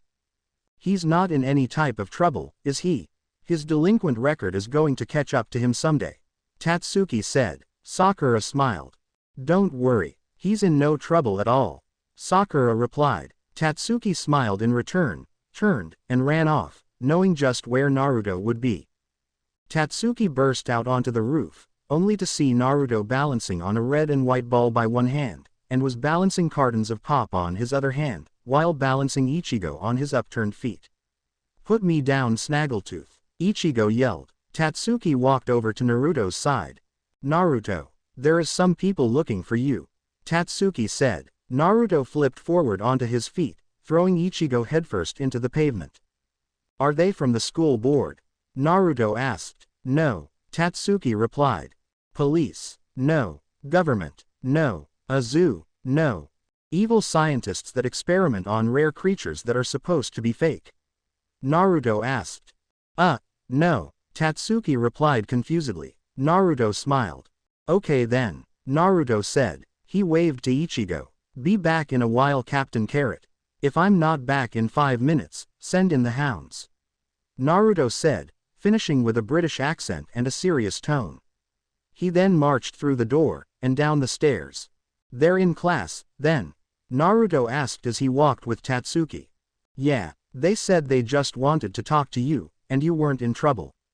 Tatsuki replied. Naruto breathed a sigh of relief.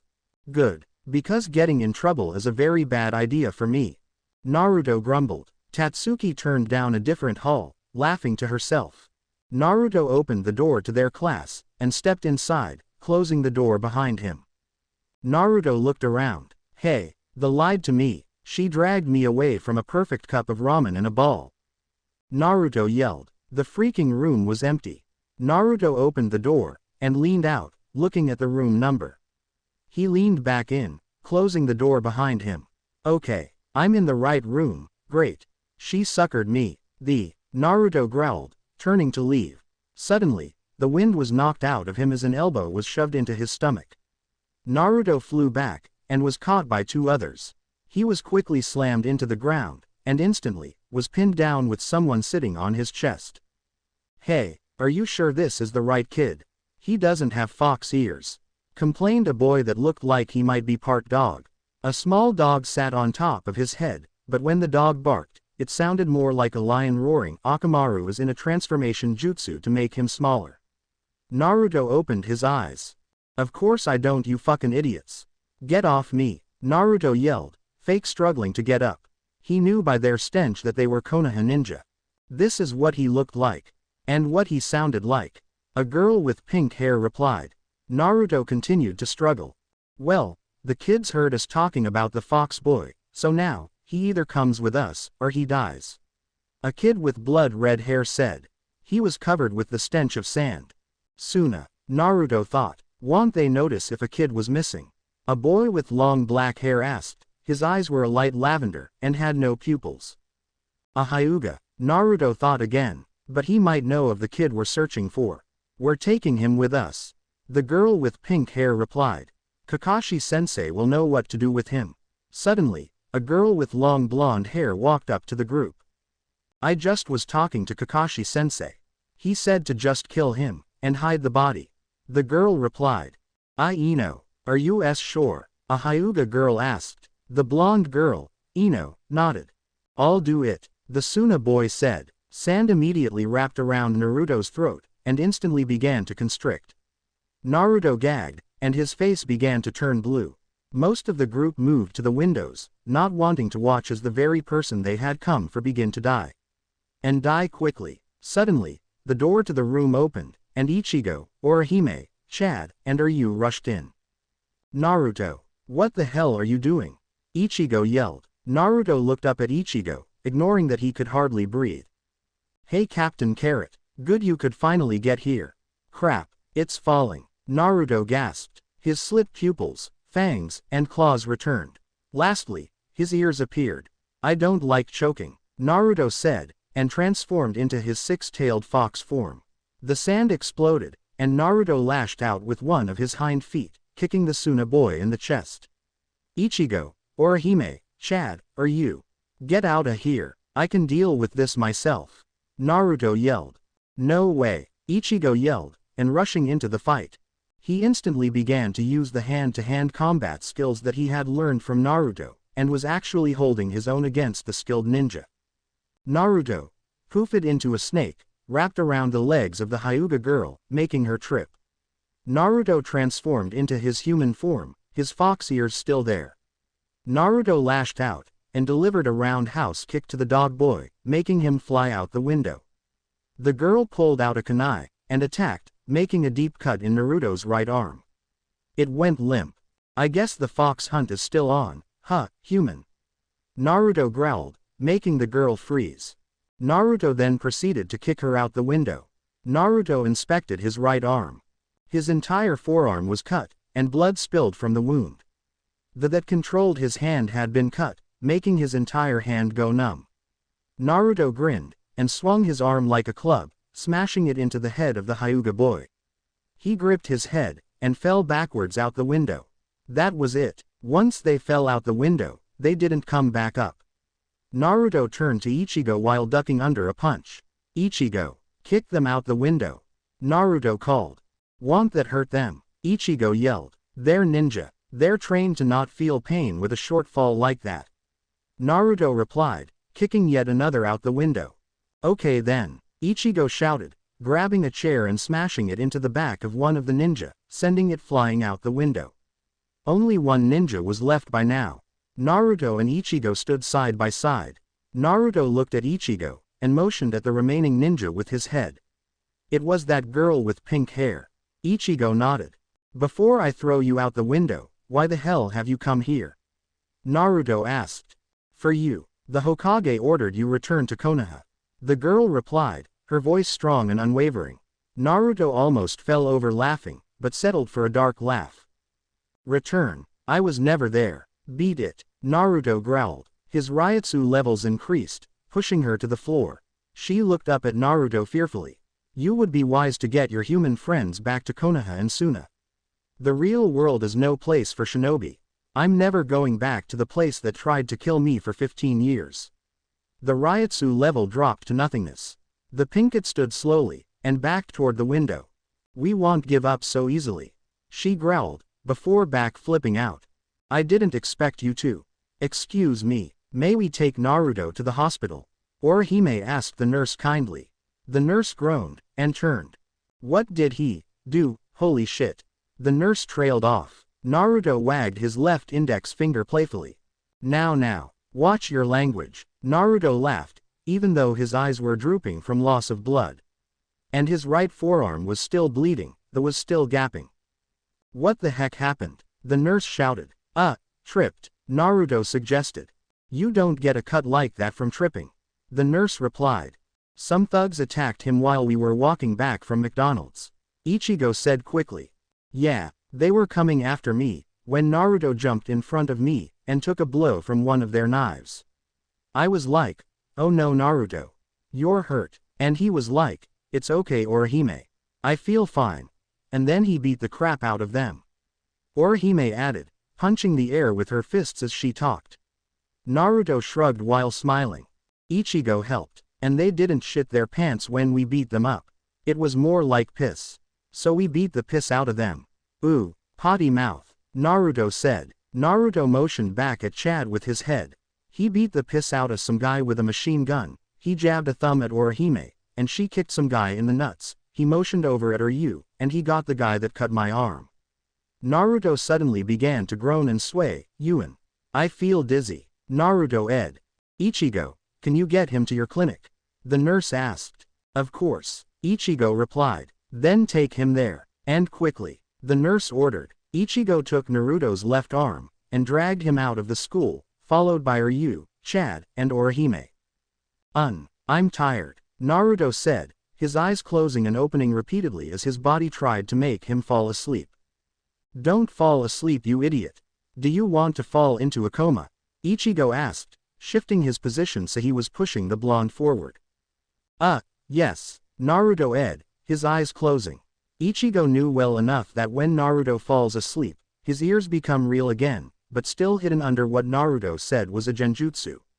Ichigo guessed where one of Naruto's ears were, and pulled hard. Naruto screamed in pain, jumping up 4 feet in the air.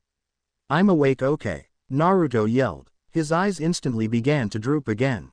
For now, he groaned. Ichigo turned Naruto to the left, and pushed him into his house, his other friends following. Dad, I could use some help, Ichigo yelled. It sounded as if Ichigo was trying to talk through a pillow to Naruto. Isshin rushed into the room, instantly spotting the pool of blood on the floor. What happened? Isshin yelled. No time, he's losing too much blood. Do something, Ichigo yelled frantically. Naruto fell onto the floor. Hey, Naruto, stay awake, Ichigo yelled, shaking Naruto's shoulder. Don't wanna, Naruto replied, closing his eyes. Isshin picked Naruto up, slinging one arm over his shoulder. Come on, Naruto, you need to stay awake.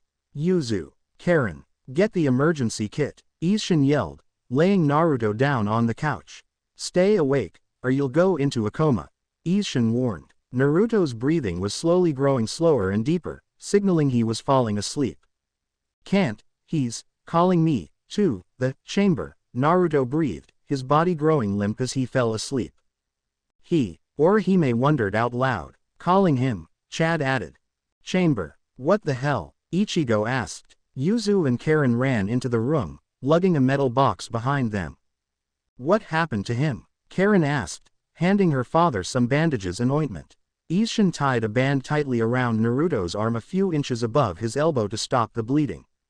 That's right, Ichigo, what happened? Isshin asked. Well, we were coming back from lunch at McDonald's, and these thugs jumped out of an alley. One went after Orihime with this long knife thing, but Naruto took the attack for her, and he cut his arm. We took out the thugs, and went back to school. Naruto said the cut was no big deal, and would be fine on its own. His judgment is usually the best way, so we just trusted him. But then he started to say he was dizzy and tired, and the nurse ordered us to bring him home. Ichigo replied. Good. How long was his arm cut? Isshin asked. Naruto sucked in his breath as Isshin touched the injury. I don't know. 20 minutes, Ichigo replied. That's bad, he should have died from blood loss by now. He's very lucky, Isshin said, standing back. Naruto's entire right arm was wrapped in bandages, all the way up to his shoulder. Are you guys going to go back to school, or stay here? Isshin asked. We'll just stay here, Ichigo replied, taking a seat on the chair a few feet from the couch. Fine, I need to run to the store anyway, Isshin said, leaving the room with Karen and Yuzu. Now what? You asked. Wait for him to wake up, Ichigo answered. Then what? You asked. Make him explain who the hell those ninja were, Ichigo said. Then what? Get something to eat. Then what? Do you have to know everything we're doing today? Ichigo asked. Yes, you replied. Ichigo groaned, and palmed his forehead, happy Naruto was unconscious and couldn't see it. I think it's 86 now, Naruto said, staring at Ichigo. How the hell do you wake up that quickly? Ichigo asked. Secret, Naruto replied. Can we ask you some questions? You asked. Only if I feel like answering them, Naruto replied. What is the mark on your stomach that Ichigo is always talking about? Pass. What was that cloak thing? Pass. Why can your eyes turn red? Pass. How are you a Hanyu? Pass. What is the person that was calling you? Pass. What was the chamber you were speaking of? Pass. Fine. Let's start with an easier one. What's your name? Pass. What the hell? You yelled. What? You already know the answer to that, Naruto grumbled, still staring at his injured arm. But we don't know the answers to the other questions. Why do you keep avoiding answering those questions? You asked. Because I said I don't want to answer them, Naruto replied. And why not? Ichigo cut in. Because why? Because I don't want to. Naruto sighed, rolling his head backwards. And in a free country, in a country with freedom of speech, I have the right to deny that question, Naruto said. That's America, Chad said. See, I was paying attention, Naruto laughed. I'm still dizzy, Naruto said, his head rolling back again. Stay awake, you still might go into a coma, Ichigo warned. You don't think I don't know that? But I'm tearied, Naruto groaned. His eyes suddenly shot open, flashing red, and he shot into a sitting position. Fine, I'm up, Naruto hissed. What the hell was that? Ichigo asked slowly. Nothing, Naruto replied quickly. He began to rub his left arm. God, you didn't have to bite me. Naruto grumbled to himself. You'll have to explain what's wrong with you sooner or later. Ichigo pointed out. And I choose later, Naruto answered calmly. I don't wanna go, Naruto chanted over and over. Ichigo continued to drag Naruto by his left arm as Naruto dug his heels into the ground. My dad said you were already well enough to go back school. Ichigo said. I was attacked only yesterday though. Naruto ed. And you're already okay. Ichigo sighed. Naruto finally gave in, and walked along with him. Citizens on the streets constantly gave him second glances as they walked by. All were staring at his right arm, which was still completely covered in bandages. Some were whispering. Naruto suddenly whacked his right arm on a wall, and yelped in pain. Is my right arm freaking cursed or something? Naruto yelled. Probably. Ichigo deadpanned. Gee thanks. You're welcome. I was being sarcastic. So was I. Ichigo returned blankly. You suck. I hate you. I know that already. I'm going to kill you. Good luck with that. Whack. Damn it. Naruto shouted as he smashed his right arm into another wall accidentally. Ichigo, why the hell is Naruto going back to school already? Asked a voice. Naruto and Ichigo turned to Ryu, Chad, and Orihime as they approached. Because he's a stupid Kitsune. Ichigo replied. Naruto clamped down on Ichigo's hand with his teeth, making the boy yell in surprise and pain. Shut up, dumb ass. We can't let the humans know. Naruto hissed. Ichigo grumbled while rubbing his bitten hand. Let's just get to school. He grumbled. We should cut through the alleyways. Orihime suggested. Okay, Naruto said, and dashed down the alleyways, followed closely by his friends. Meanwhile, a large group watched from the rooftops. Sensei, I don't know if what we saw was true. There could have been an enemy ninja casting a genjutsu over the boy. Said a female. It's him all right. He matches the descriptions. The sensei replied, watching as Naruto did a flip over a dumpster, and land on the back of the orange-haired boy, making him smash into the ground. The boy then dove after Naruto, laughing like a maniac as he tried to strangle him. How are we going to get him, Kakashi? He's probably very strong, said a female with long black hair. I'm just going to call them by their names, cause this is getting annoying. I don't know. I was thinking that he would come back as soon as Sakura told him, but I guess not. But Hokage-sama ordered us to bring him back.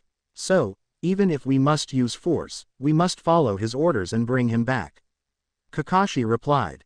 I feel bad, Gaara suddenly said. Everybody turned towards him with a look of surprise. Gaara, feel bad, run. Japan is going to explode. He looks so happy, being here, with these people that apparently found out that he's a fox. They at least accept him for what he is. I feel bad that we have to take him away from here. Gaara said, scratch that, it's not the end of Japan. It's the end of the world. What happened to you? Why's your arm all wrapped up?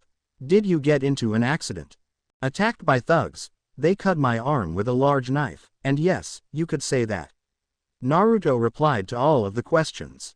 You were attacked by thugs. Which group? What else happened? The students crowded around Naruto asked. Naruto sighed, wanting to slide down in his seat and hide under his desk. Yes, I don't know, and we beat the piss out of them. Naruto replied. The teacher walked in, and all the students immediately sat down. Good morning, class. Today we will. What the hell? The teacher shouted, pointing at Naruto's bandaged arm. Naruto waved, smiling. Hiya, what are we doing today? Naruto asked cheerfully. What happened to your arm? The teacher yelled. Attacked by thugs. I don't know which group though. Naruto replied, getting fed up with all the repeated questions. Why? Asked the thugs. Not me. They just popped out of an alley with a freaking knife. Naruto replied, shrugging. Don't forget the man with a machine gun. Ichigo added. Naruto looked back at Ichigo, a small smile on his face. You're right, I forgot about him, Naruto said, nodding in agreement. His face went blank. Where the hell do y'all get a machine gun in a heavy populated city anyway? Seriously, how does that even happen? Naruto asked. Smuggling, you said. Built by the owner, Chad suggested. Or beamed down by aliens. Orihime added. Naruto, Ichigo, Chad, and you starred at Orihime with blank faces. You need to get your head checked out. Naruto deadpanned. Orihime smiled, and laughed. Yep, she laughed happily. Naruto, you should get your head checked out too. Ichigo said. Naruto grinned. That may be so, but you need to get your genes checked out. Where the hell did your orange hair color? Naruto asked. Ichigo's jaw dropped. Ha, I win. Naruto laughed triumphantly. Well, where did you get your hair color? Are those whisker birthmarks? Ichigo returned. You know my father has my yellow hair color, and you just answered the other questions yourself. They're birthmarks. Naruto laughed. Suddenly, the room shook, and a roar echoed through the room. Naruto smirked, dove under his desk, and roared, "Earthquake!" All the other students took cover under their desks. Somehow, Orihime, and Chad had already left the room. Naruto and Ichigo snuck out, and raced through the halls, catching up to Chad, and Orihime easily. Nice distraction, Ichigo said as they ran. It wasn't a distraction. This is seriously an earthquake. But a high-power hollow is in the area as well. He's probably the reason for the earthquake. Naruto replied. And how did you instantly know it was an earthquake? Ichigo asked. I'm a Kitsune, remember. It is my job to be in tune with nature. Naruto said, imitating a Chinese monk. You're a freak on nature. Ichigo suddenly said, No, I'm a Kitsune of nature. Naruto laughed. You're still a freak. Ichigo grumbled. Naruto grinned, and flew out of his body. His real body stood, and waved. Ichigo soon followed in suit. The group ran out of the building. Ichigo, your Ryutsu is flying everywhere, you freaking idiot. Naruto yelled. Oh, sorry, I'm not used to earthquakes. Ichigo apologized. Little did he know, his Ryutsu affected a large group of shinobi nearby. Good boy, your Ryutsu is under check. Have a cookie. Naruto laughed, throwing him a dog biscuit. Ichigo chopped it in half with his hand. You idiot, stop fooling around, Ichigo ordered. Naruto rolled his eyes, but laughed hysterically. Naruto, hollow on your left, 50 paces. Kyuubi instructed. Hi, thanks Furball, Naruto said. Ichigo, hollow on our left, 50 paces, at the park. Naruto said. How the hell do you know that? Ichigo asked. I'm a freak. Just turn, Naruto ordered, and turned, racing off to his left. The others followed quickly, trying to keep pace with the fox Hanyu. Suddenly, the park came into view, and with that, the hollow. See, Naruto asked, grinning back at the others. He pulled Rakshaya from his back. Ichigo, I'll take this one. You take the other, Naruto ordered. What other? Ichigo asked. The one right behind you. Naruto deadpanned. Ichigo spun around, and hardly dodged a swipe from a giant hollow that looked like a mix between a bull and a monkey. Naruto faced his own hollow, which highly resembled a wild boar mixed with an anteater. And you are? Naruto asked, shifting his blade a few inches to the right. Pain erupted in his right arm, and the cut began to bleed again. Lickhoof, the hollow replied. Naruto's cheeks puffed up as he tried to contain his laughter. Lick, hoof, Naruto asked, struggling not to break out laughing. Well then lick, hoof, Naruto tried not to laugh again. You get the joy of being defeated by a wild fox demon. Naruto said grinning. A fox demon huh? Good luck. Lickhoof replied, I'm still laughing at the name. Naruto grinned, and rushed forward, swinging his sword from right to left. The blow could have cut clean through Lickhoof's right leg, but because the cut in Naruto's arm pulsed with pain, it only made a cut 1/4 of the way through his leg. Shit, Naruto growled. Lickhoof hit Naruto with its front right hoof in his stomach, making him smash into the tree. Naruto took the 5 seconds to see how Ichigo's battle was going. His wasn't going any better. These two hollows had to be at a high level. Naruto stood back up, and looked down at his hand. Rakshaya was still stuck in the hollow's leg. Great, just great, Naruto shouted. Thank God I have jutsu at my disposal. Naruto grumbled. He crossed his fingers into a hand seal. Kage Bushin no Jutsu. Naruto shouted. 16 clones appeared. Oh, interesting power you have. I wonder if I will gain that power when I drain you of your Ryutsu. Likoof growled. Go ahead and try, dumbass. Naruto growled. He pointed at Likoof. Attack. Naruto ordered. 5 of you go above, 5 of you go below, 3 go to the left, 3 to the right. All attack his front. Naruto ordered, speaking in a language that Ryu, Orihime, Chad, and Ichigo heard, but didn't understand. What the hell was that, Naruto? Ichigo shouted. I'll tell you later. Naruto replied. Attack. Now. Naruto ordered. The clones vanished, and reappeared on their assigned sides. They all attacked with punches and kicks. Naruto appeared above Likoof's head, and stuck his foot out. He began to fall head over heels, and soon turned into a spiraling blur.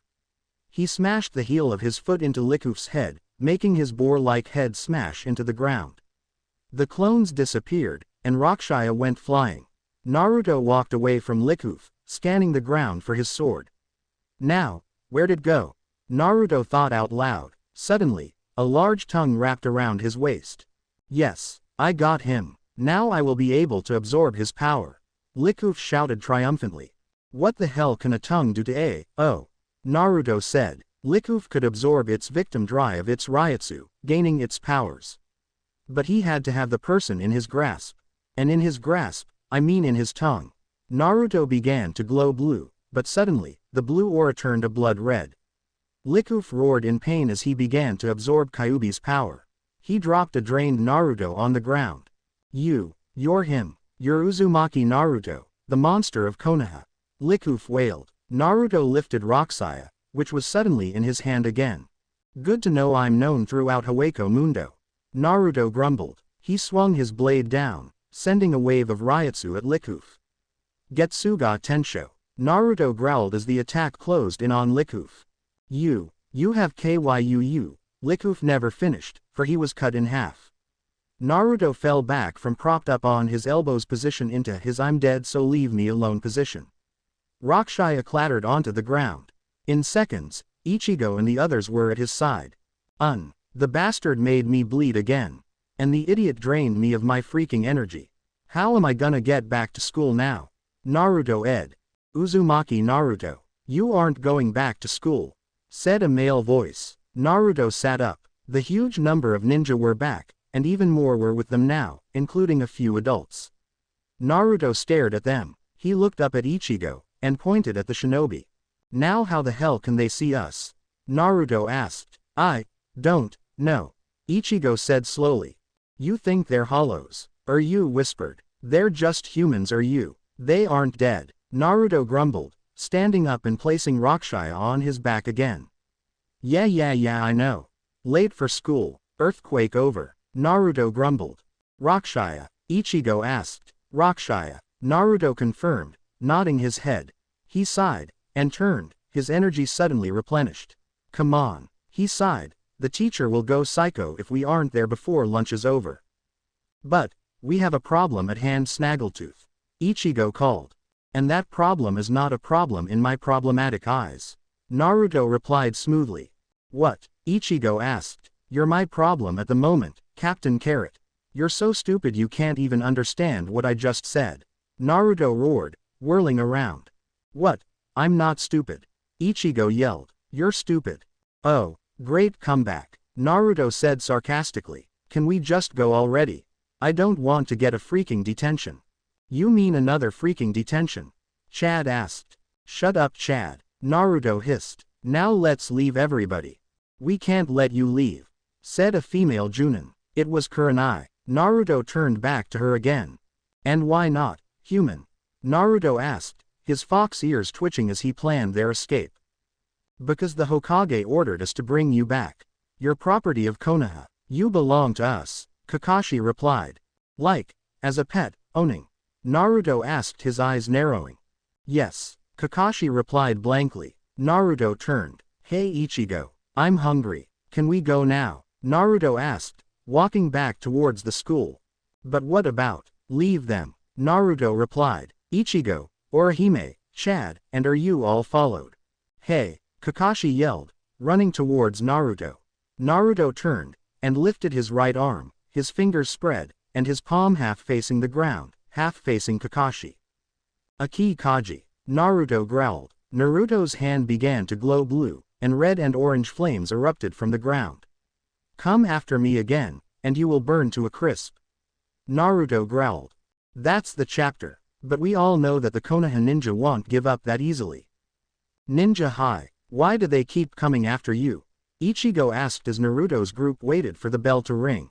I don't know. I think they want me to come back to Konoha, but they want to treat me as property to the village, probably want to lock me in a freaking cage and let kids poke me with a stupid stick. Naruto replied, drumming his fingers on his desk. Isn't that inhumane? Ichigo asked. Not to them. I'm an super-powered animal in their eyes, not part human at all. They take my animal half, and judge me by that. So sticking me in a cage is acceptable.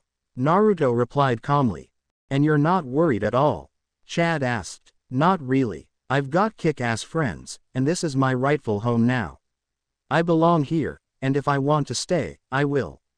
Naruto responded. You ran up to the group. Guys, we've got a problem, he said. Naruto chuckled. The only thing that qualifies as a problem to me is if the shinobi are now students of this class. Naruto replied. Suddenly, the ninjas entered the classroom, dressed in the school's uniform. Well shit, Naruto grumbled. Sakura, Kiba, Gaara, Shikamaru, Tenten, Hinata, Neji, and Ino entered the room. Oh crap, this is just not my week. Naruto grumbled. He looked up at Ichigo. So, I helped you rescue Rukia from execution in Soul Society. I almost get killed by my own father. I die from poison, and I am still at risk of dying from the poison. And this happens. Damn it, Kami, why don't you just hit me with a flying rabid squirrel? Exclamation mark quote. Naruto yelled. Suddenly, a flying squirrel the size of a bowling ball flew out of the ceiling and attacked Naruto's head. Said squirrel screeched like a dying monkey, and Naruto fell backwards in his chair, screaming and clawing at his face. The squirrel finally left Naruto's face, and flew out the window. Naruto leaned out the window, his fangs growing back out of his mouth. Stupid ass squirrel, Naruto roared. He looked up at the sky. Oh ha ha Kami, Naruto yelled.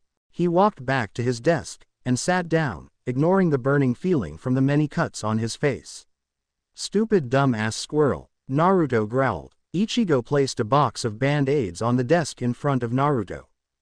Here, he said. Naruto stared at them. What are they? Naruto asked. Oh come on, you can't tell me that you've never seen band-aids before. Ichigo sighed. Nope, never, Naruto replied cheerfully. Ichigo groaned. He turned, and sat down in his desk next to Naruto's. Naruto looked around him. Ichigo sat on his left, Chad sat on his upper right, Ryu sat on his lower right, and Orihime sat on his lower left. That left in front of him, on his right, on his upper left, and behind him. All of those empty seats were free for some of shinobi to surround him. This was perfect. Naruto leaned over to his left. Yo, Ichigo, where's the teacher? I left a prank for her.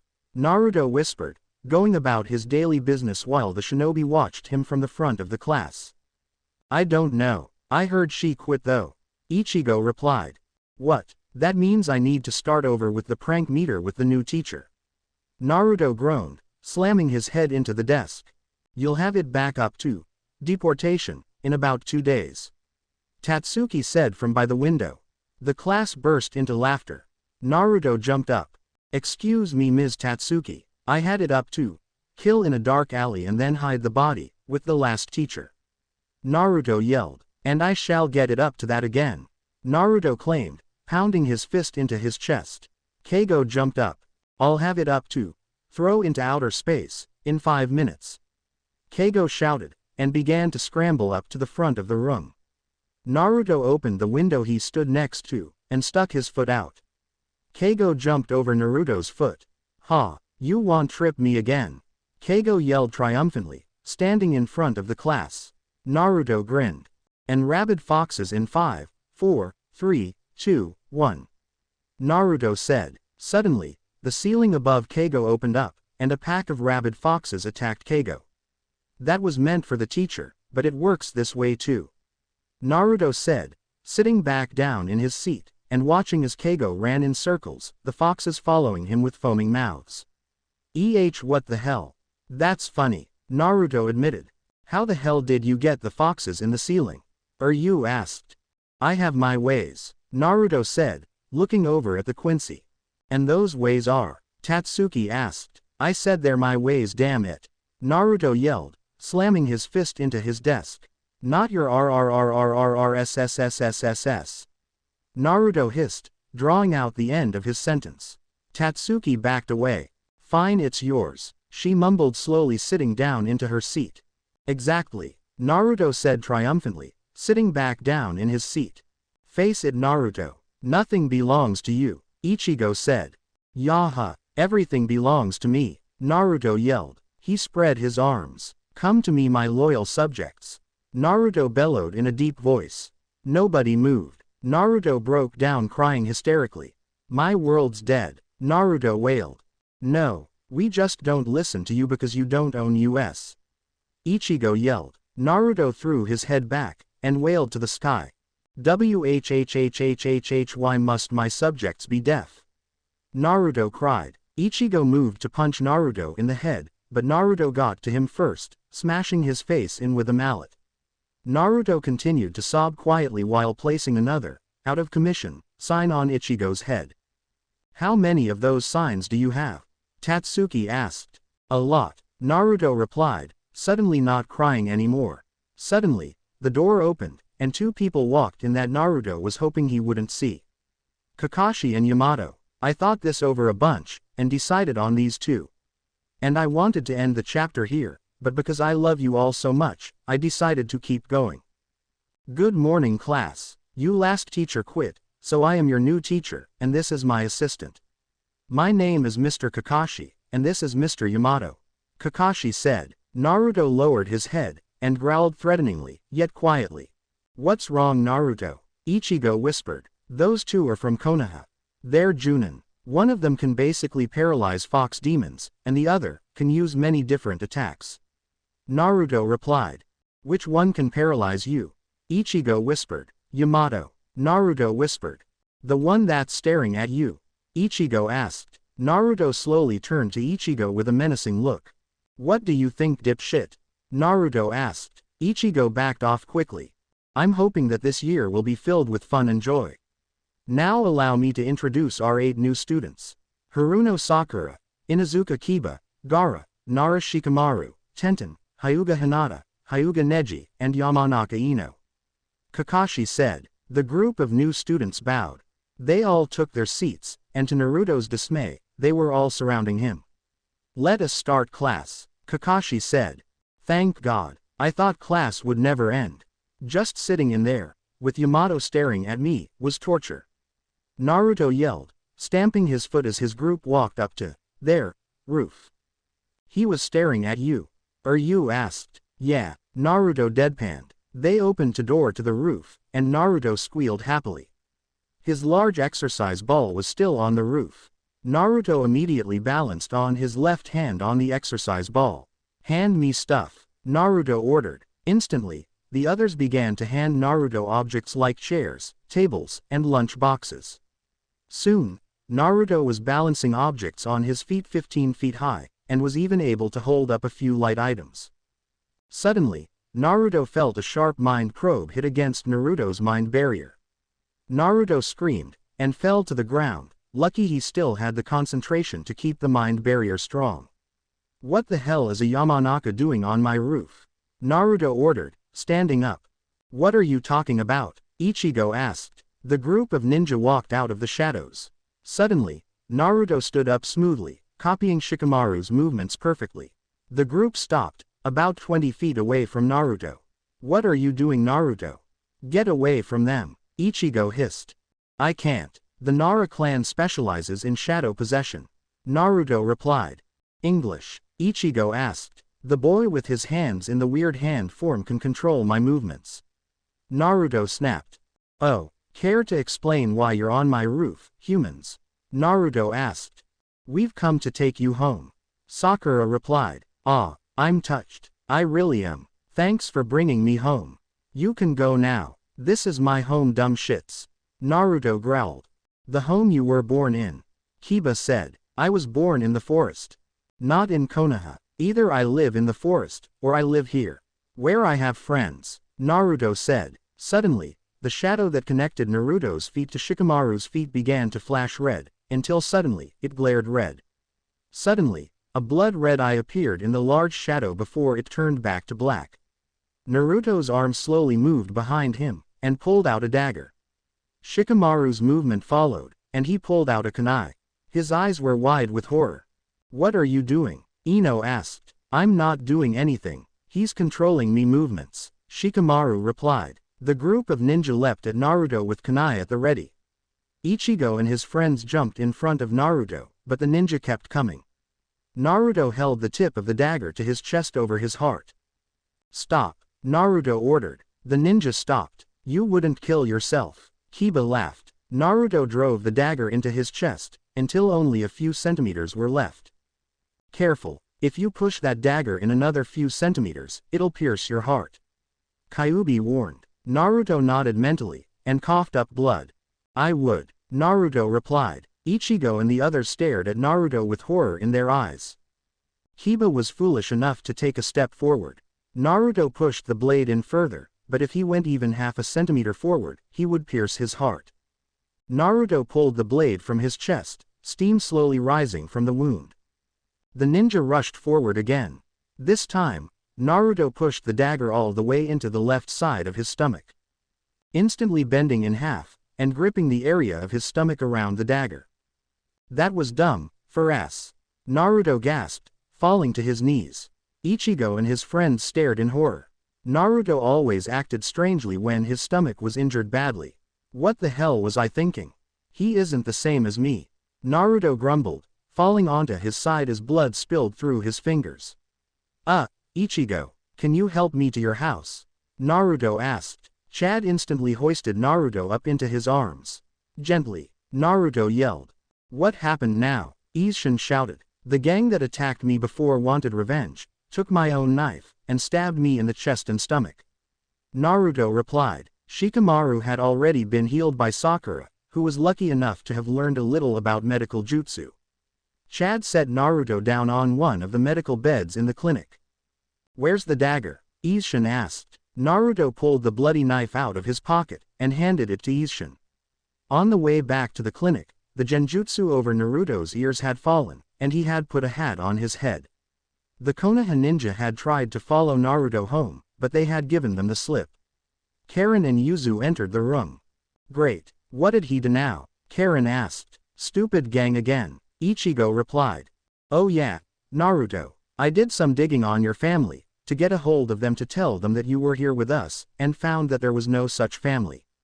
"Do you even have a family?" Isshin asked. Naruto nodded.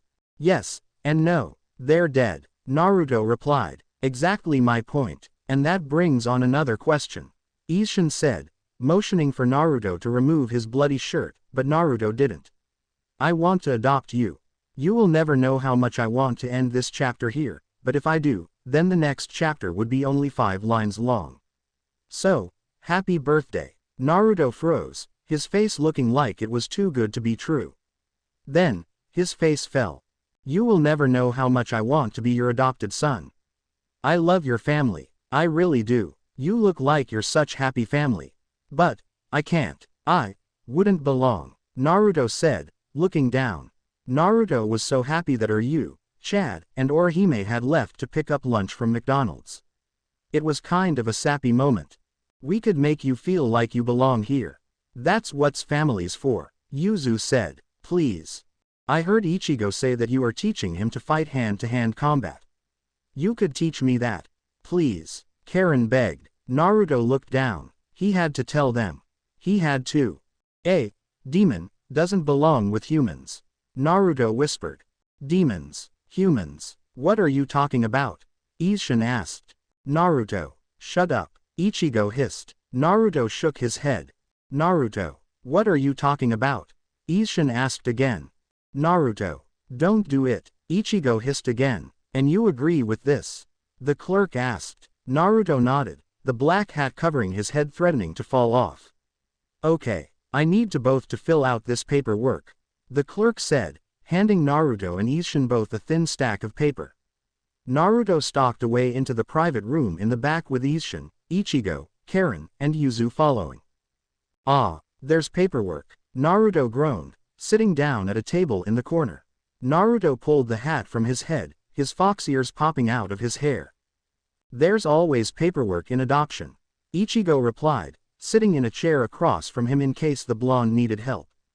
I know how to write, Ichigo, Naruto said, staring at the other boy. He turned to look at Karen and Yuzu, who were staring at him. What, still freaking out over the whole demon fox ear thing? Naruto asked. Hey, don't forget, they fainted, Ichigo put in. Naruto turned back to him.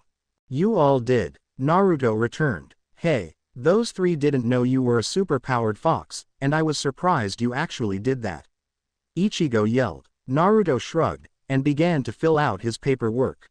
Naruto finished filling out what his current name was, and what his name would be after he was adopted, and began to laugh. Wow, my name's really long now. Naruto laughed. Really? What is it? Isshin asked in unison with Ichigo. Naruto Uzumaki Namikaze Kurosaki. Naruto laughed. Isshin froze. You were in the Uzumaki and Namikaze families? Isshin asked. Naruto nodded. Yeah, why? Naruto asked. No reason, Isshin replied. Could he possibly be related to those two? Isshin thought. Naruto went back to filling out the paperwork. Date of birth: October 10th. Age: 15. Birth mother: Kushina Uzumaki. Birth father: Minato Namikaze. New parents: Isshin Kurosaki. New siblings: Ichigo Kurosaki, Yuzu Kurosaki, Karen Kurosaki. Naruto mentally groaned. This was going to take forever. I swear, that pen was stuck in my hand, Naruto said as the newly formed Kurosaki family marched into the house. Naruto pulled the hat from his head so his ears would be out from the pressure would not still be mashing his ears. You also said that your ears could pick up a mouse walking from 50 miles away, and yet you couldn't hear me whispering, Ichigo replied. I could, but after 2 hours of you whispering random stuff to me, I just tuned you out, Naruto said. Suddenly there was a knock on the door, and Naruto jumped clear over the couch, and whipped open the door. Isshin, Yuzu, and Karen dove at Naruto, but the blonde sidestep, his ears swiveling around when he heard them. Hi, are you, Chad, or Hime? Naruto said cheerfully. Yu jumped forward, and covered Naruto's ears with his hands. Nothing to see here, he shouted to the Kurosaki members that lay on the floor. You? I showed them. Naruto deadpanned. Oh, Yu said, backing up. Naruto looked down at Isshin. Mr. Kurosaki, can they come in? Naruto asked. Isshin jumped up. You can call me dad now, you know, Isshin said. Naruto stared at him. Never mind, he sighed, walking away. Come on in. You, Chad, and Orihime walked in. What did he mean by dad? Orihime asked. Oh yeah, we forgot to tell you. Yesterday, Isshin offered to adopt me, Naruto replied. Did you talk with your parents? Yu whispered as the group walked towards Ichigo's room. Yeah, I called them from Soul Society last night and asked them what they thought. They said that they would like for me to have a family, so, here I am. Having a freakishly long name, Naruto said, spreading his arms wide. Little did the group know that Karen had accidentally heard them. He talked to his parents. I thought they were dead. And what's Soul Society? She whispered, and silently began to follow them. She quietly placed her ear up against Ichigo's door, and listened. There's a more urgent matter than that though, Ichigo said. And what, may I ask, is more urgent than ramen? Naruto asked. The people that keep coming after you. They know you're a demon, and they want you to come back to your home village. What are we going to do? Ichigo asked. Buy ramen, Naruto suggested. His comment was followed by a loud thud. We aren't buying ramen, Ichigo yelled. And why not? Naruto asked. Because how will that help? What are we going to do? Offer them ramen to not come and lock you in a cage? Ichigo hissed. I was going to suggest that I make the ramen boiling hot, throw it on them, then call all the foxes from around the world to come and eat them. Naruto replied. Silence followed. You're on crack, aren't you? You asked. No, Naruto replied, but I might be high on ramen fumes. That's not possible. You'd think that, wouldn't you? Until you find yourself dancing in circles, singing Mary Had a Little Lamb. Naruto replied. Guys, we have a matter at hands. Ichigo reminded them. Don't worry about a thing, because every little thing is gonna be alright. Naruto sang. Another loud bang occurred, signaling Naruto had been hit in the head again. Naruto, where the hell did you go? Ichigo shouted. Naruto stepped out of the bathroom, his hair sagging from water. Have you ever gotten your head stuck in a sink? Naruto asked, shaking his head to get the water off. How do you get your head stuck in a sink? Ichigo asked. I don't know. Naruto slowly replied. Good to know. Ichigo grumbled. Come on. School's starting in a few minutes. Ichigo advised. Naruto instantly ran out of the house, screaming that they were late like hell. Ichigo followed, but left out the screaming.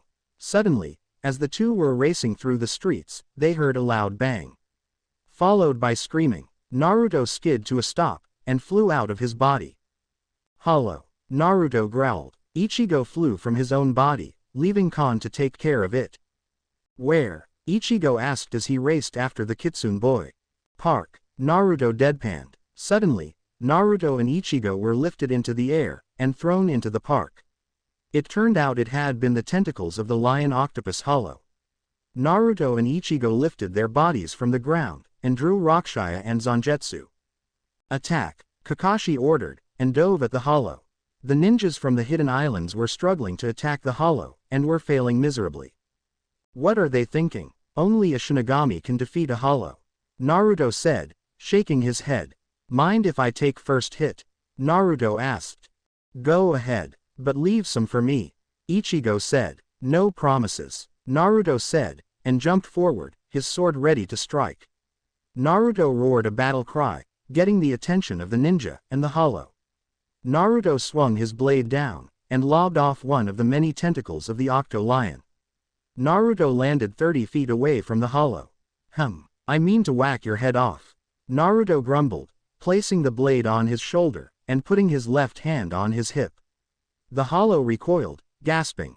A Shinigami. But, there aren't supposed to be any Shinigami here. You're all supposed to be in Soul Society. The Hollow gasped. Well, we aren't, so that leaves my schedule open to whoop your ass.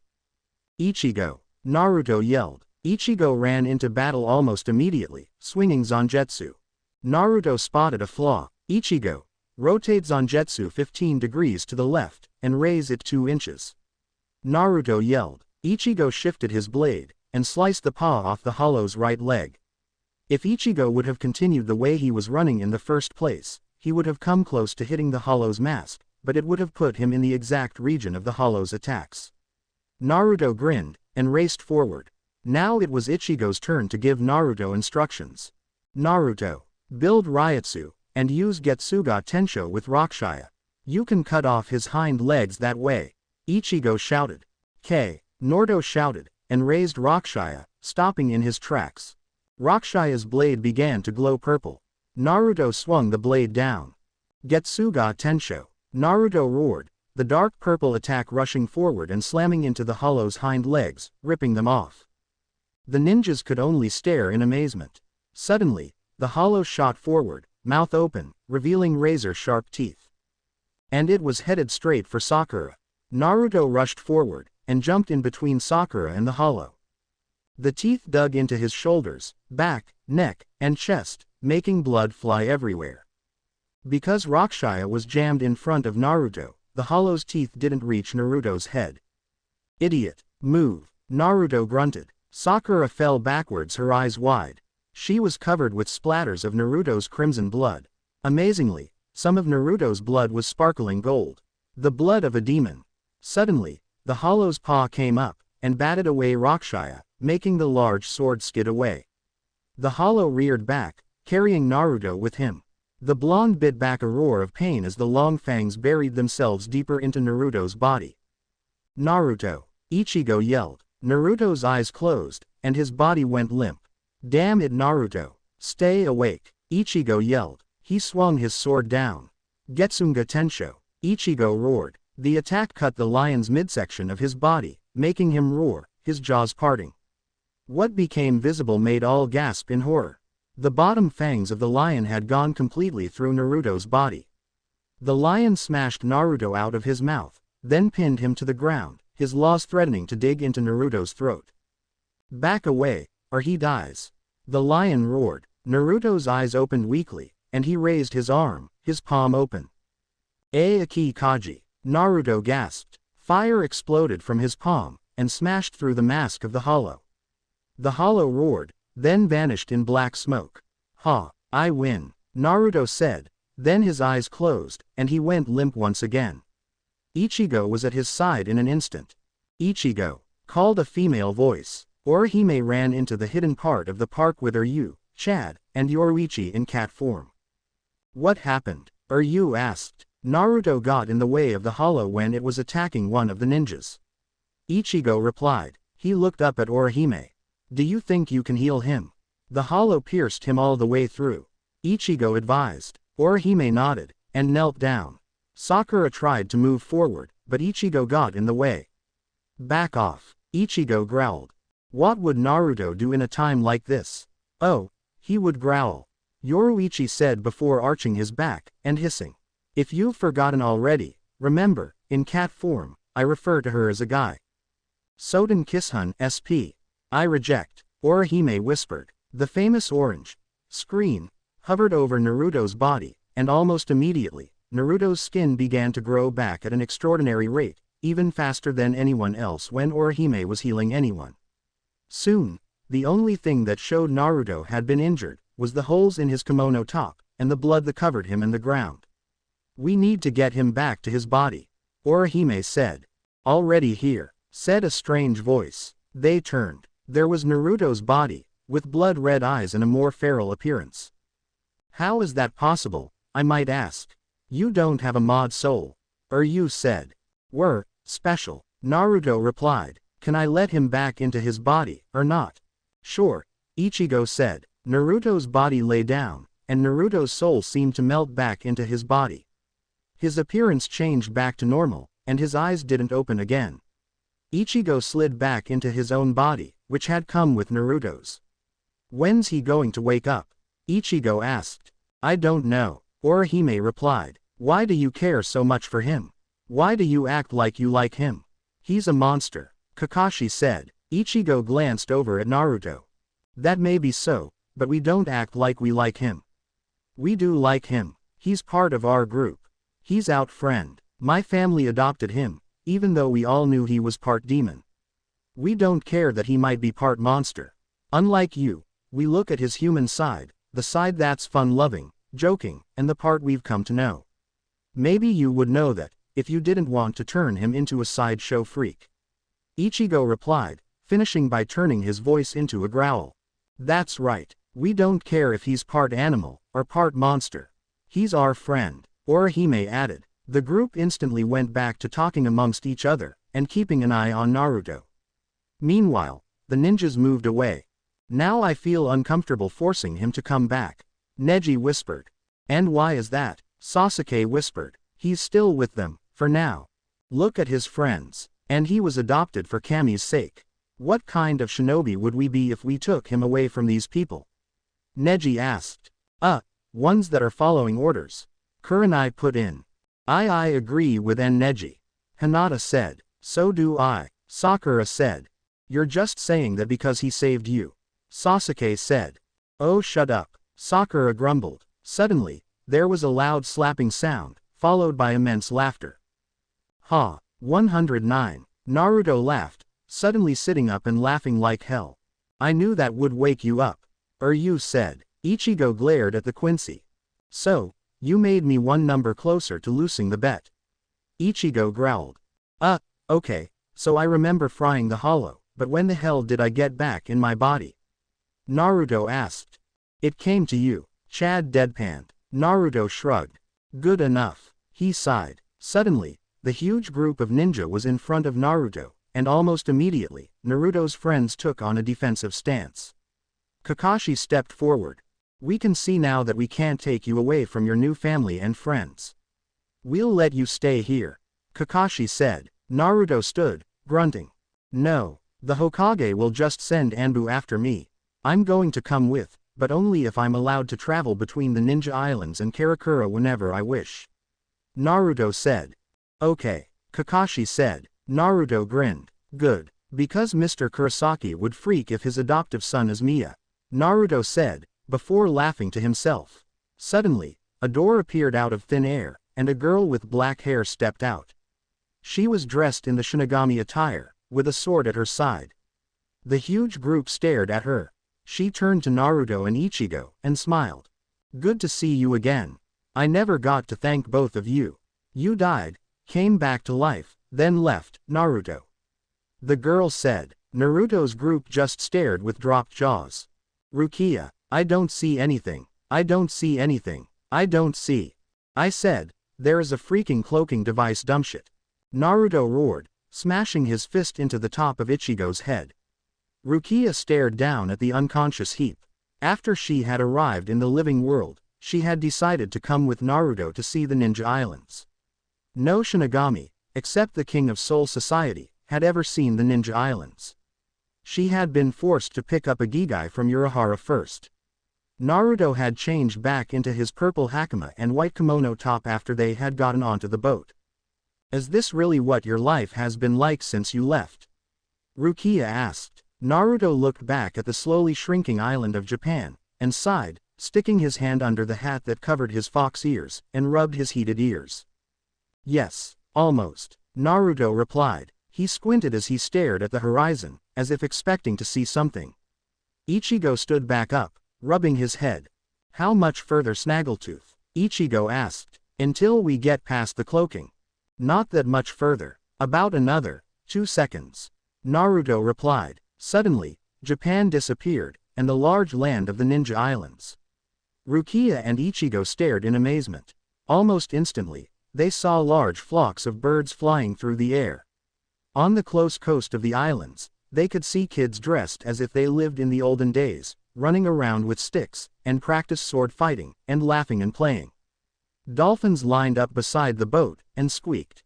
This place is amazing, Rukia whispered. That's what you think from here, but just wait until you live here, and see the wars here. Naruto replied. I wonder if they're okay. Who? Sakura asked, walking up. The foxes I grew up with. You can visit them on the way there. Sakura said. Good. They're probably worried, Naruto said. His fox ears twitched, and he yawned. This boat is too slow. Naruto grumbled, and dove into the water. In mid-jump, he transformed into a giant sea serpent, positioned himself underwater, and shot the boat forward, almost causing the group of ninja and Shinigami to fall off. Still, I don't think you really had to go that fast. Ichigo said. Naruto continued to walk on, ignoring what Ichigo was saying. He was too busy thinking of his past. Flashback.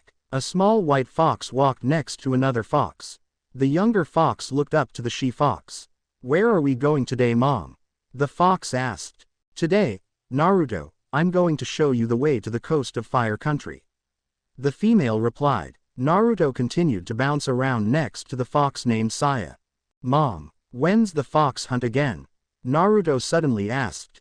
In a few months, Saya replied. Naruto sighed. Suddenly, the two came upon a huge coast, where the land met the water. Cool, Naruto gasped. This is the coast of Fire Country.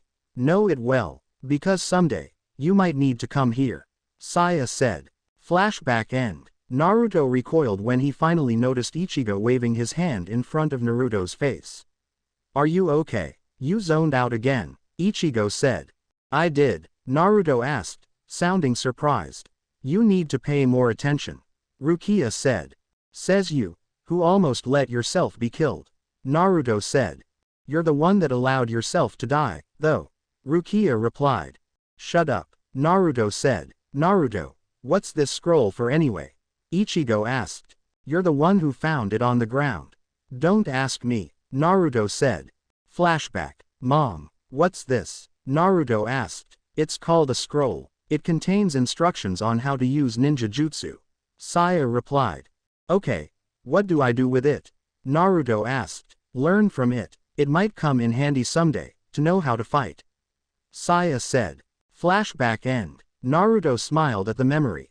But then, a few days later, it happened. Flashback. Naruto read the scroll that his mother had given him, when suddenly, his bloodied mother fell into the clearing. Mom, Naruto yelled, rushing to her side. What happened? I don't know. 1 minute I was fine, the next, Saya said. Mom, stay with me, Naruto begged, tears coming to his eyes. Naruto, before I go, you need to know, I'm not your mom. You're a Hanyu, half fox, half human. Your parents were human, and lived in Konoha. I just took you in, after the Kyuubi was sealed inside you. Saya said. What do you mean? How did you find out? Naruto asked. I'm your adoptive mother, and Kyuubi appeared in chakra form. Saya said, smiling weakly. Goodbye Naruto, Saya said, and her eyes closed forever. Mom, moon. Flashback end. Naruto still remembered that day. Suddenly, Naruto's ears and nose twitched, and he grinned. He grabbed Rukia and Ichigo around their wrists, and pulled them into the bushes. Be back in a minute, Naruto shouted back to the ninjas. Where are you bringing us? Ichigo asked. Just don't freak out when this happens, Naruto shouted, when suddenly, they transformed into mini foxes, Rukia being black, and Ichigo being a neon orange, and Naruto being in his mini, one-tailed, white fox form. What the hell? Ichigo shouted, surprised that his legs were still moving. I told you not to freak out, Naruto yelled. He leaned his head back as the three ran, and howled. Suddenly, it looked like hundreds of pairs of eyes were peering out at Naruto and the others. Suddenly, orange and black foxes appeared at Naruto's sides, running in unison with the white fox. The huge group of foxes broke into a clearing, and stopped. The foxes crowded around Naruto, all grinning. We heard you died, you idiot, one of the adult foxes said. Apparently not, Naruto laughed. Suddenly, Naruto was tackled by a light orange fox. You're okay, we just covered this Yuru, Naruto said, standing back up. He nodded towards Ichigo and Rukia. That's Ichigo, and that's Rukia. They're my friends from the normal world. Oh, and they're humans, Naruto said. Oh, so they're Normalians, one of the adult foxes said. Yes, they're Normalians, Naruto sighed. But don't bite them, we can't stay long. Some shinobi convinced me to go to Konoha for a while, until I can go back to the normal world again. But I just wanted you all to know that I was fine, and that I would be checking in on you frequently, Naruto said. Fine, Yuru replied, but why are you going to Konoha? It was either that, or be chased by Anbu. So, I chose to just come, Naruto replied. Naruto, what are the foxes saying? All you're doing is barking, Rukia whispered. If you guys would open your ears, you would understand them, Naruto advised. Ichigo and Rukia's fox ears twitched. Can you understand me now? Naruto asked in fox tongue. The two nodded dumbly. Good. Rukia, would you do me a favor? Don't speak of anything you saw here to anyone but me and Ichigo, okay? That goes for you too, Ichigo. I don't want anyone to know. They would ruin life here. If you wish to tell anyone, you need to ask me first, and only tell the person if I agree to it, Naruto said. They nodded dumbly again, their ears flopping. Naruto smiled. Good to know that you understand. Fox boy, someone shouted. Naruto growled. Still can't say my freaking names, Naruto grumbled. He turned to the other foxes. Humans can be so stupid sometimes. I gotta go. Yuru waved with his tail as Naruto left with Ichigo and Rukia. The three raced back to the group, and emerged from the bushes, still in their fox forms. The ninjas stared at them in wonder as Naruto nodded towards Ichigo and Rukia, transforming them back into humans. Naruto melted into his human form, sitting on the ground blankly. Don't ever do that again, Ichigo said, turning in circles to make sure he didn't have a tail. At least without warning us, Rukia put in. Naruto shrugged, and stood up. Okay, As long as you don't act as dumb as you two did when I turned into foxes. Naruto replied. And why would you want to turn us into foxes again? Ichigo asked. Because it's fun, and it's my thing. Naruto replied with a smirk. Can we just continue on to Konoha? Yamato asked. Naruto shrugged. Fine. Lead the way, Woody. Naruto replied happily. Yamato glared, but began to walk back down the road, with Naruto, Ichigo, and Rukia following. Suddenly, out of the trees, appeared a huge gate. Naruto stared up at the swirl symbol on it. Welcome to Konoha. This is a ninja village. Ichigo and Rukia shouted. Naruto nodded. Ichigo and Rukia looked around, marveling at the sights. Ninjas moving in shadow blur mode across buildings, and other ninjas moving through the streets, purchasing various ninja tools. Little kids ran through the streets, laughing and throwing cardboard shuriken at each other. Naruto walked in through the gate, where the large group of shinobi were standing. Naruto slid past the guard post at the gate, and the guards gasped. Suddenly, shackles were placed around his wrist and ankles, and a metal collar was placed around his neck. Attached to each shackle was a chain that the guards held, looking ready to pin Naruto down if need be. And this is why I didn't want to come back. Naruto deadpanned. Suddenly, one of the guards began to poke Naruto in the forehead. He doesn't look as good as the reports say, he said. Naruto grinned, opened his jaws, and blew a river of fire onto the guard's hand, making him recoil. Naruto picked the locks on the shackles, and let them fall to the ground. Nice try, but I'm not some animal to put in a cage. Naruto growled, and marched off with Ichigo and Rukia, following the ninja. Naruto tied a dark purple bandana over his fox ears. Sakura suddenly ran up to Naruto. Kakashi-sensei says that you have 3 days until you meet with the Hokage. You have those 3 days to relax and explore Konoha, Sakura said. She then dug in her pockets, and pulled out a black dog collar with silver spikes, and handed it to Naruto.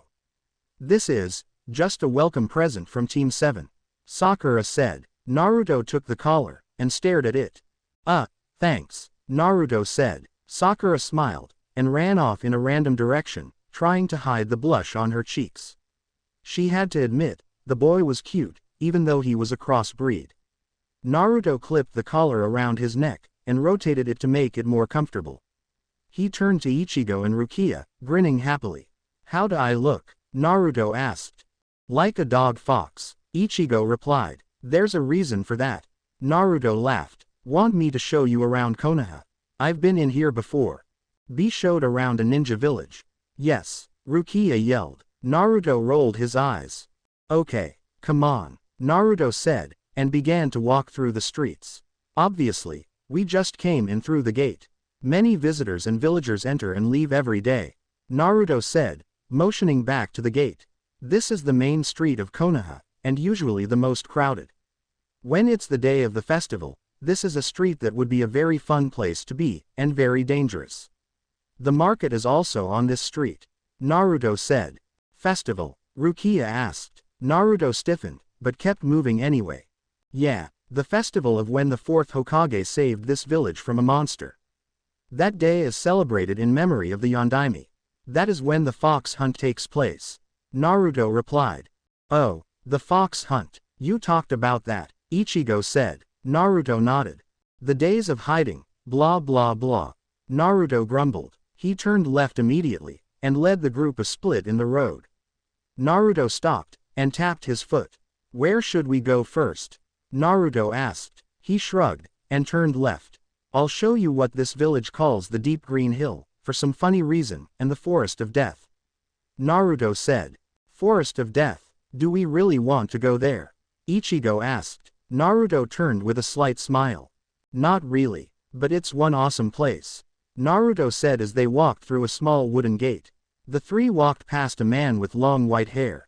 Naruto, what's in the Forest of Death? Rukia asked.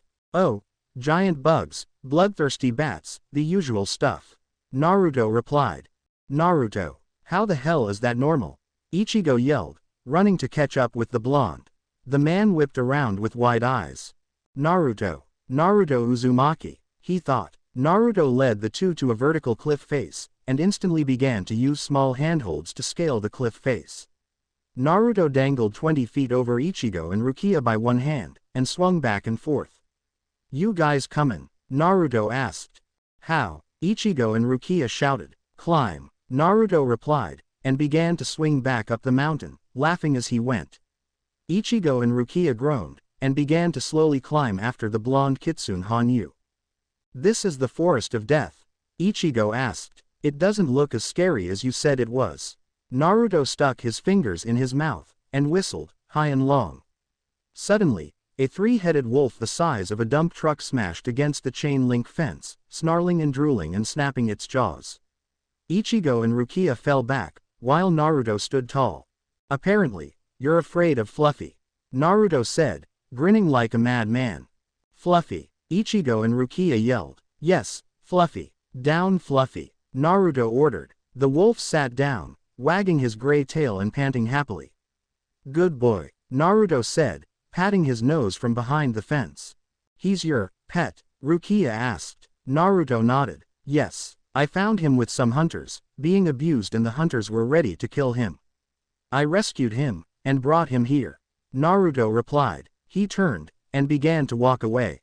"Come, I have much to show you. And this is the training grounds," Naruto said, motioning to the large line of training fields. "Wow," Ichigo whispered, staring at the scarred trees and ground from years of training ninjas. "So, ninjas really train here?" Rukia asked. Naruto nodded. He led them to a huge memorial stone. "And this is the memorial. It was made 15 years ago to commemorate the ninjas that died in the monster attack," Naruto said. "What was the monster that attacked, exactly?" Ichigo asked. Naruto pretended that he didn't hear the question. "Come on, there is an amazing view that I need to show you," Naruto said, and led the two up a large mountain path. Suddenly, they came to a huge cliff. Out over the cliff's edge was the entire village of Konoha and the setting sun. "This is amazing," Rukia breathed. Naruto smiled. "Yeah, I used to always come up here with Saya-chan," Naruto replied. Saya-chan? Rukia asked. "Did you already forget? Saya was the fox that raised him," Ichigo whispered. Naruto sat down on the ground. "We would always come out here, sometimes with the other foxes, and just sit here, listening to the village and their activities," Naruto replied. "What kind of activities did you hear?" Ichigo asked. Naruto stared at Ichigo with wide eyes.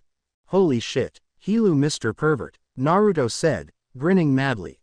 That's not what I meant," Ichigo stuttered. "I know, I'm just messing with you," Naruto replied. Ichigo crossed his arms, and scowled at the blonde. "What mountain are we on again?" Rukia asked. "Did you guys see the Hokage monument, on the cliff face?" Naruto asked. "No," they replied in unison. "Well, on the cliff face, are the faces of the 4 past Hokages of Konoha, carved by the workers of the village," Naruto said. "And that's the mountain we're standing on."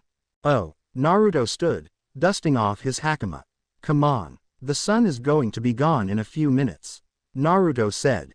As the group of 3 walked through Konoha, horrible and mean glances were sent Naruto's way.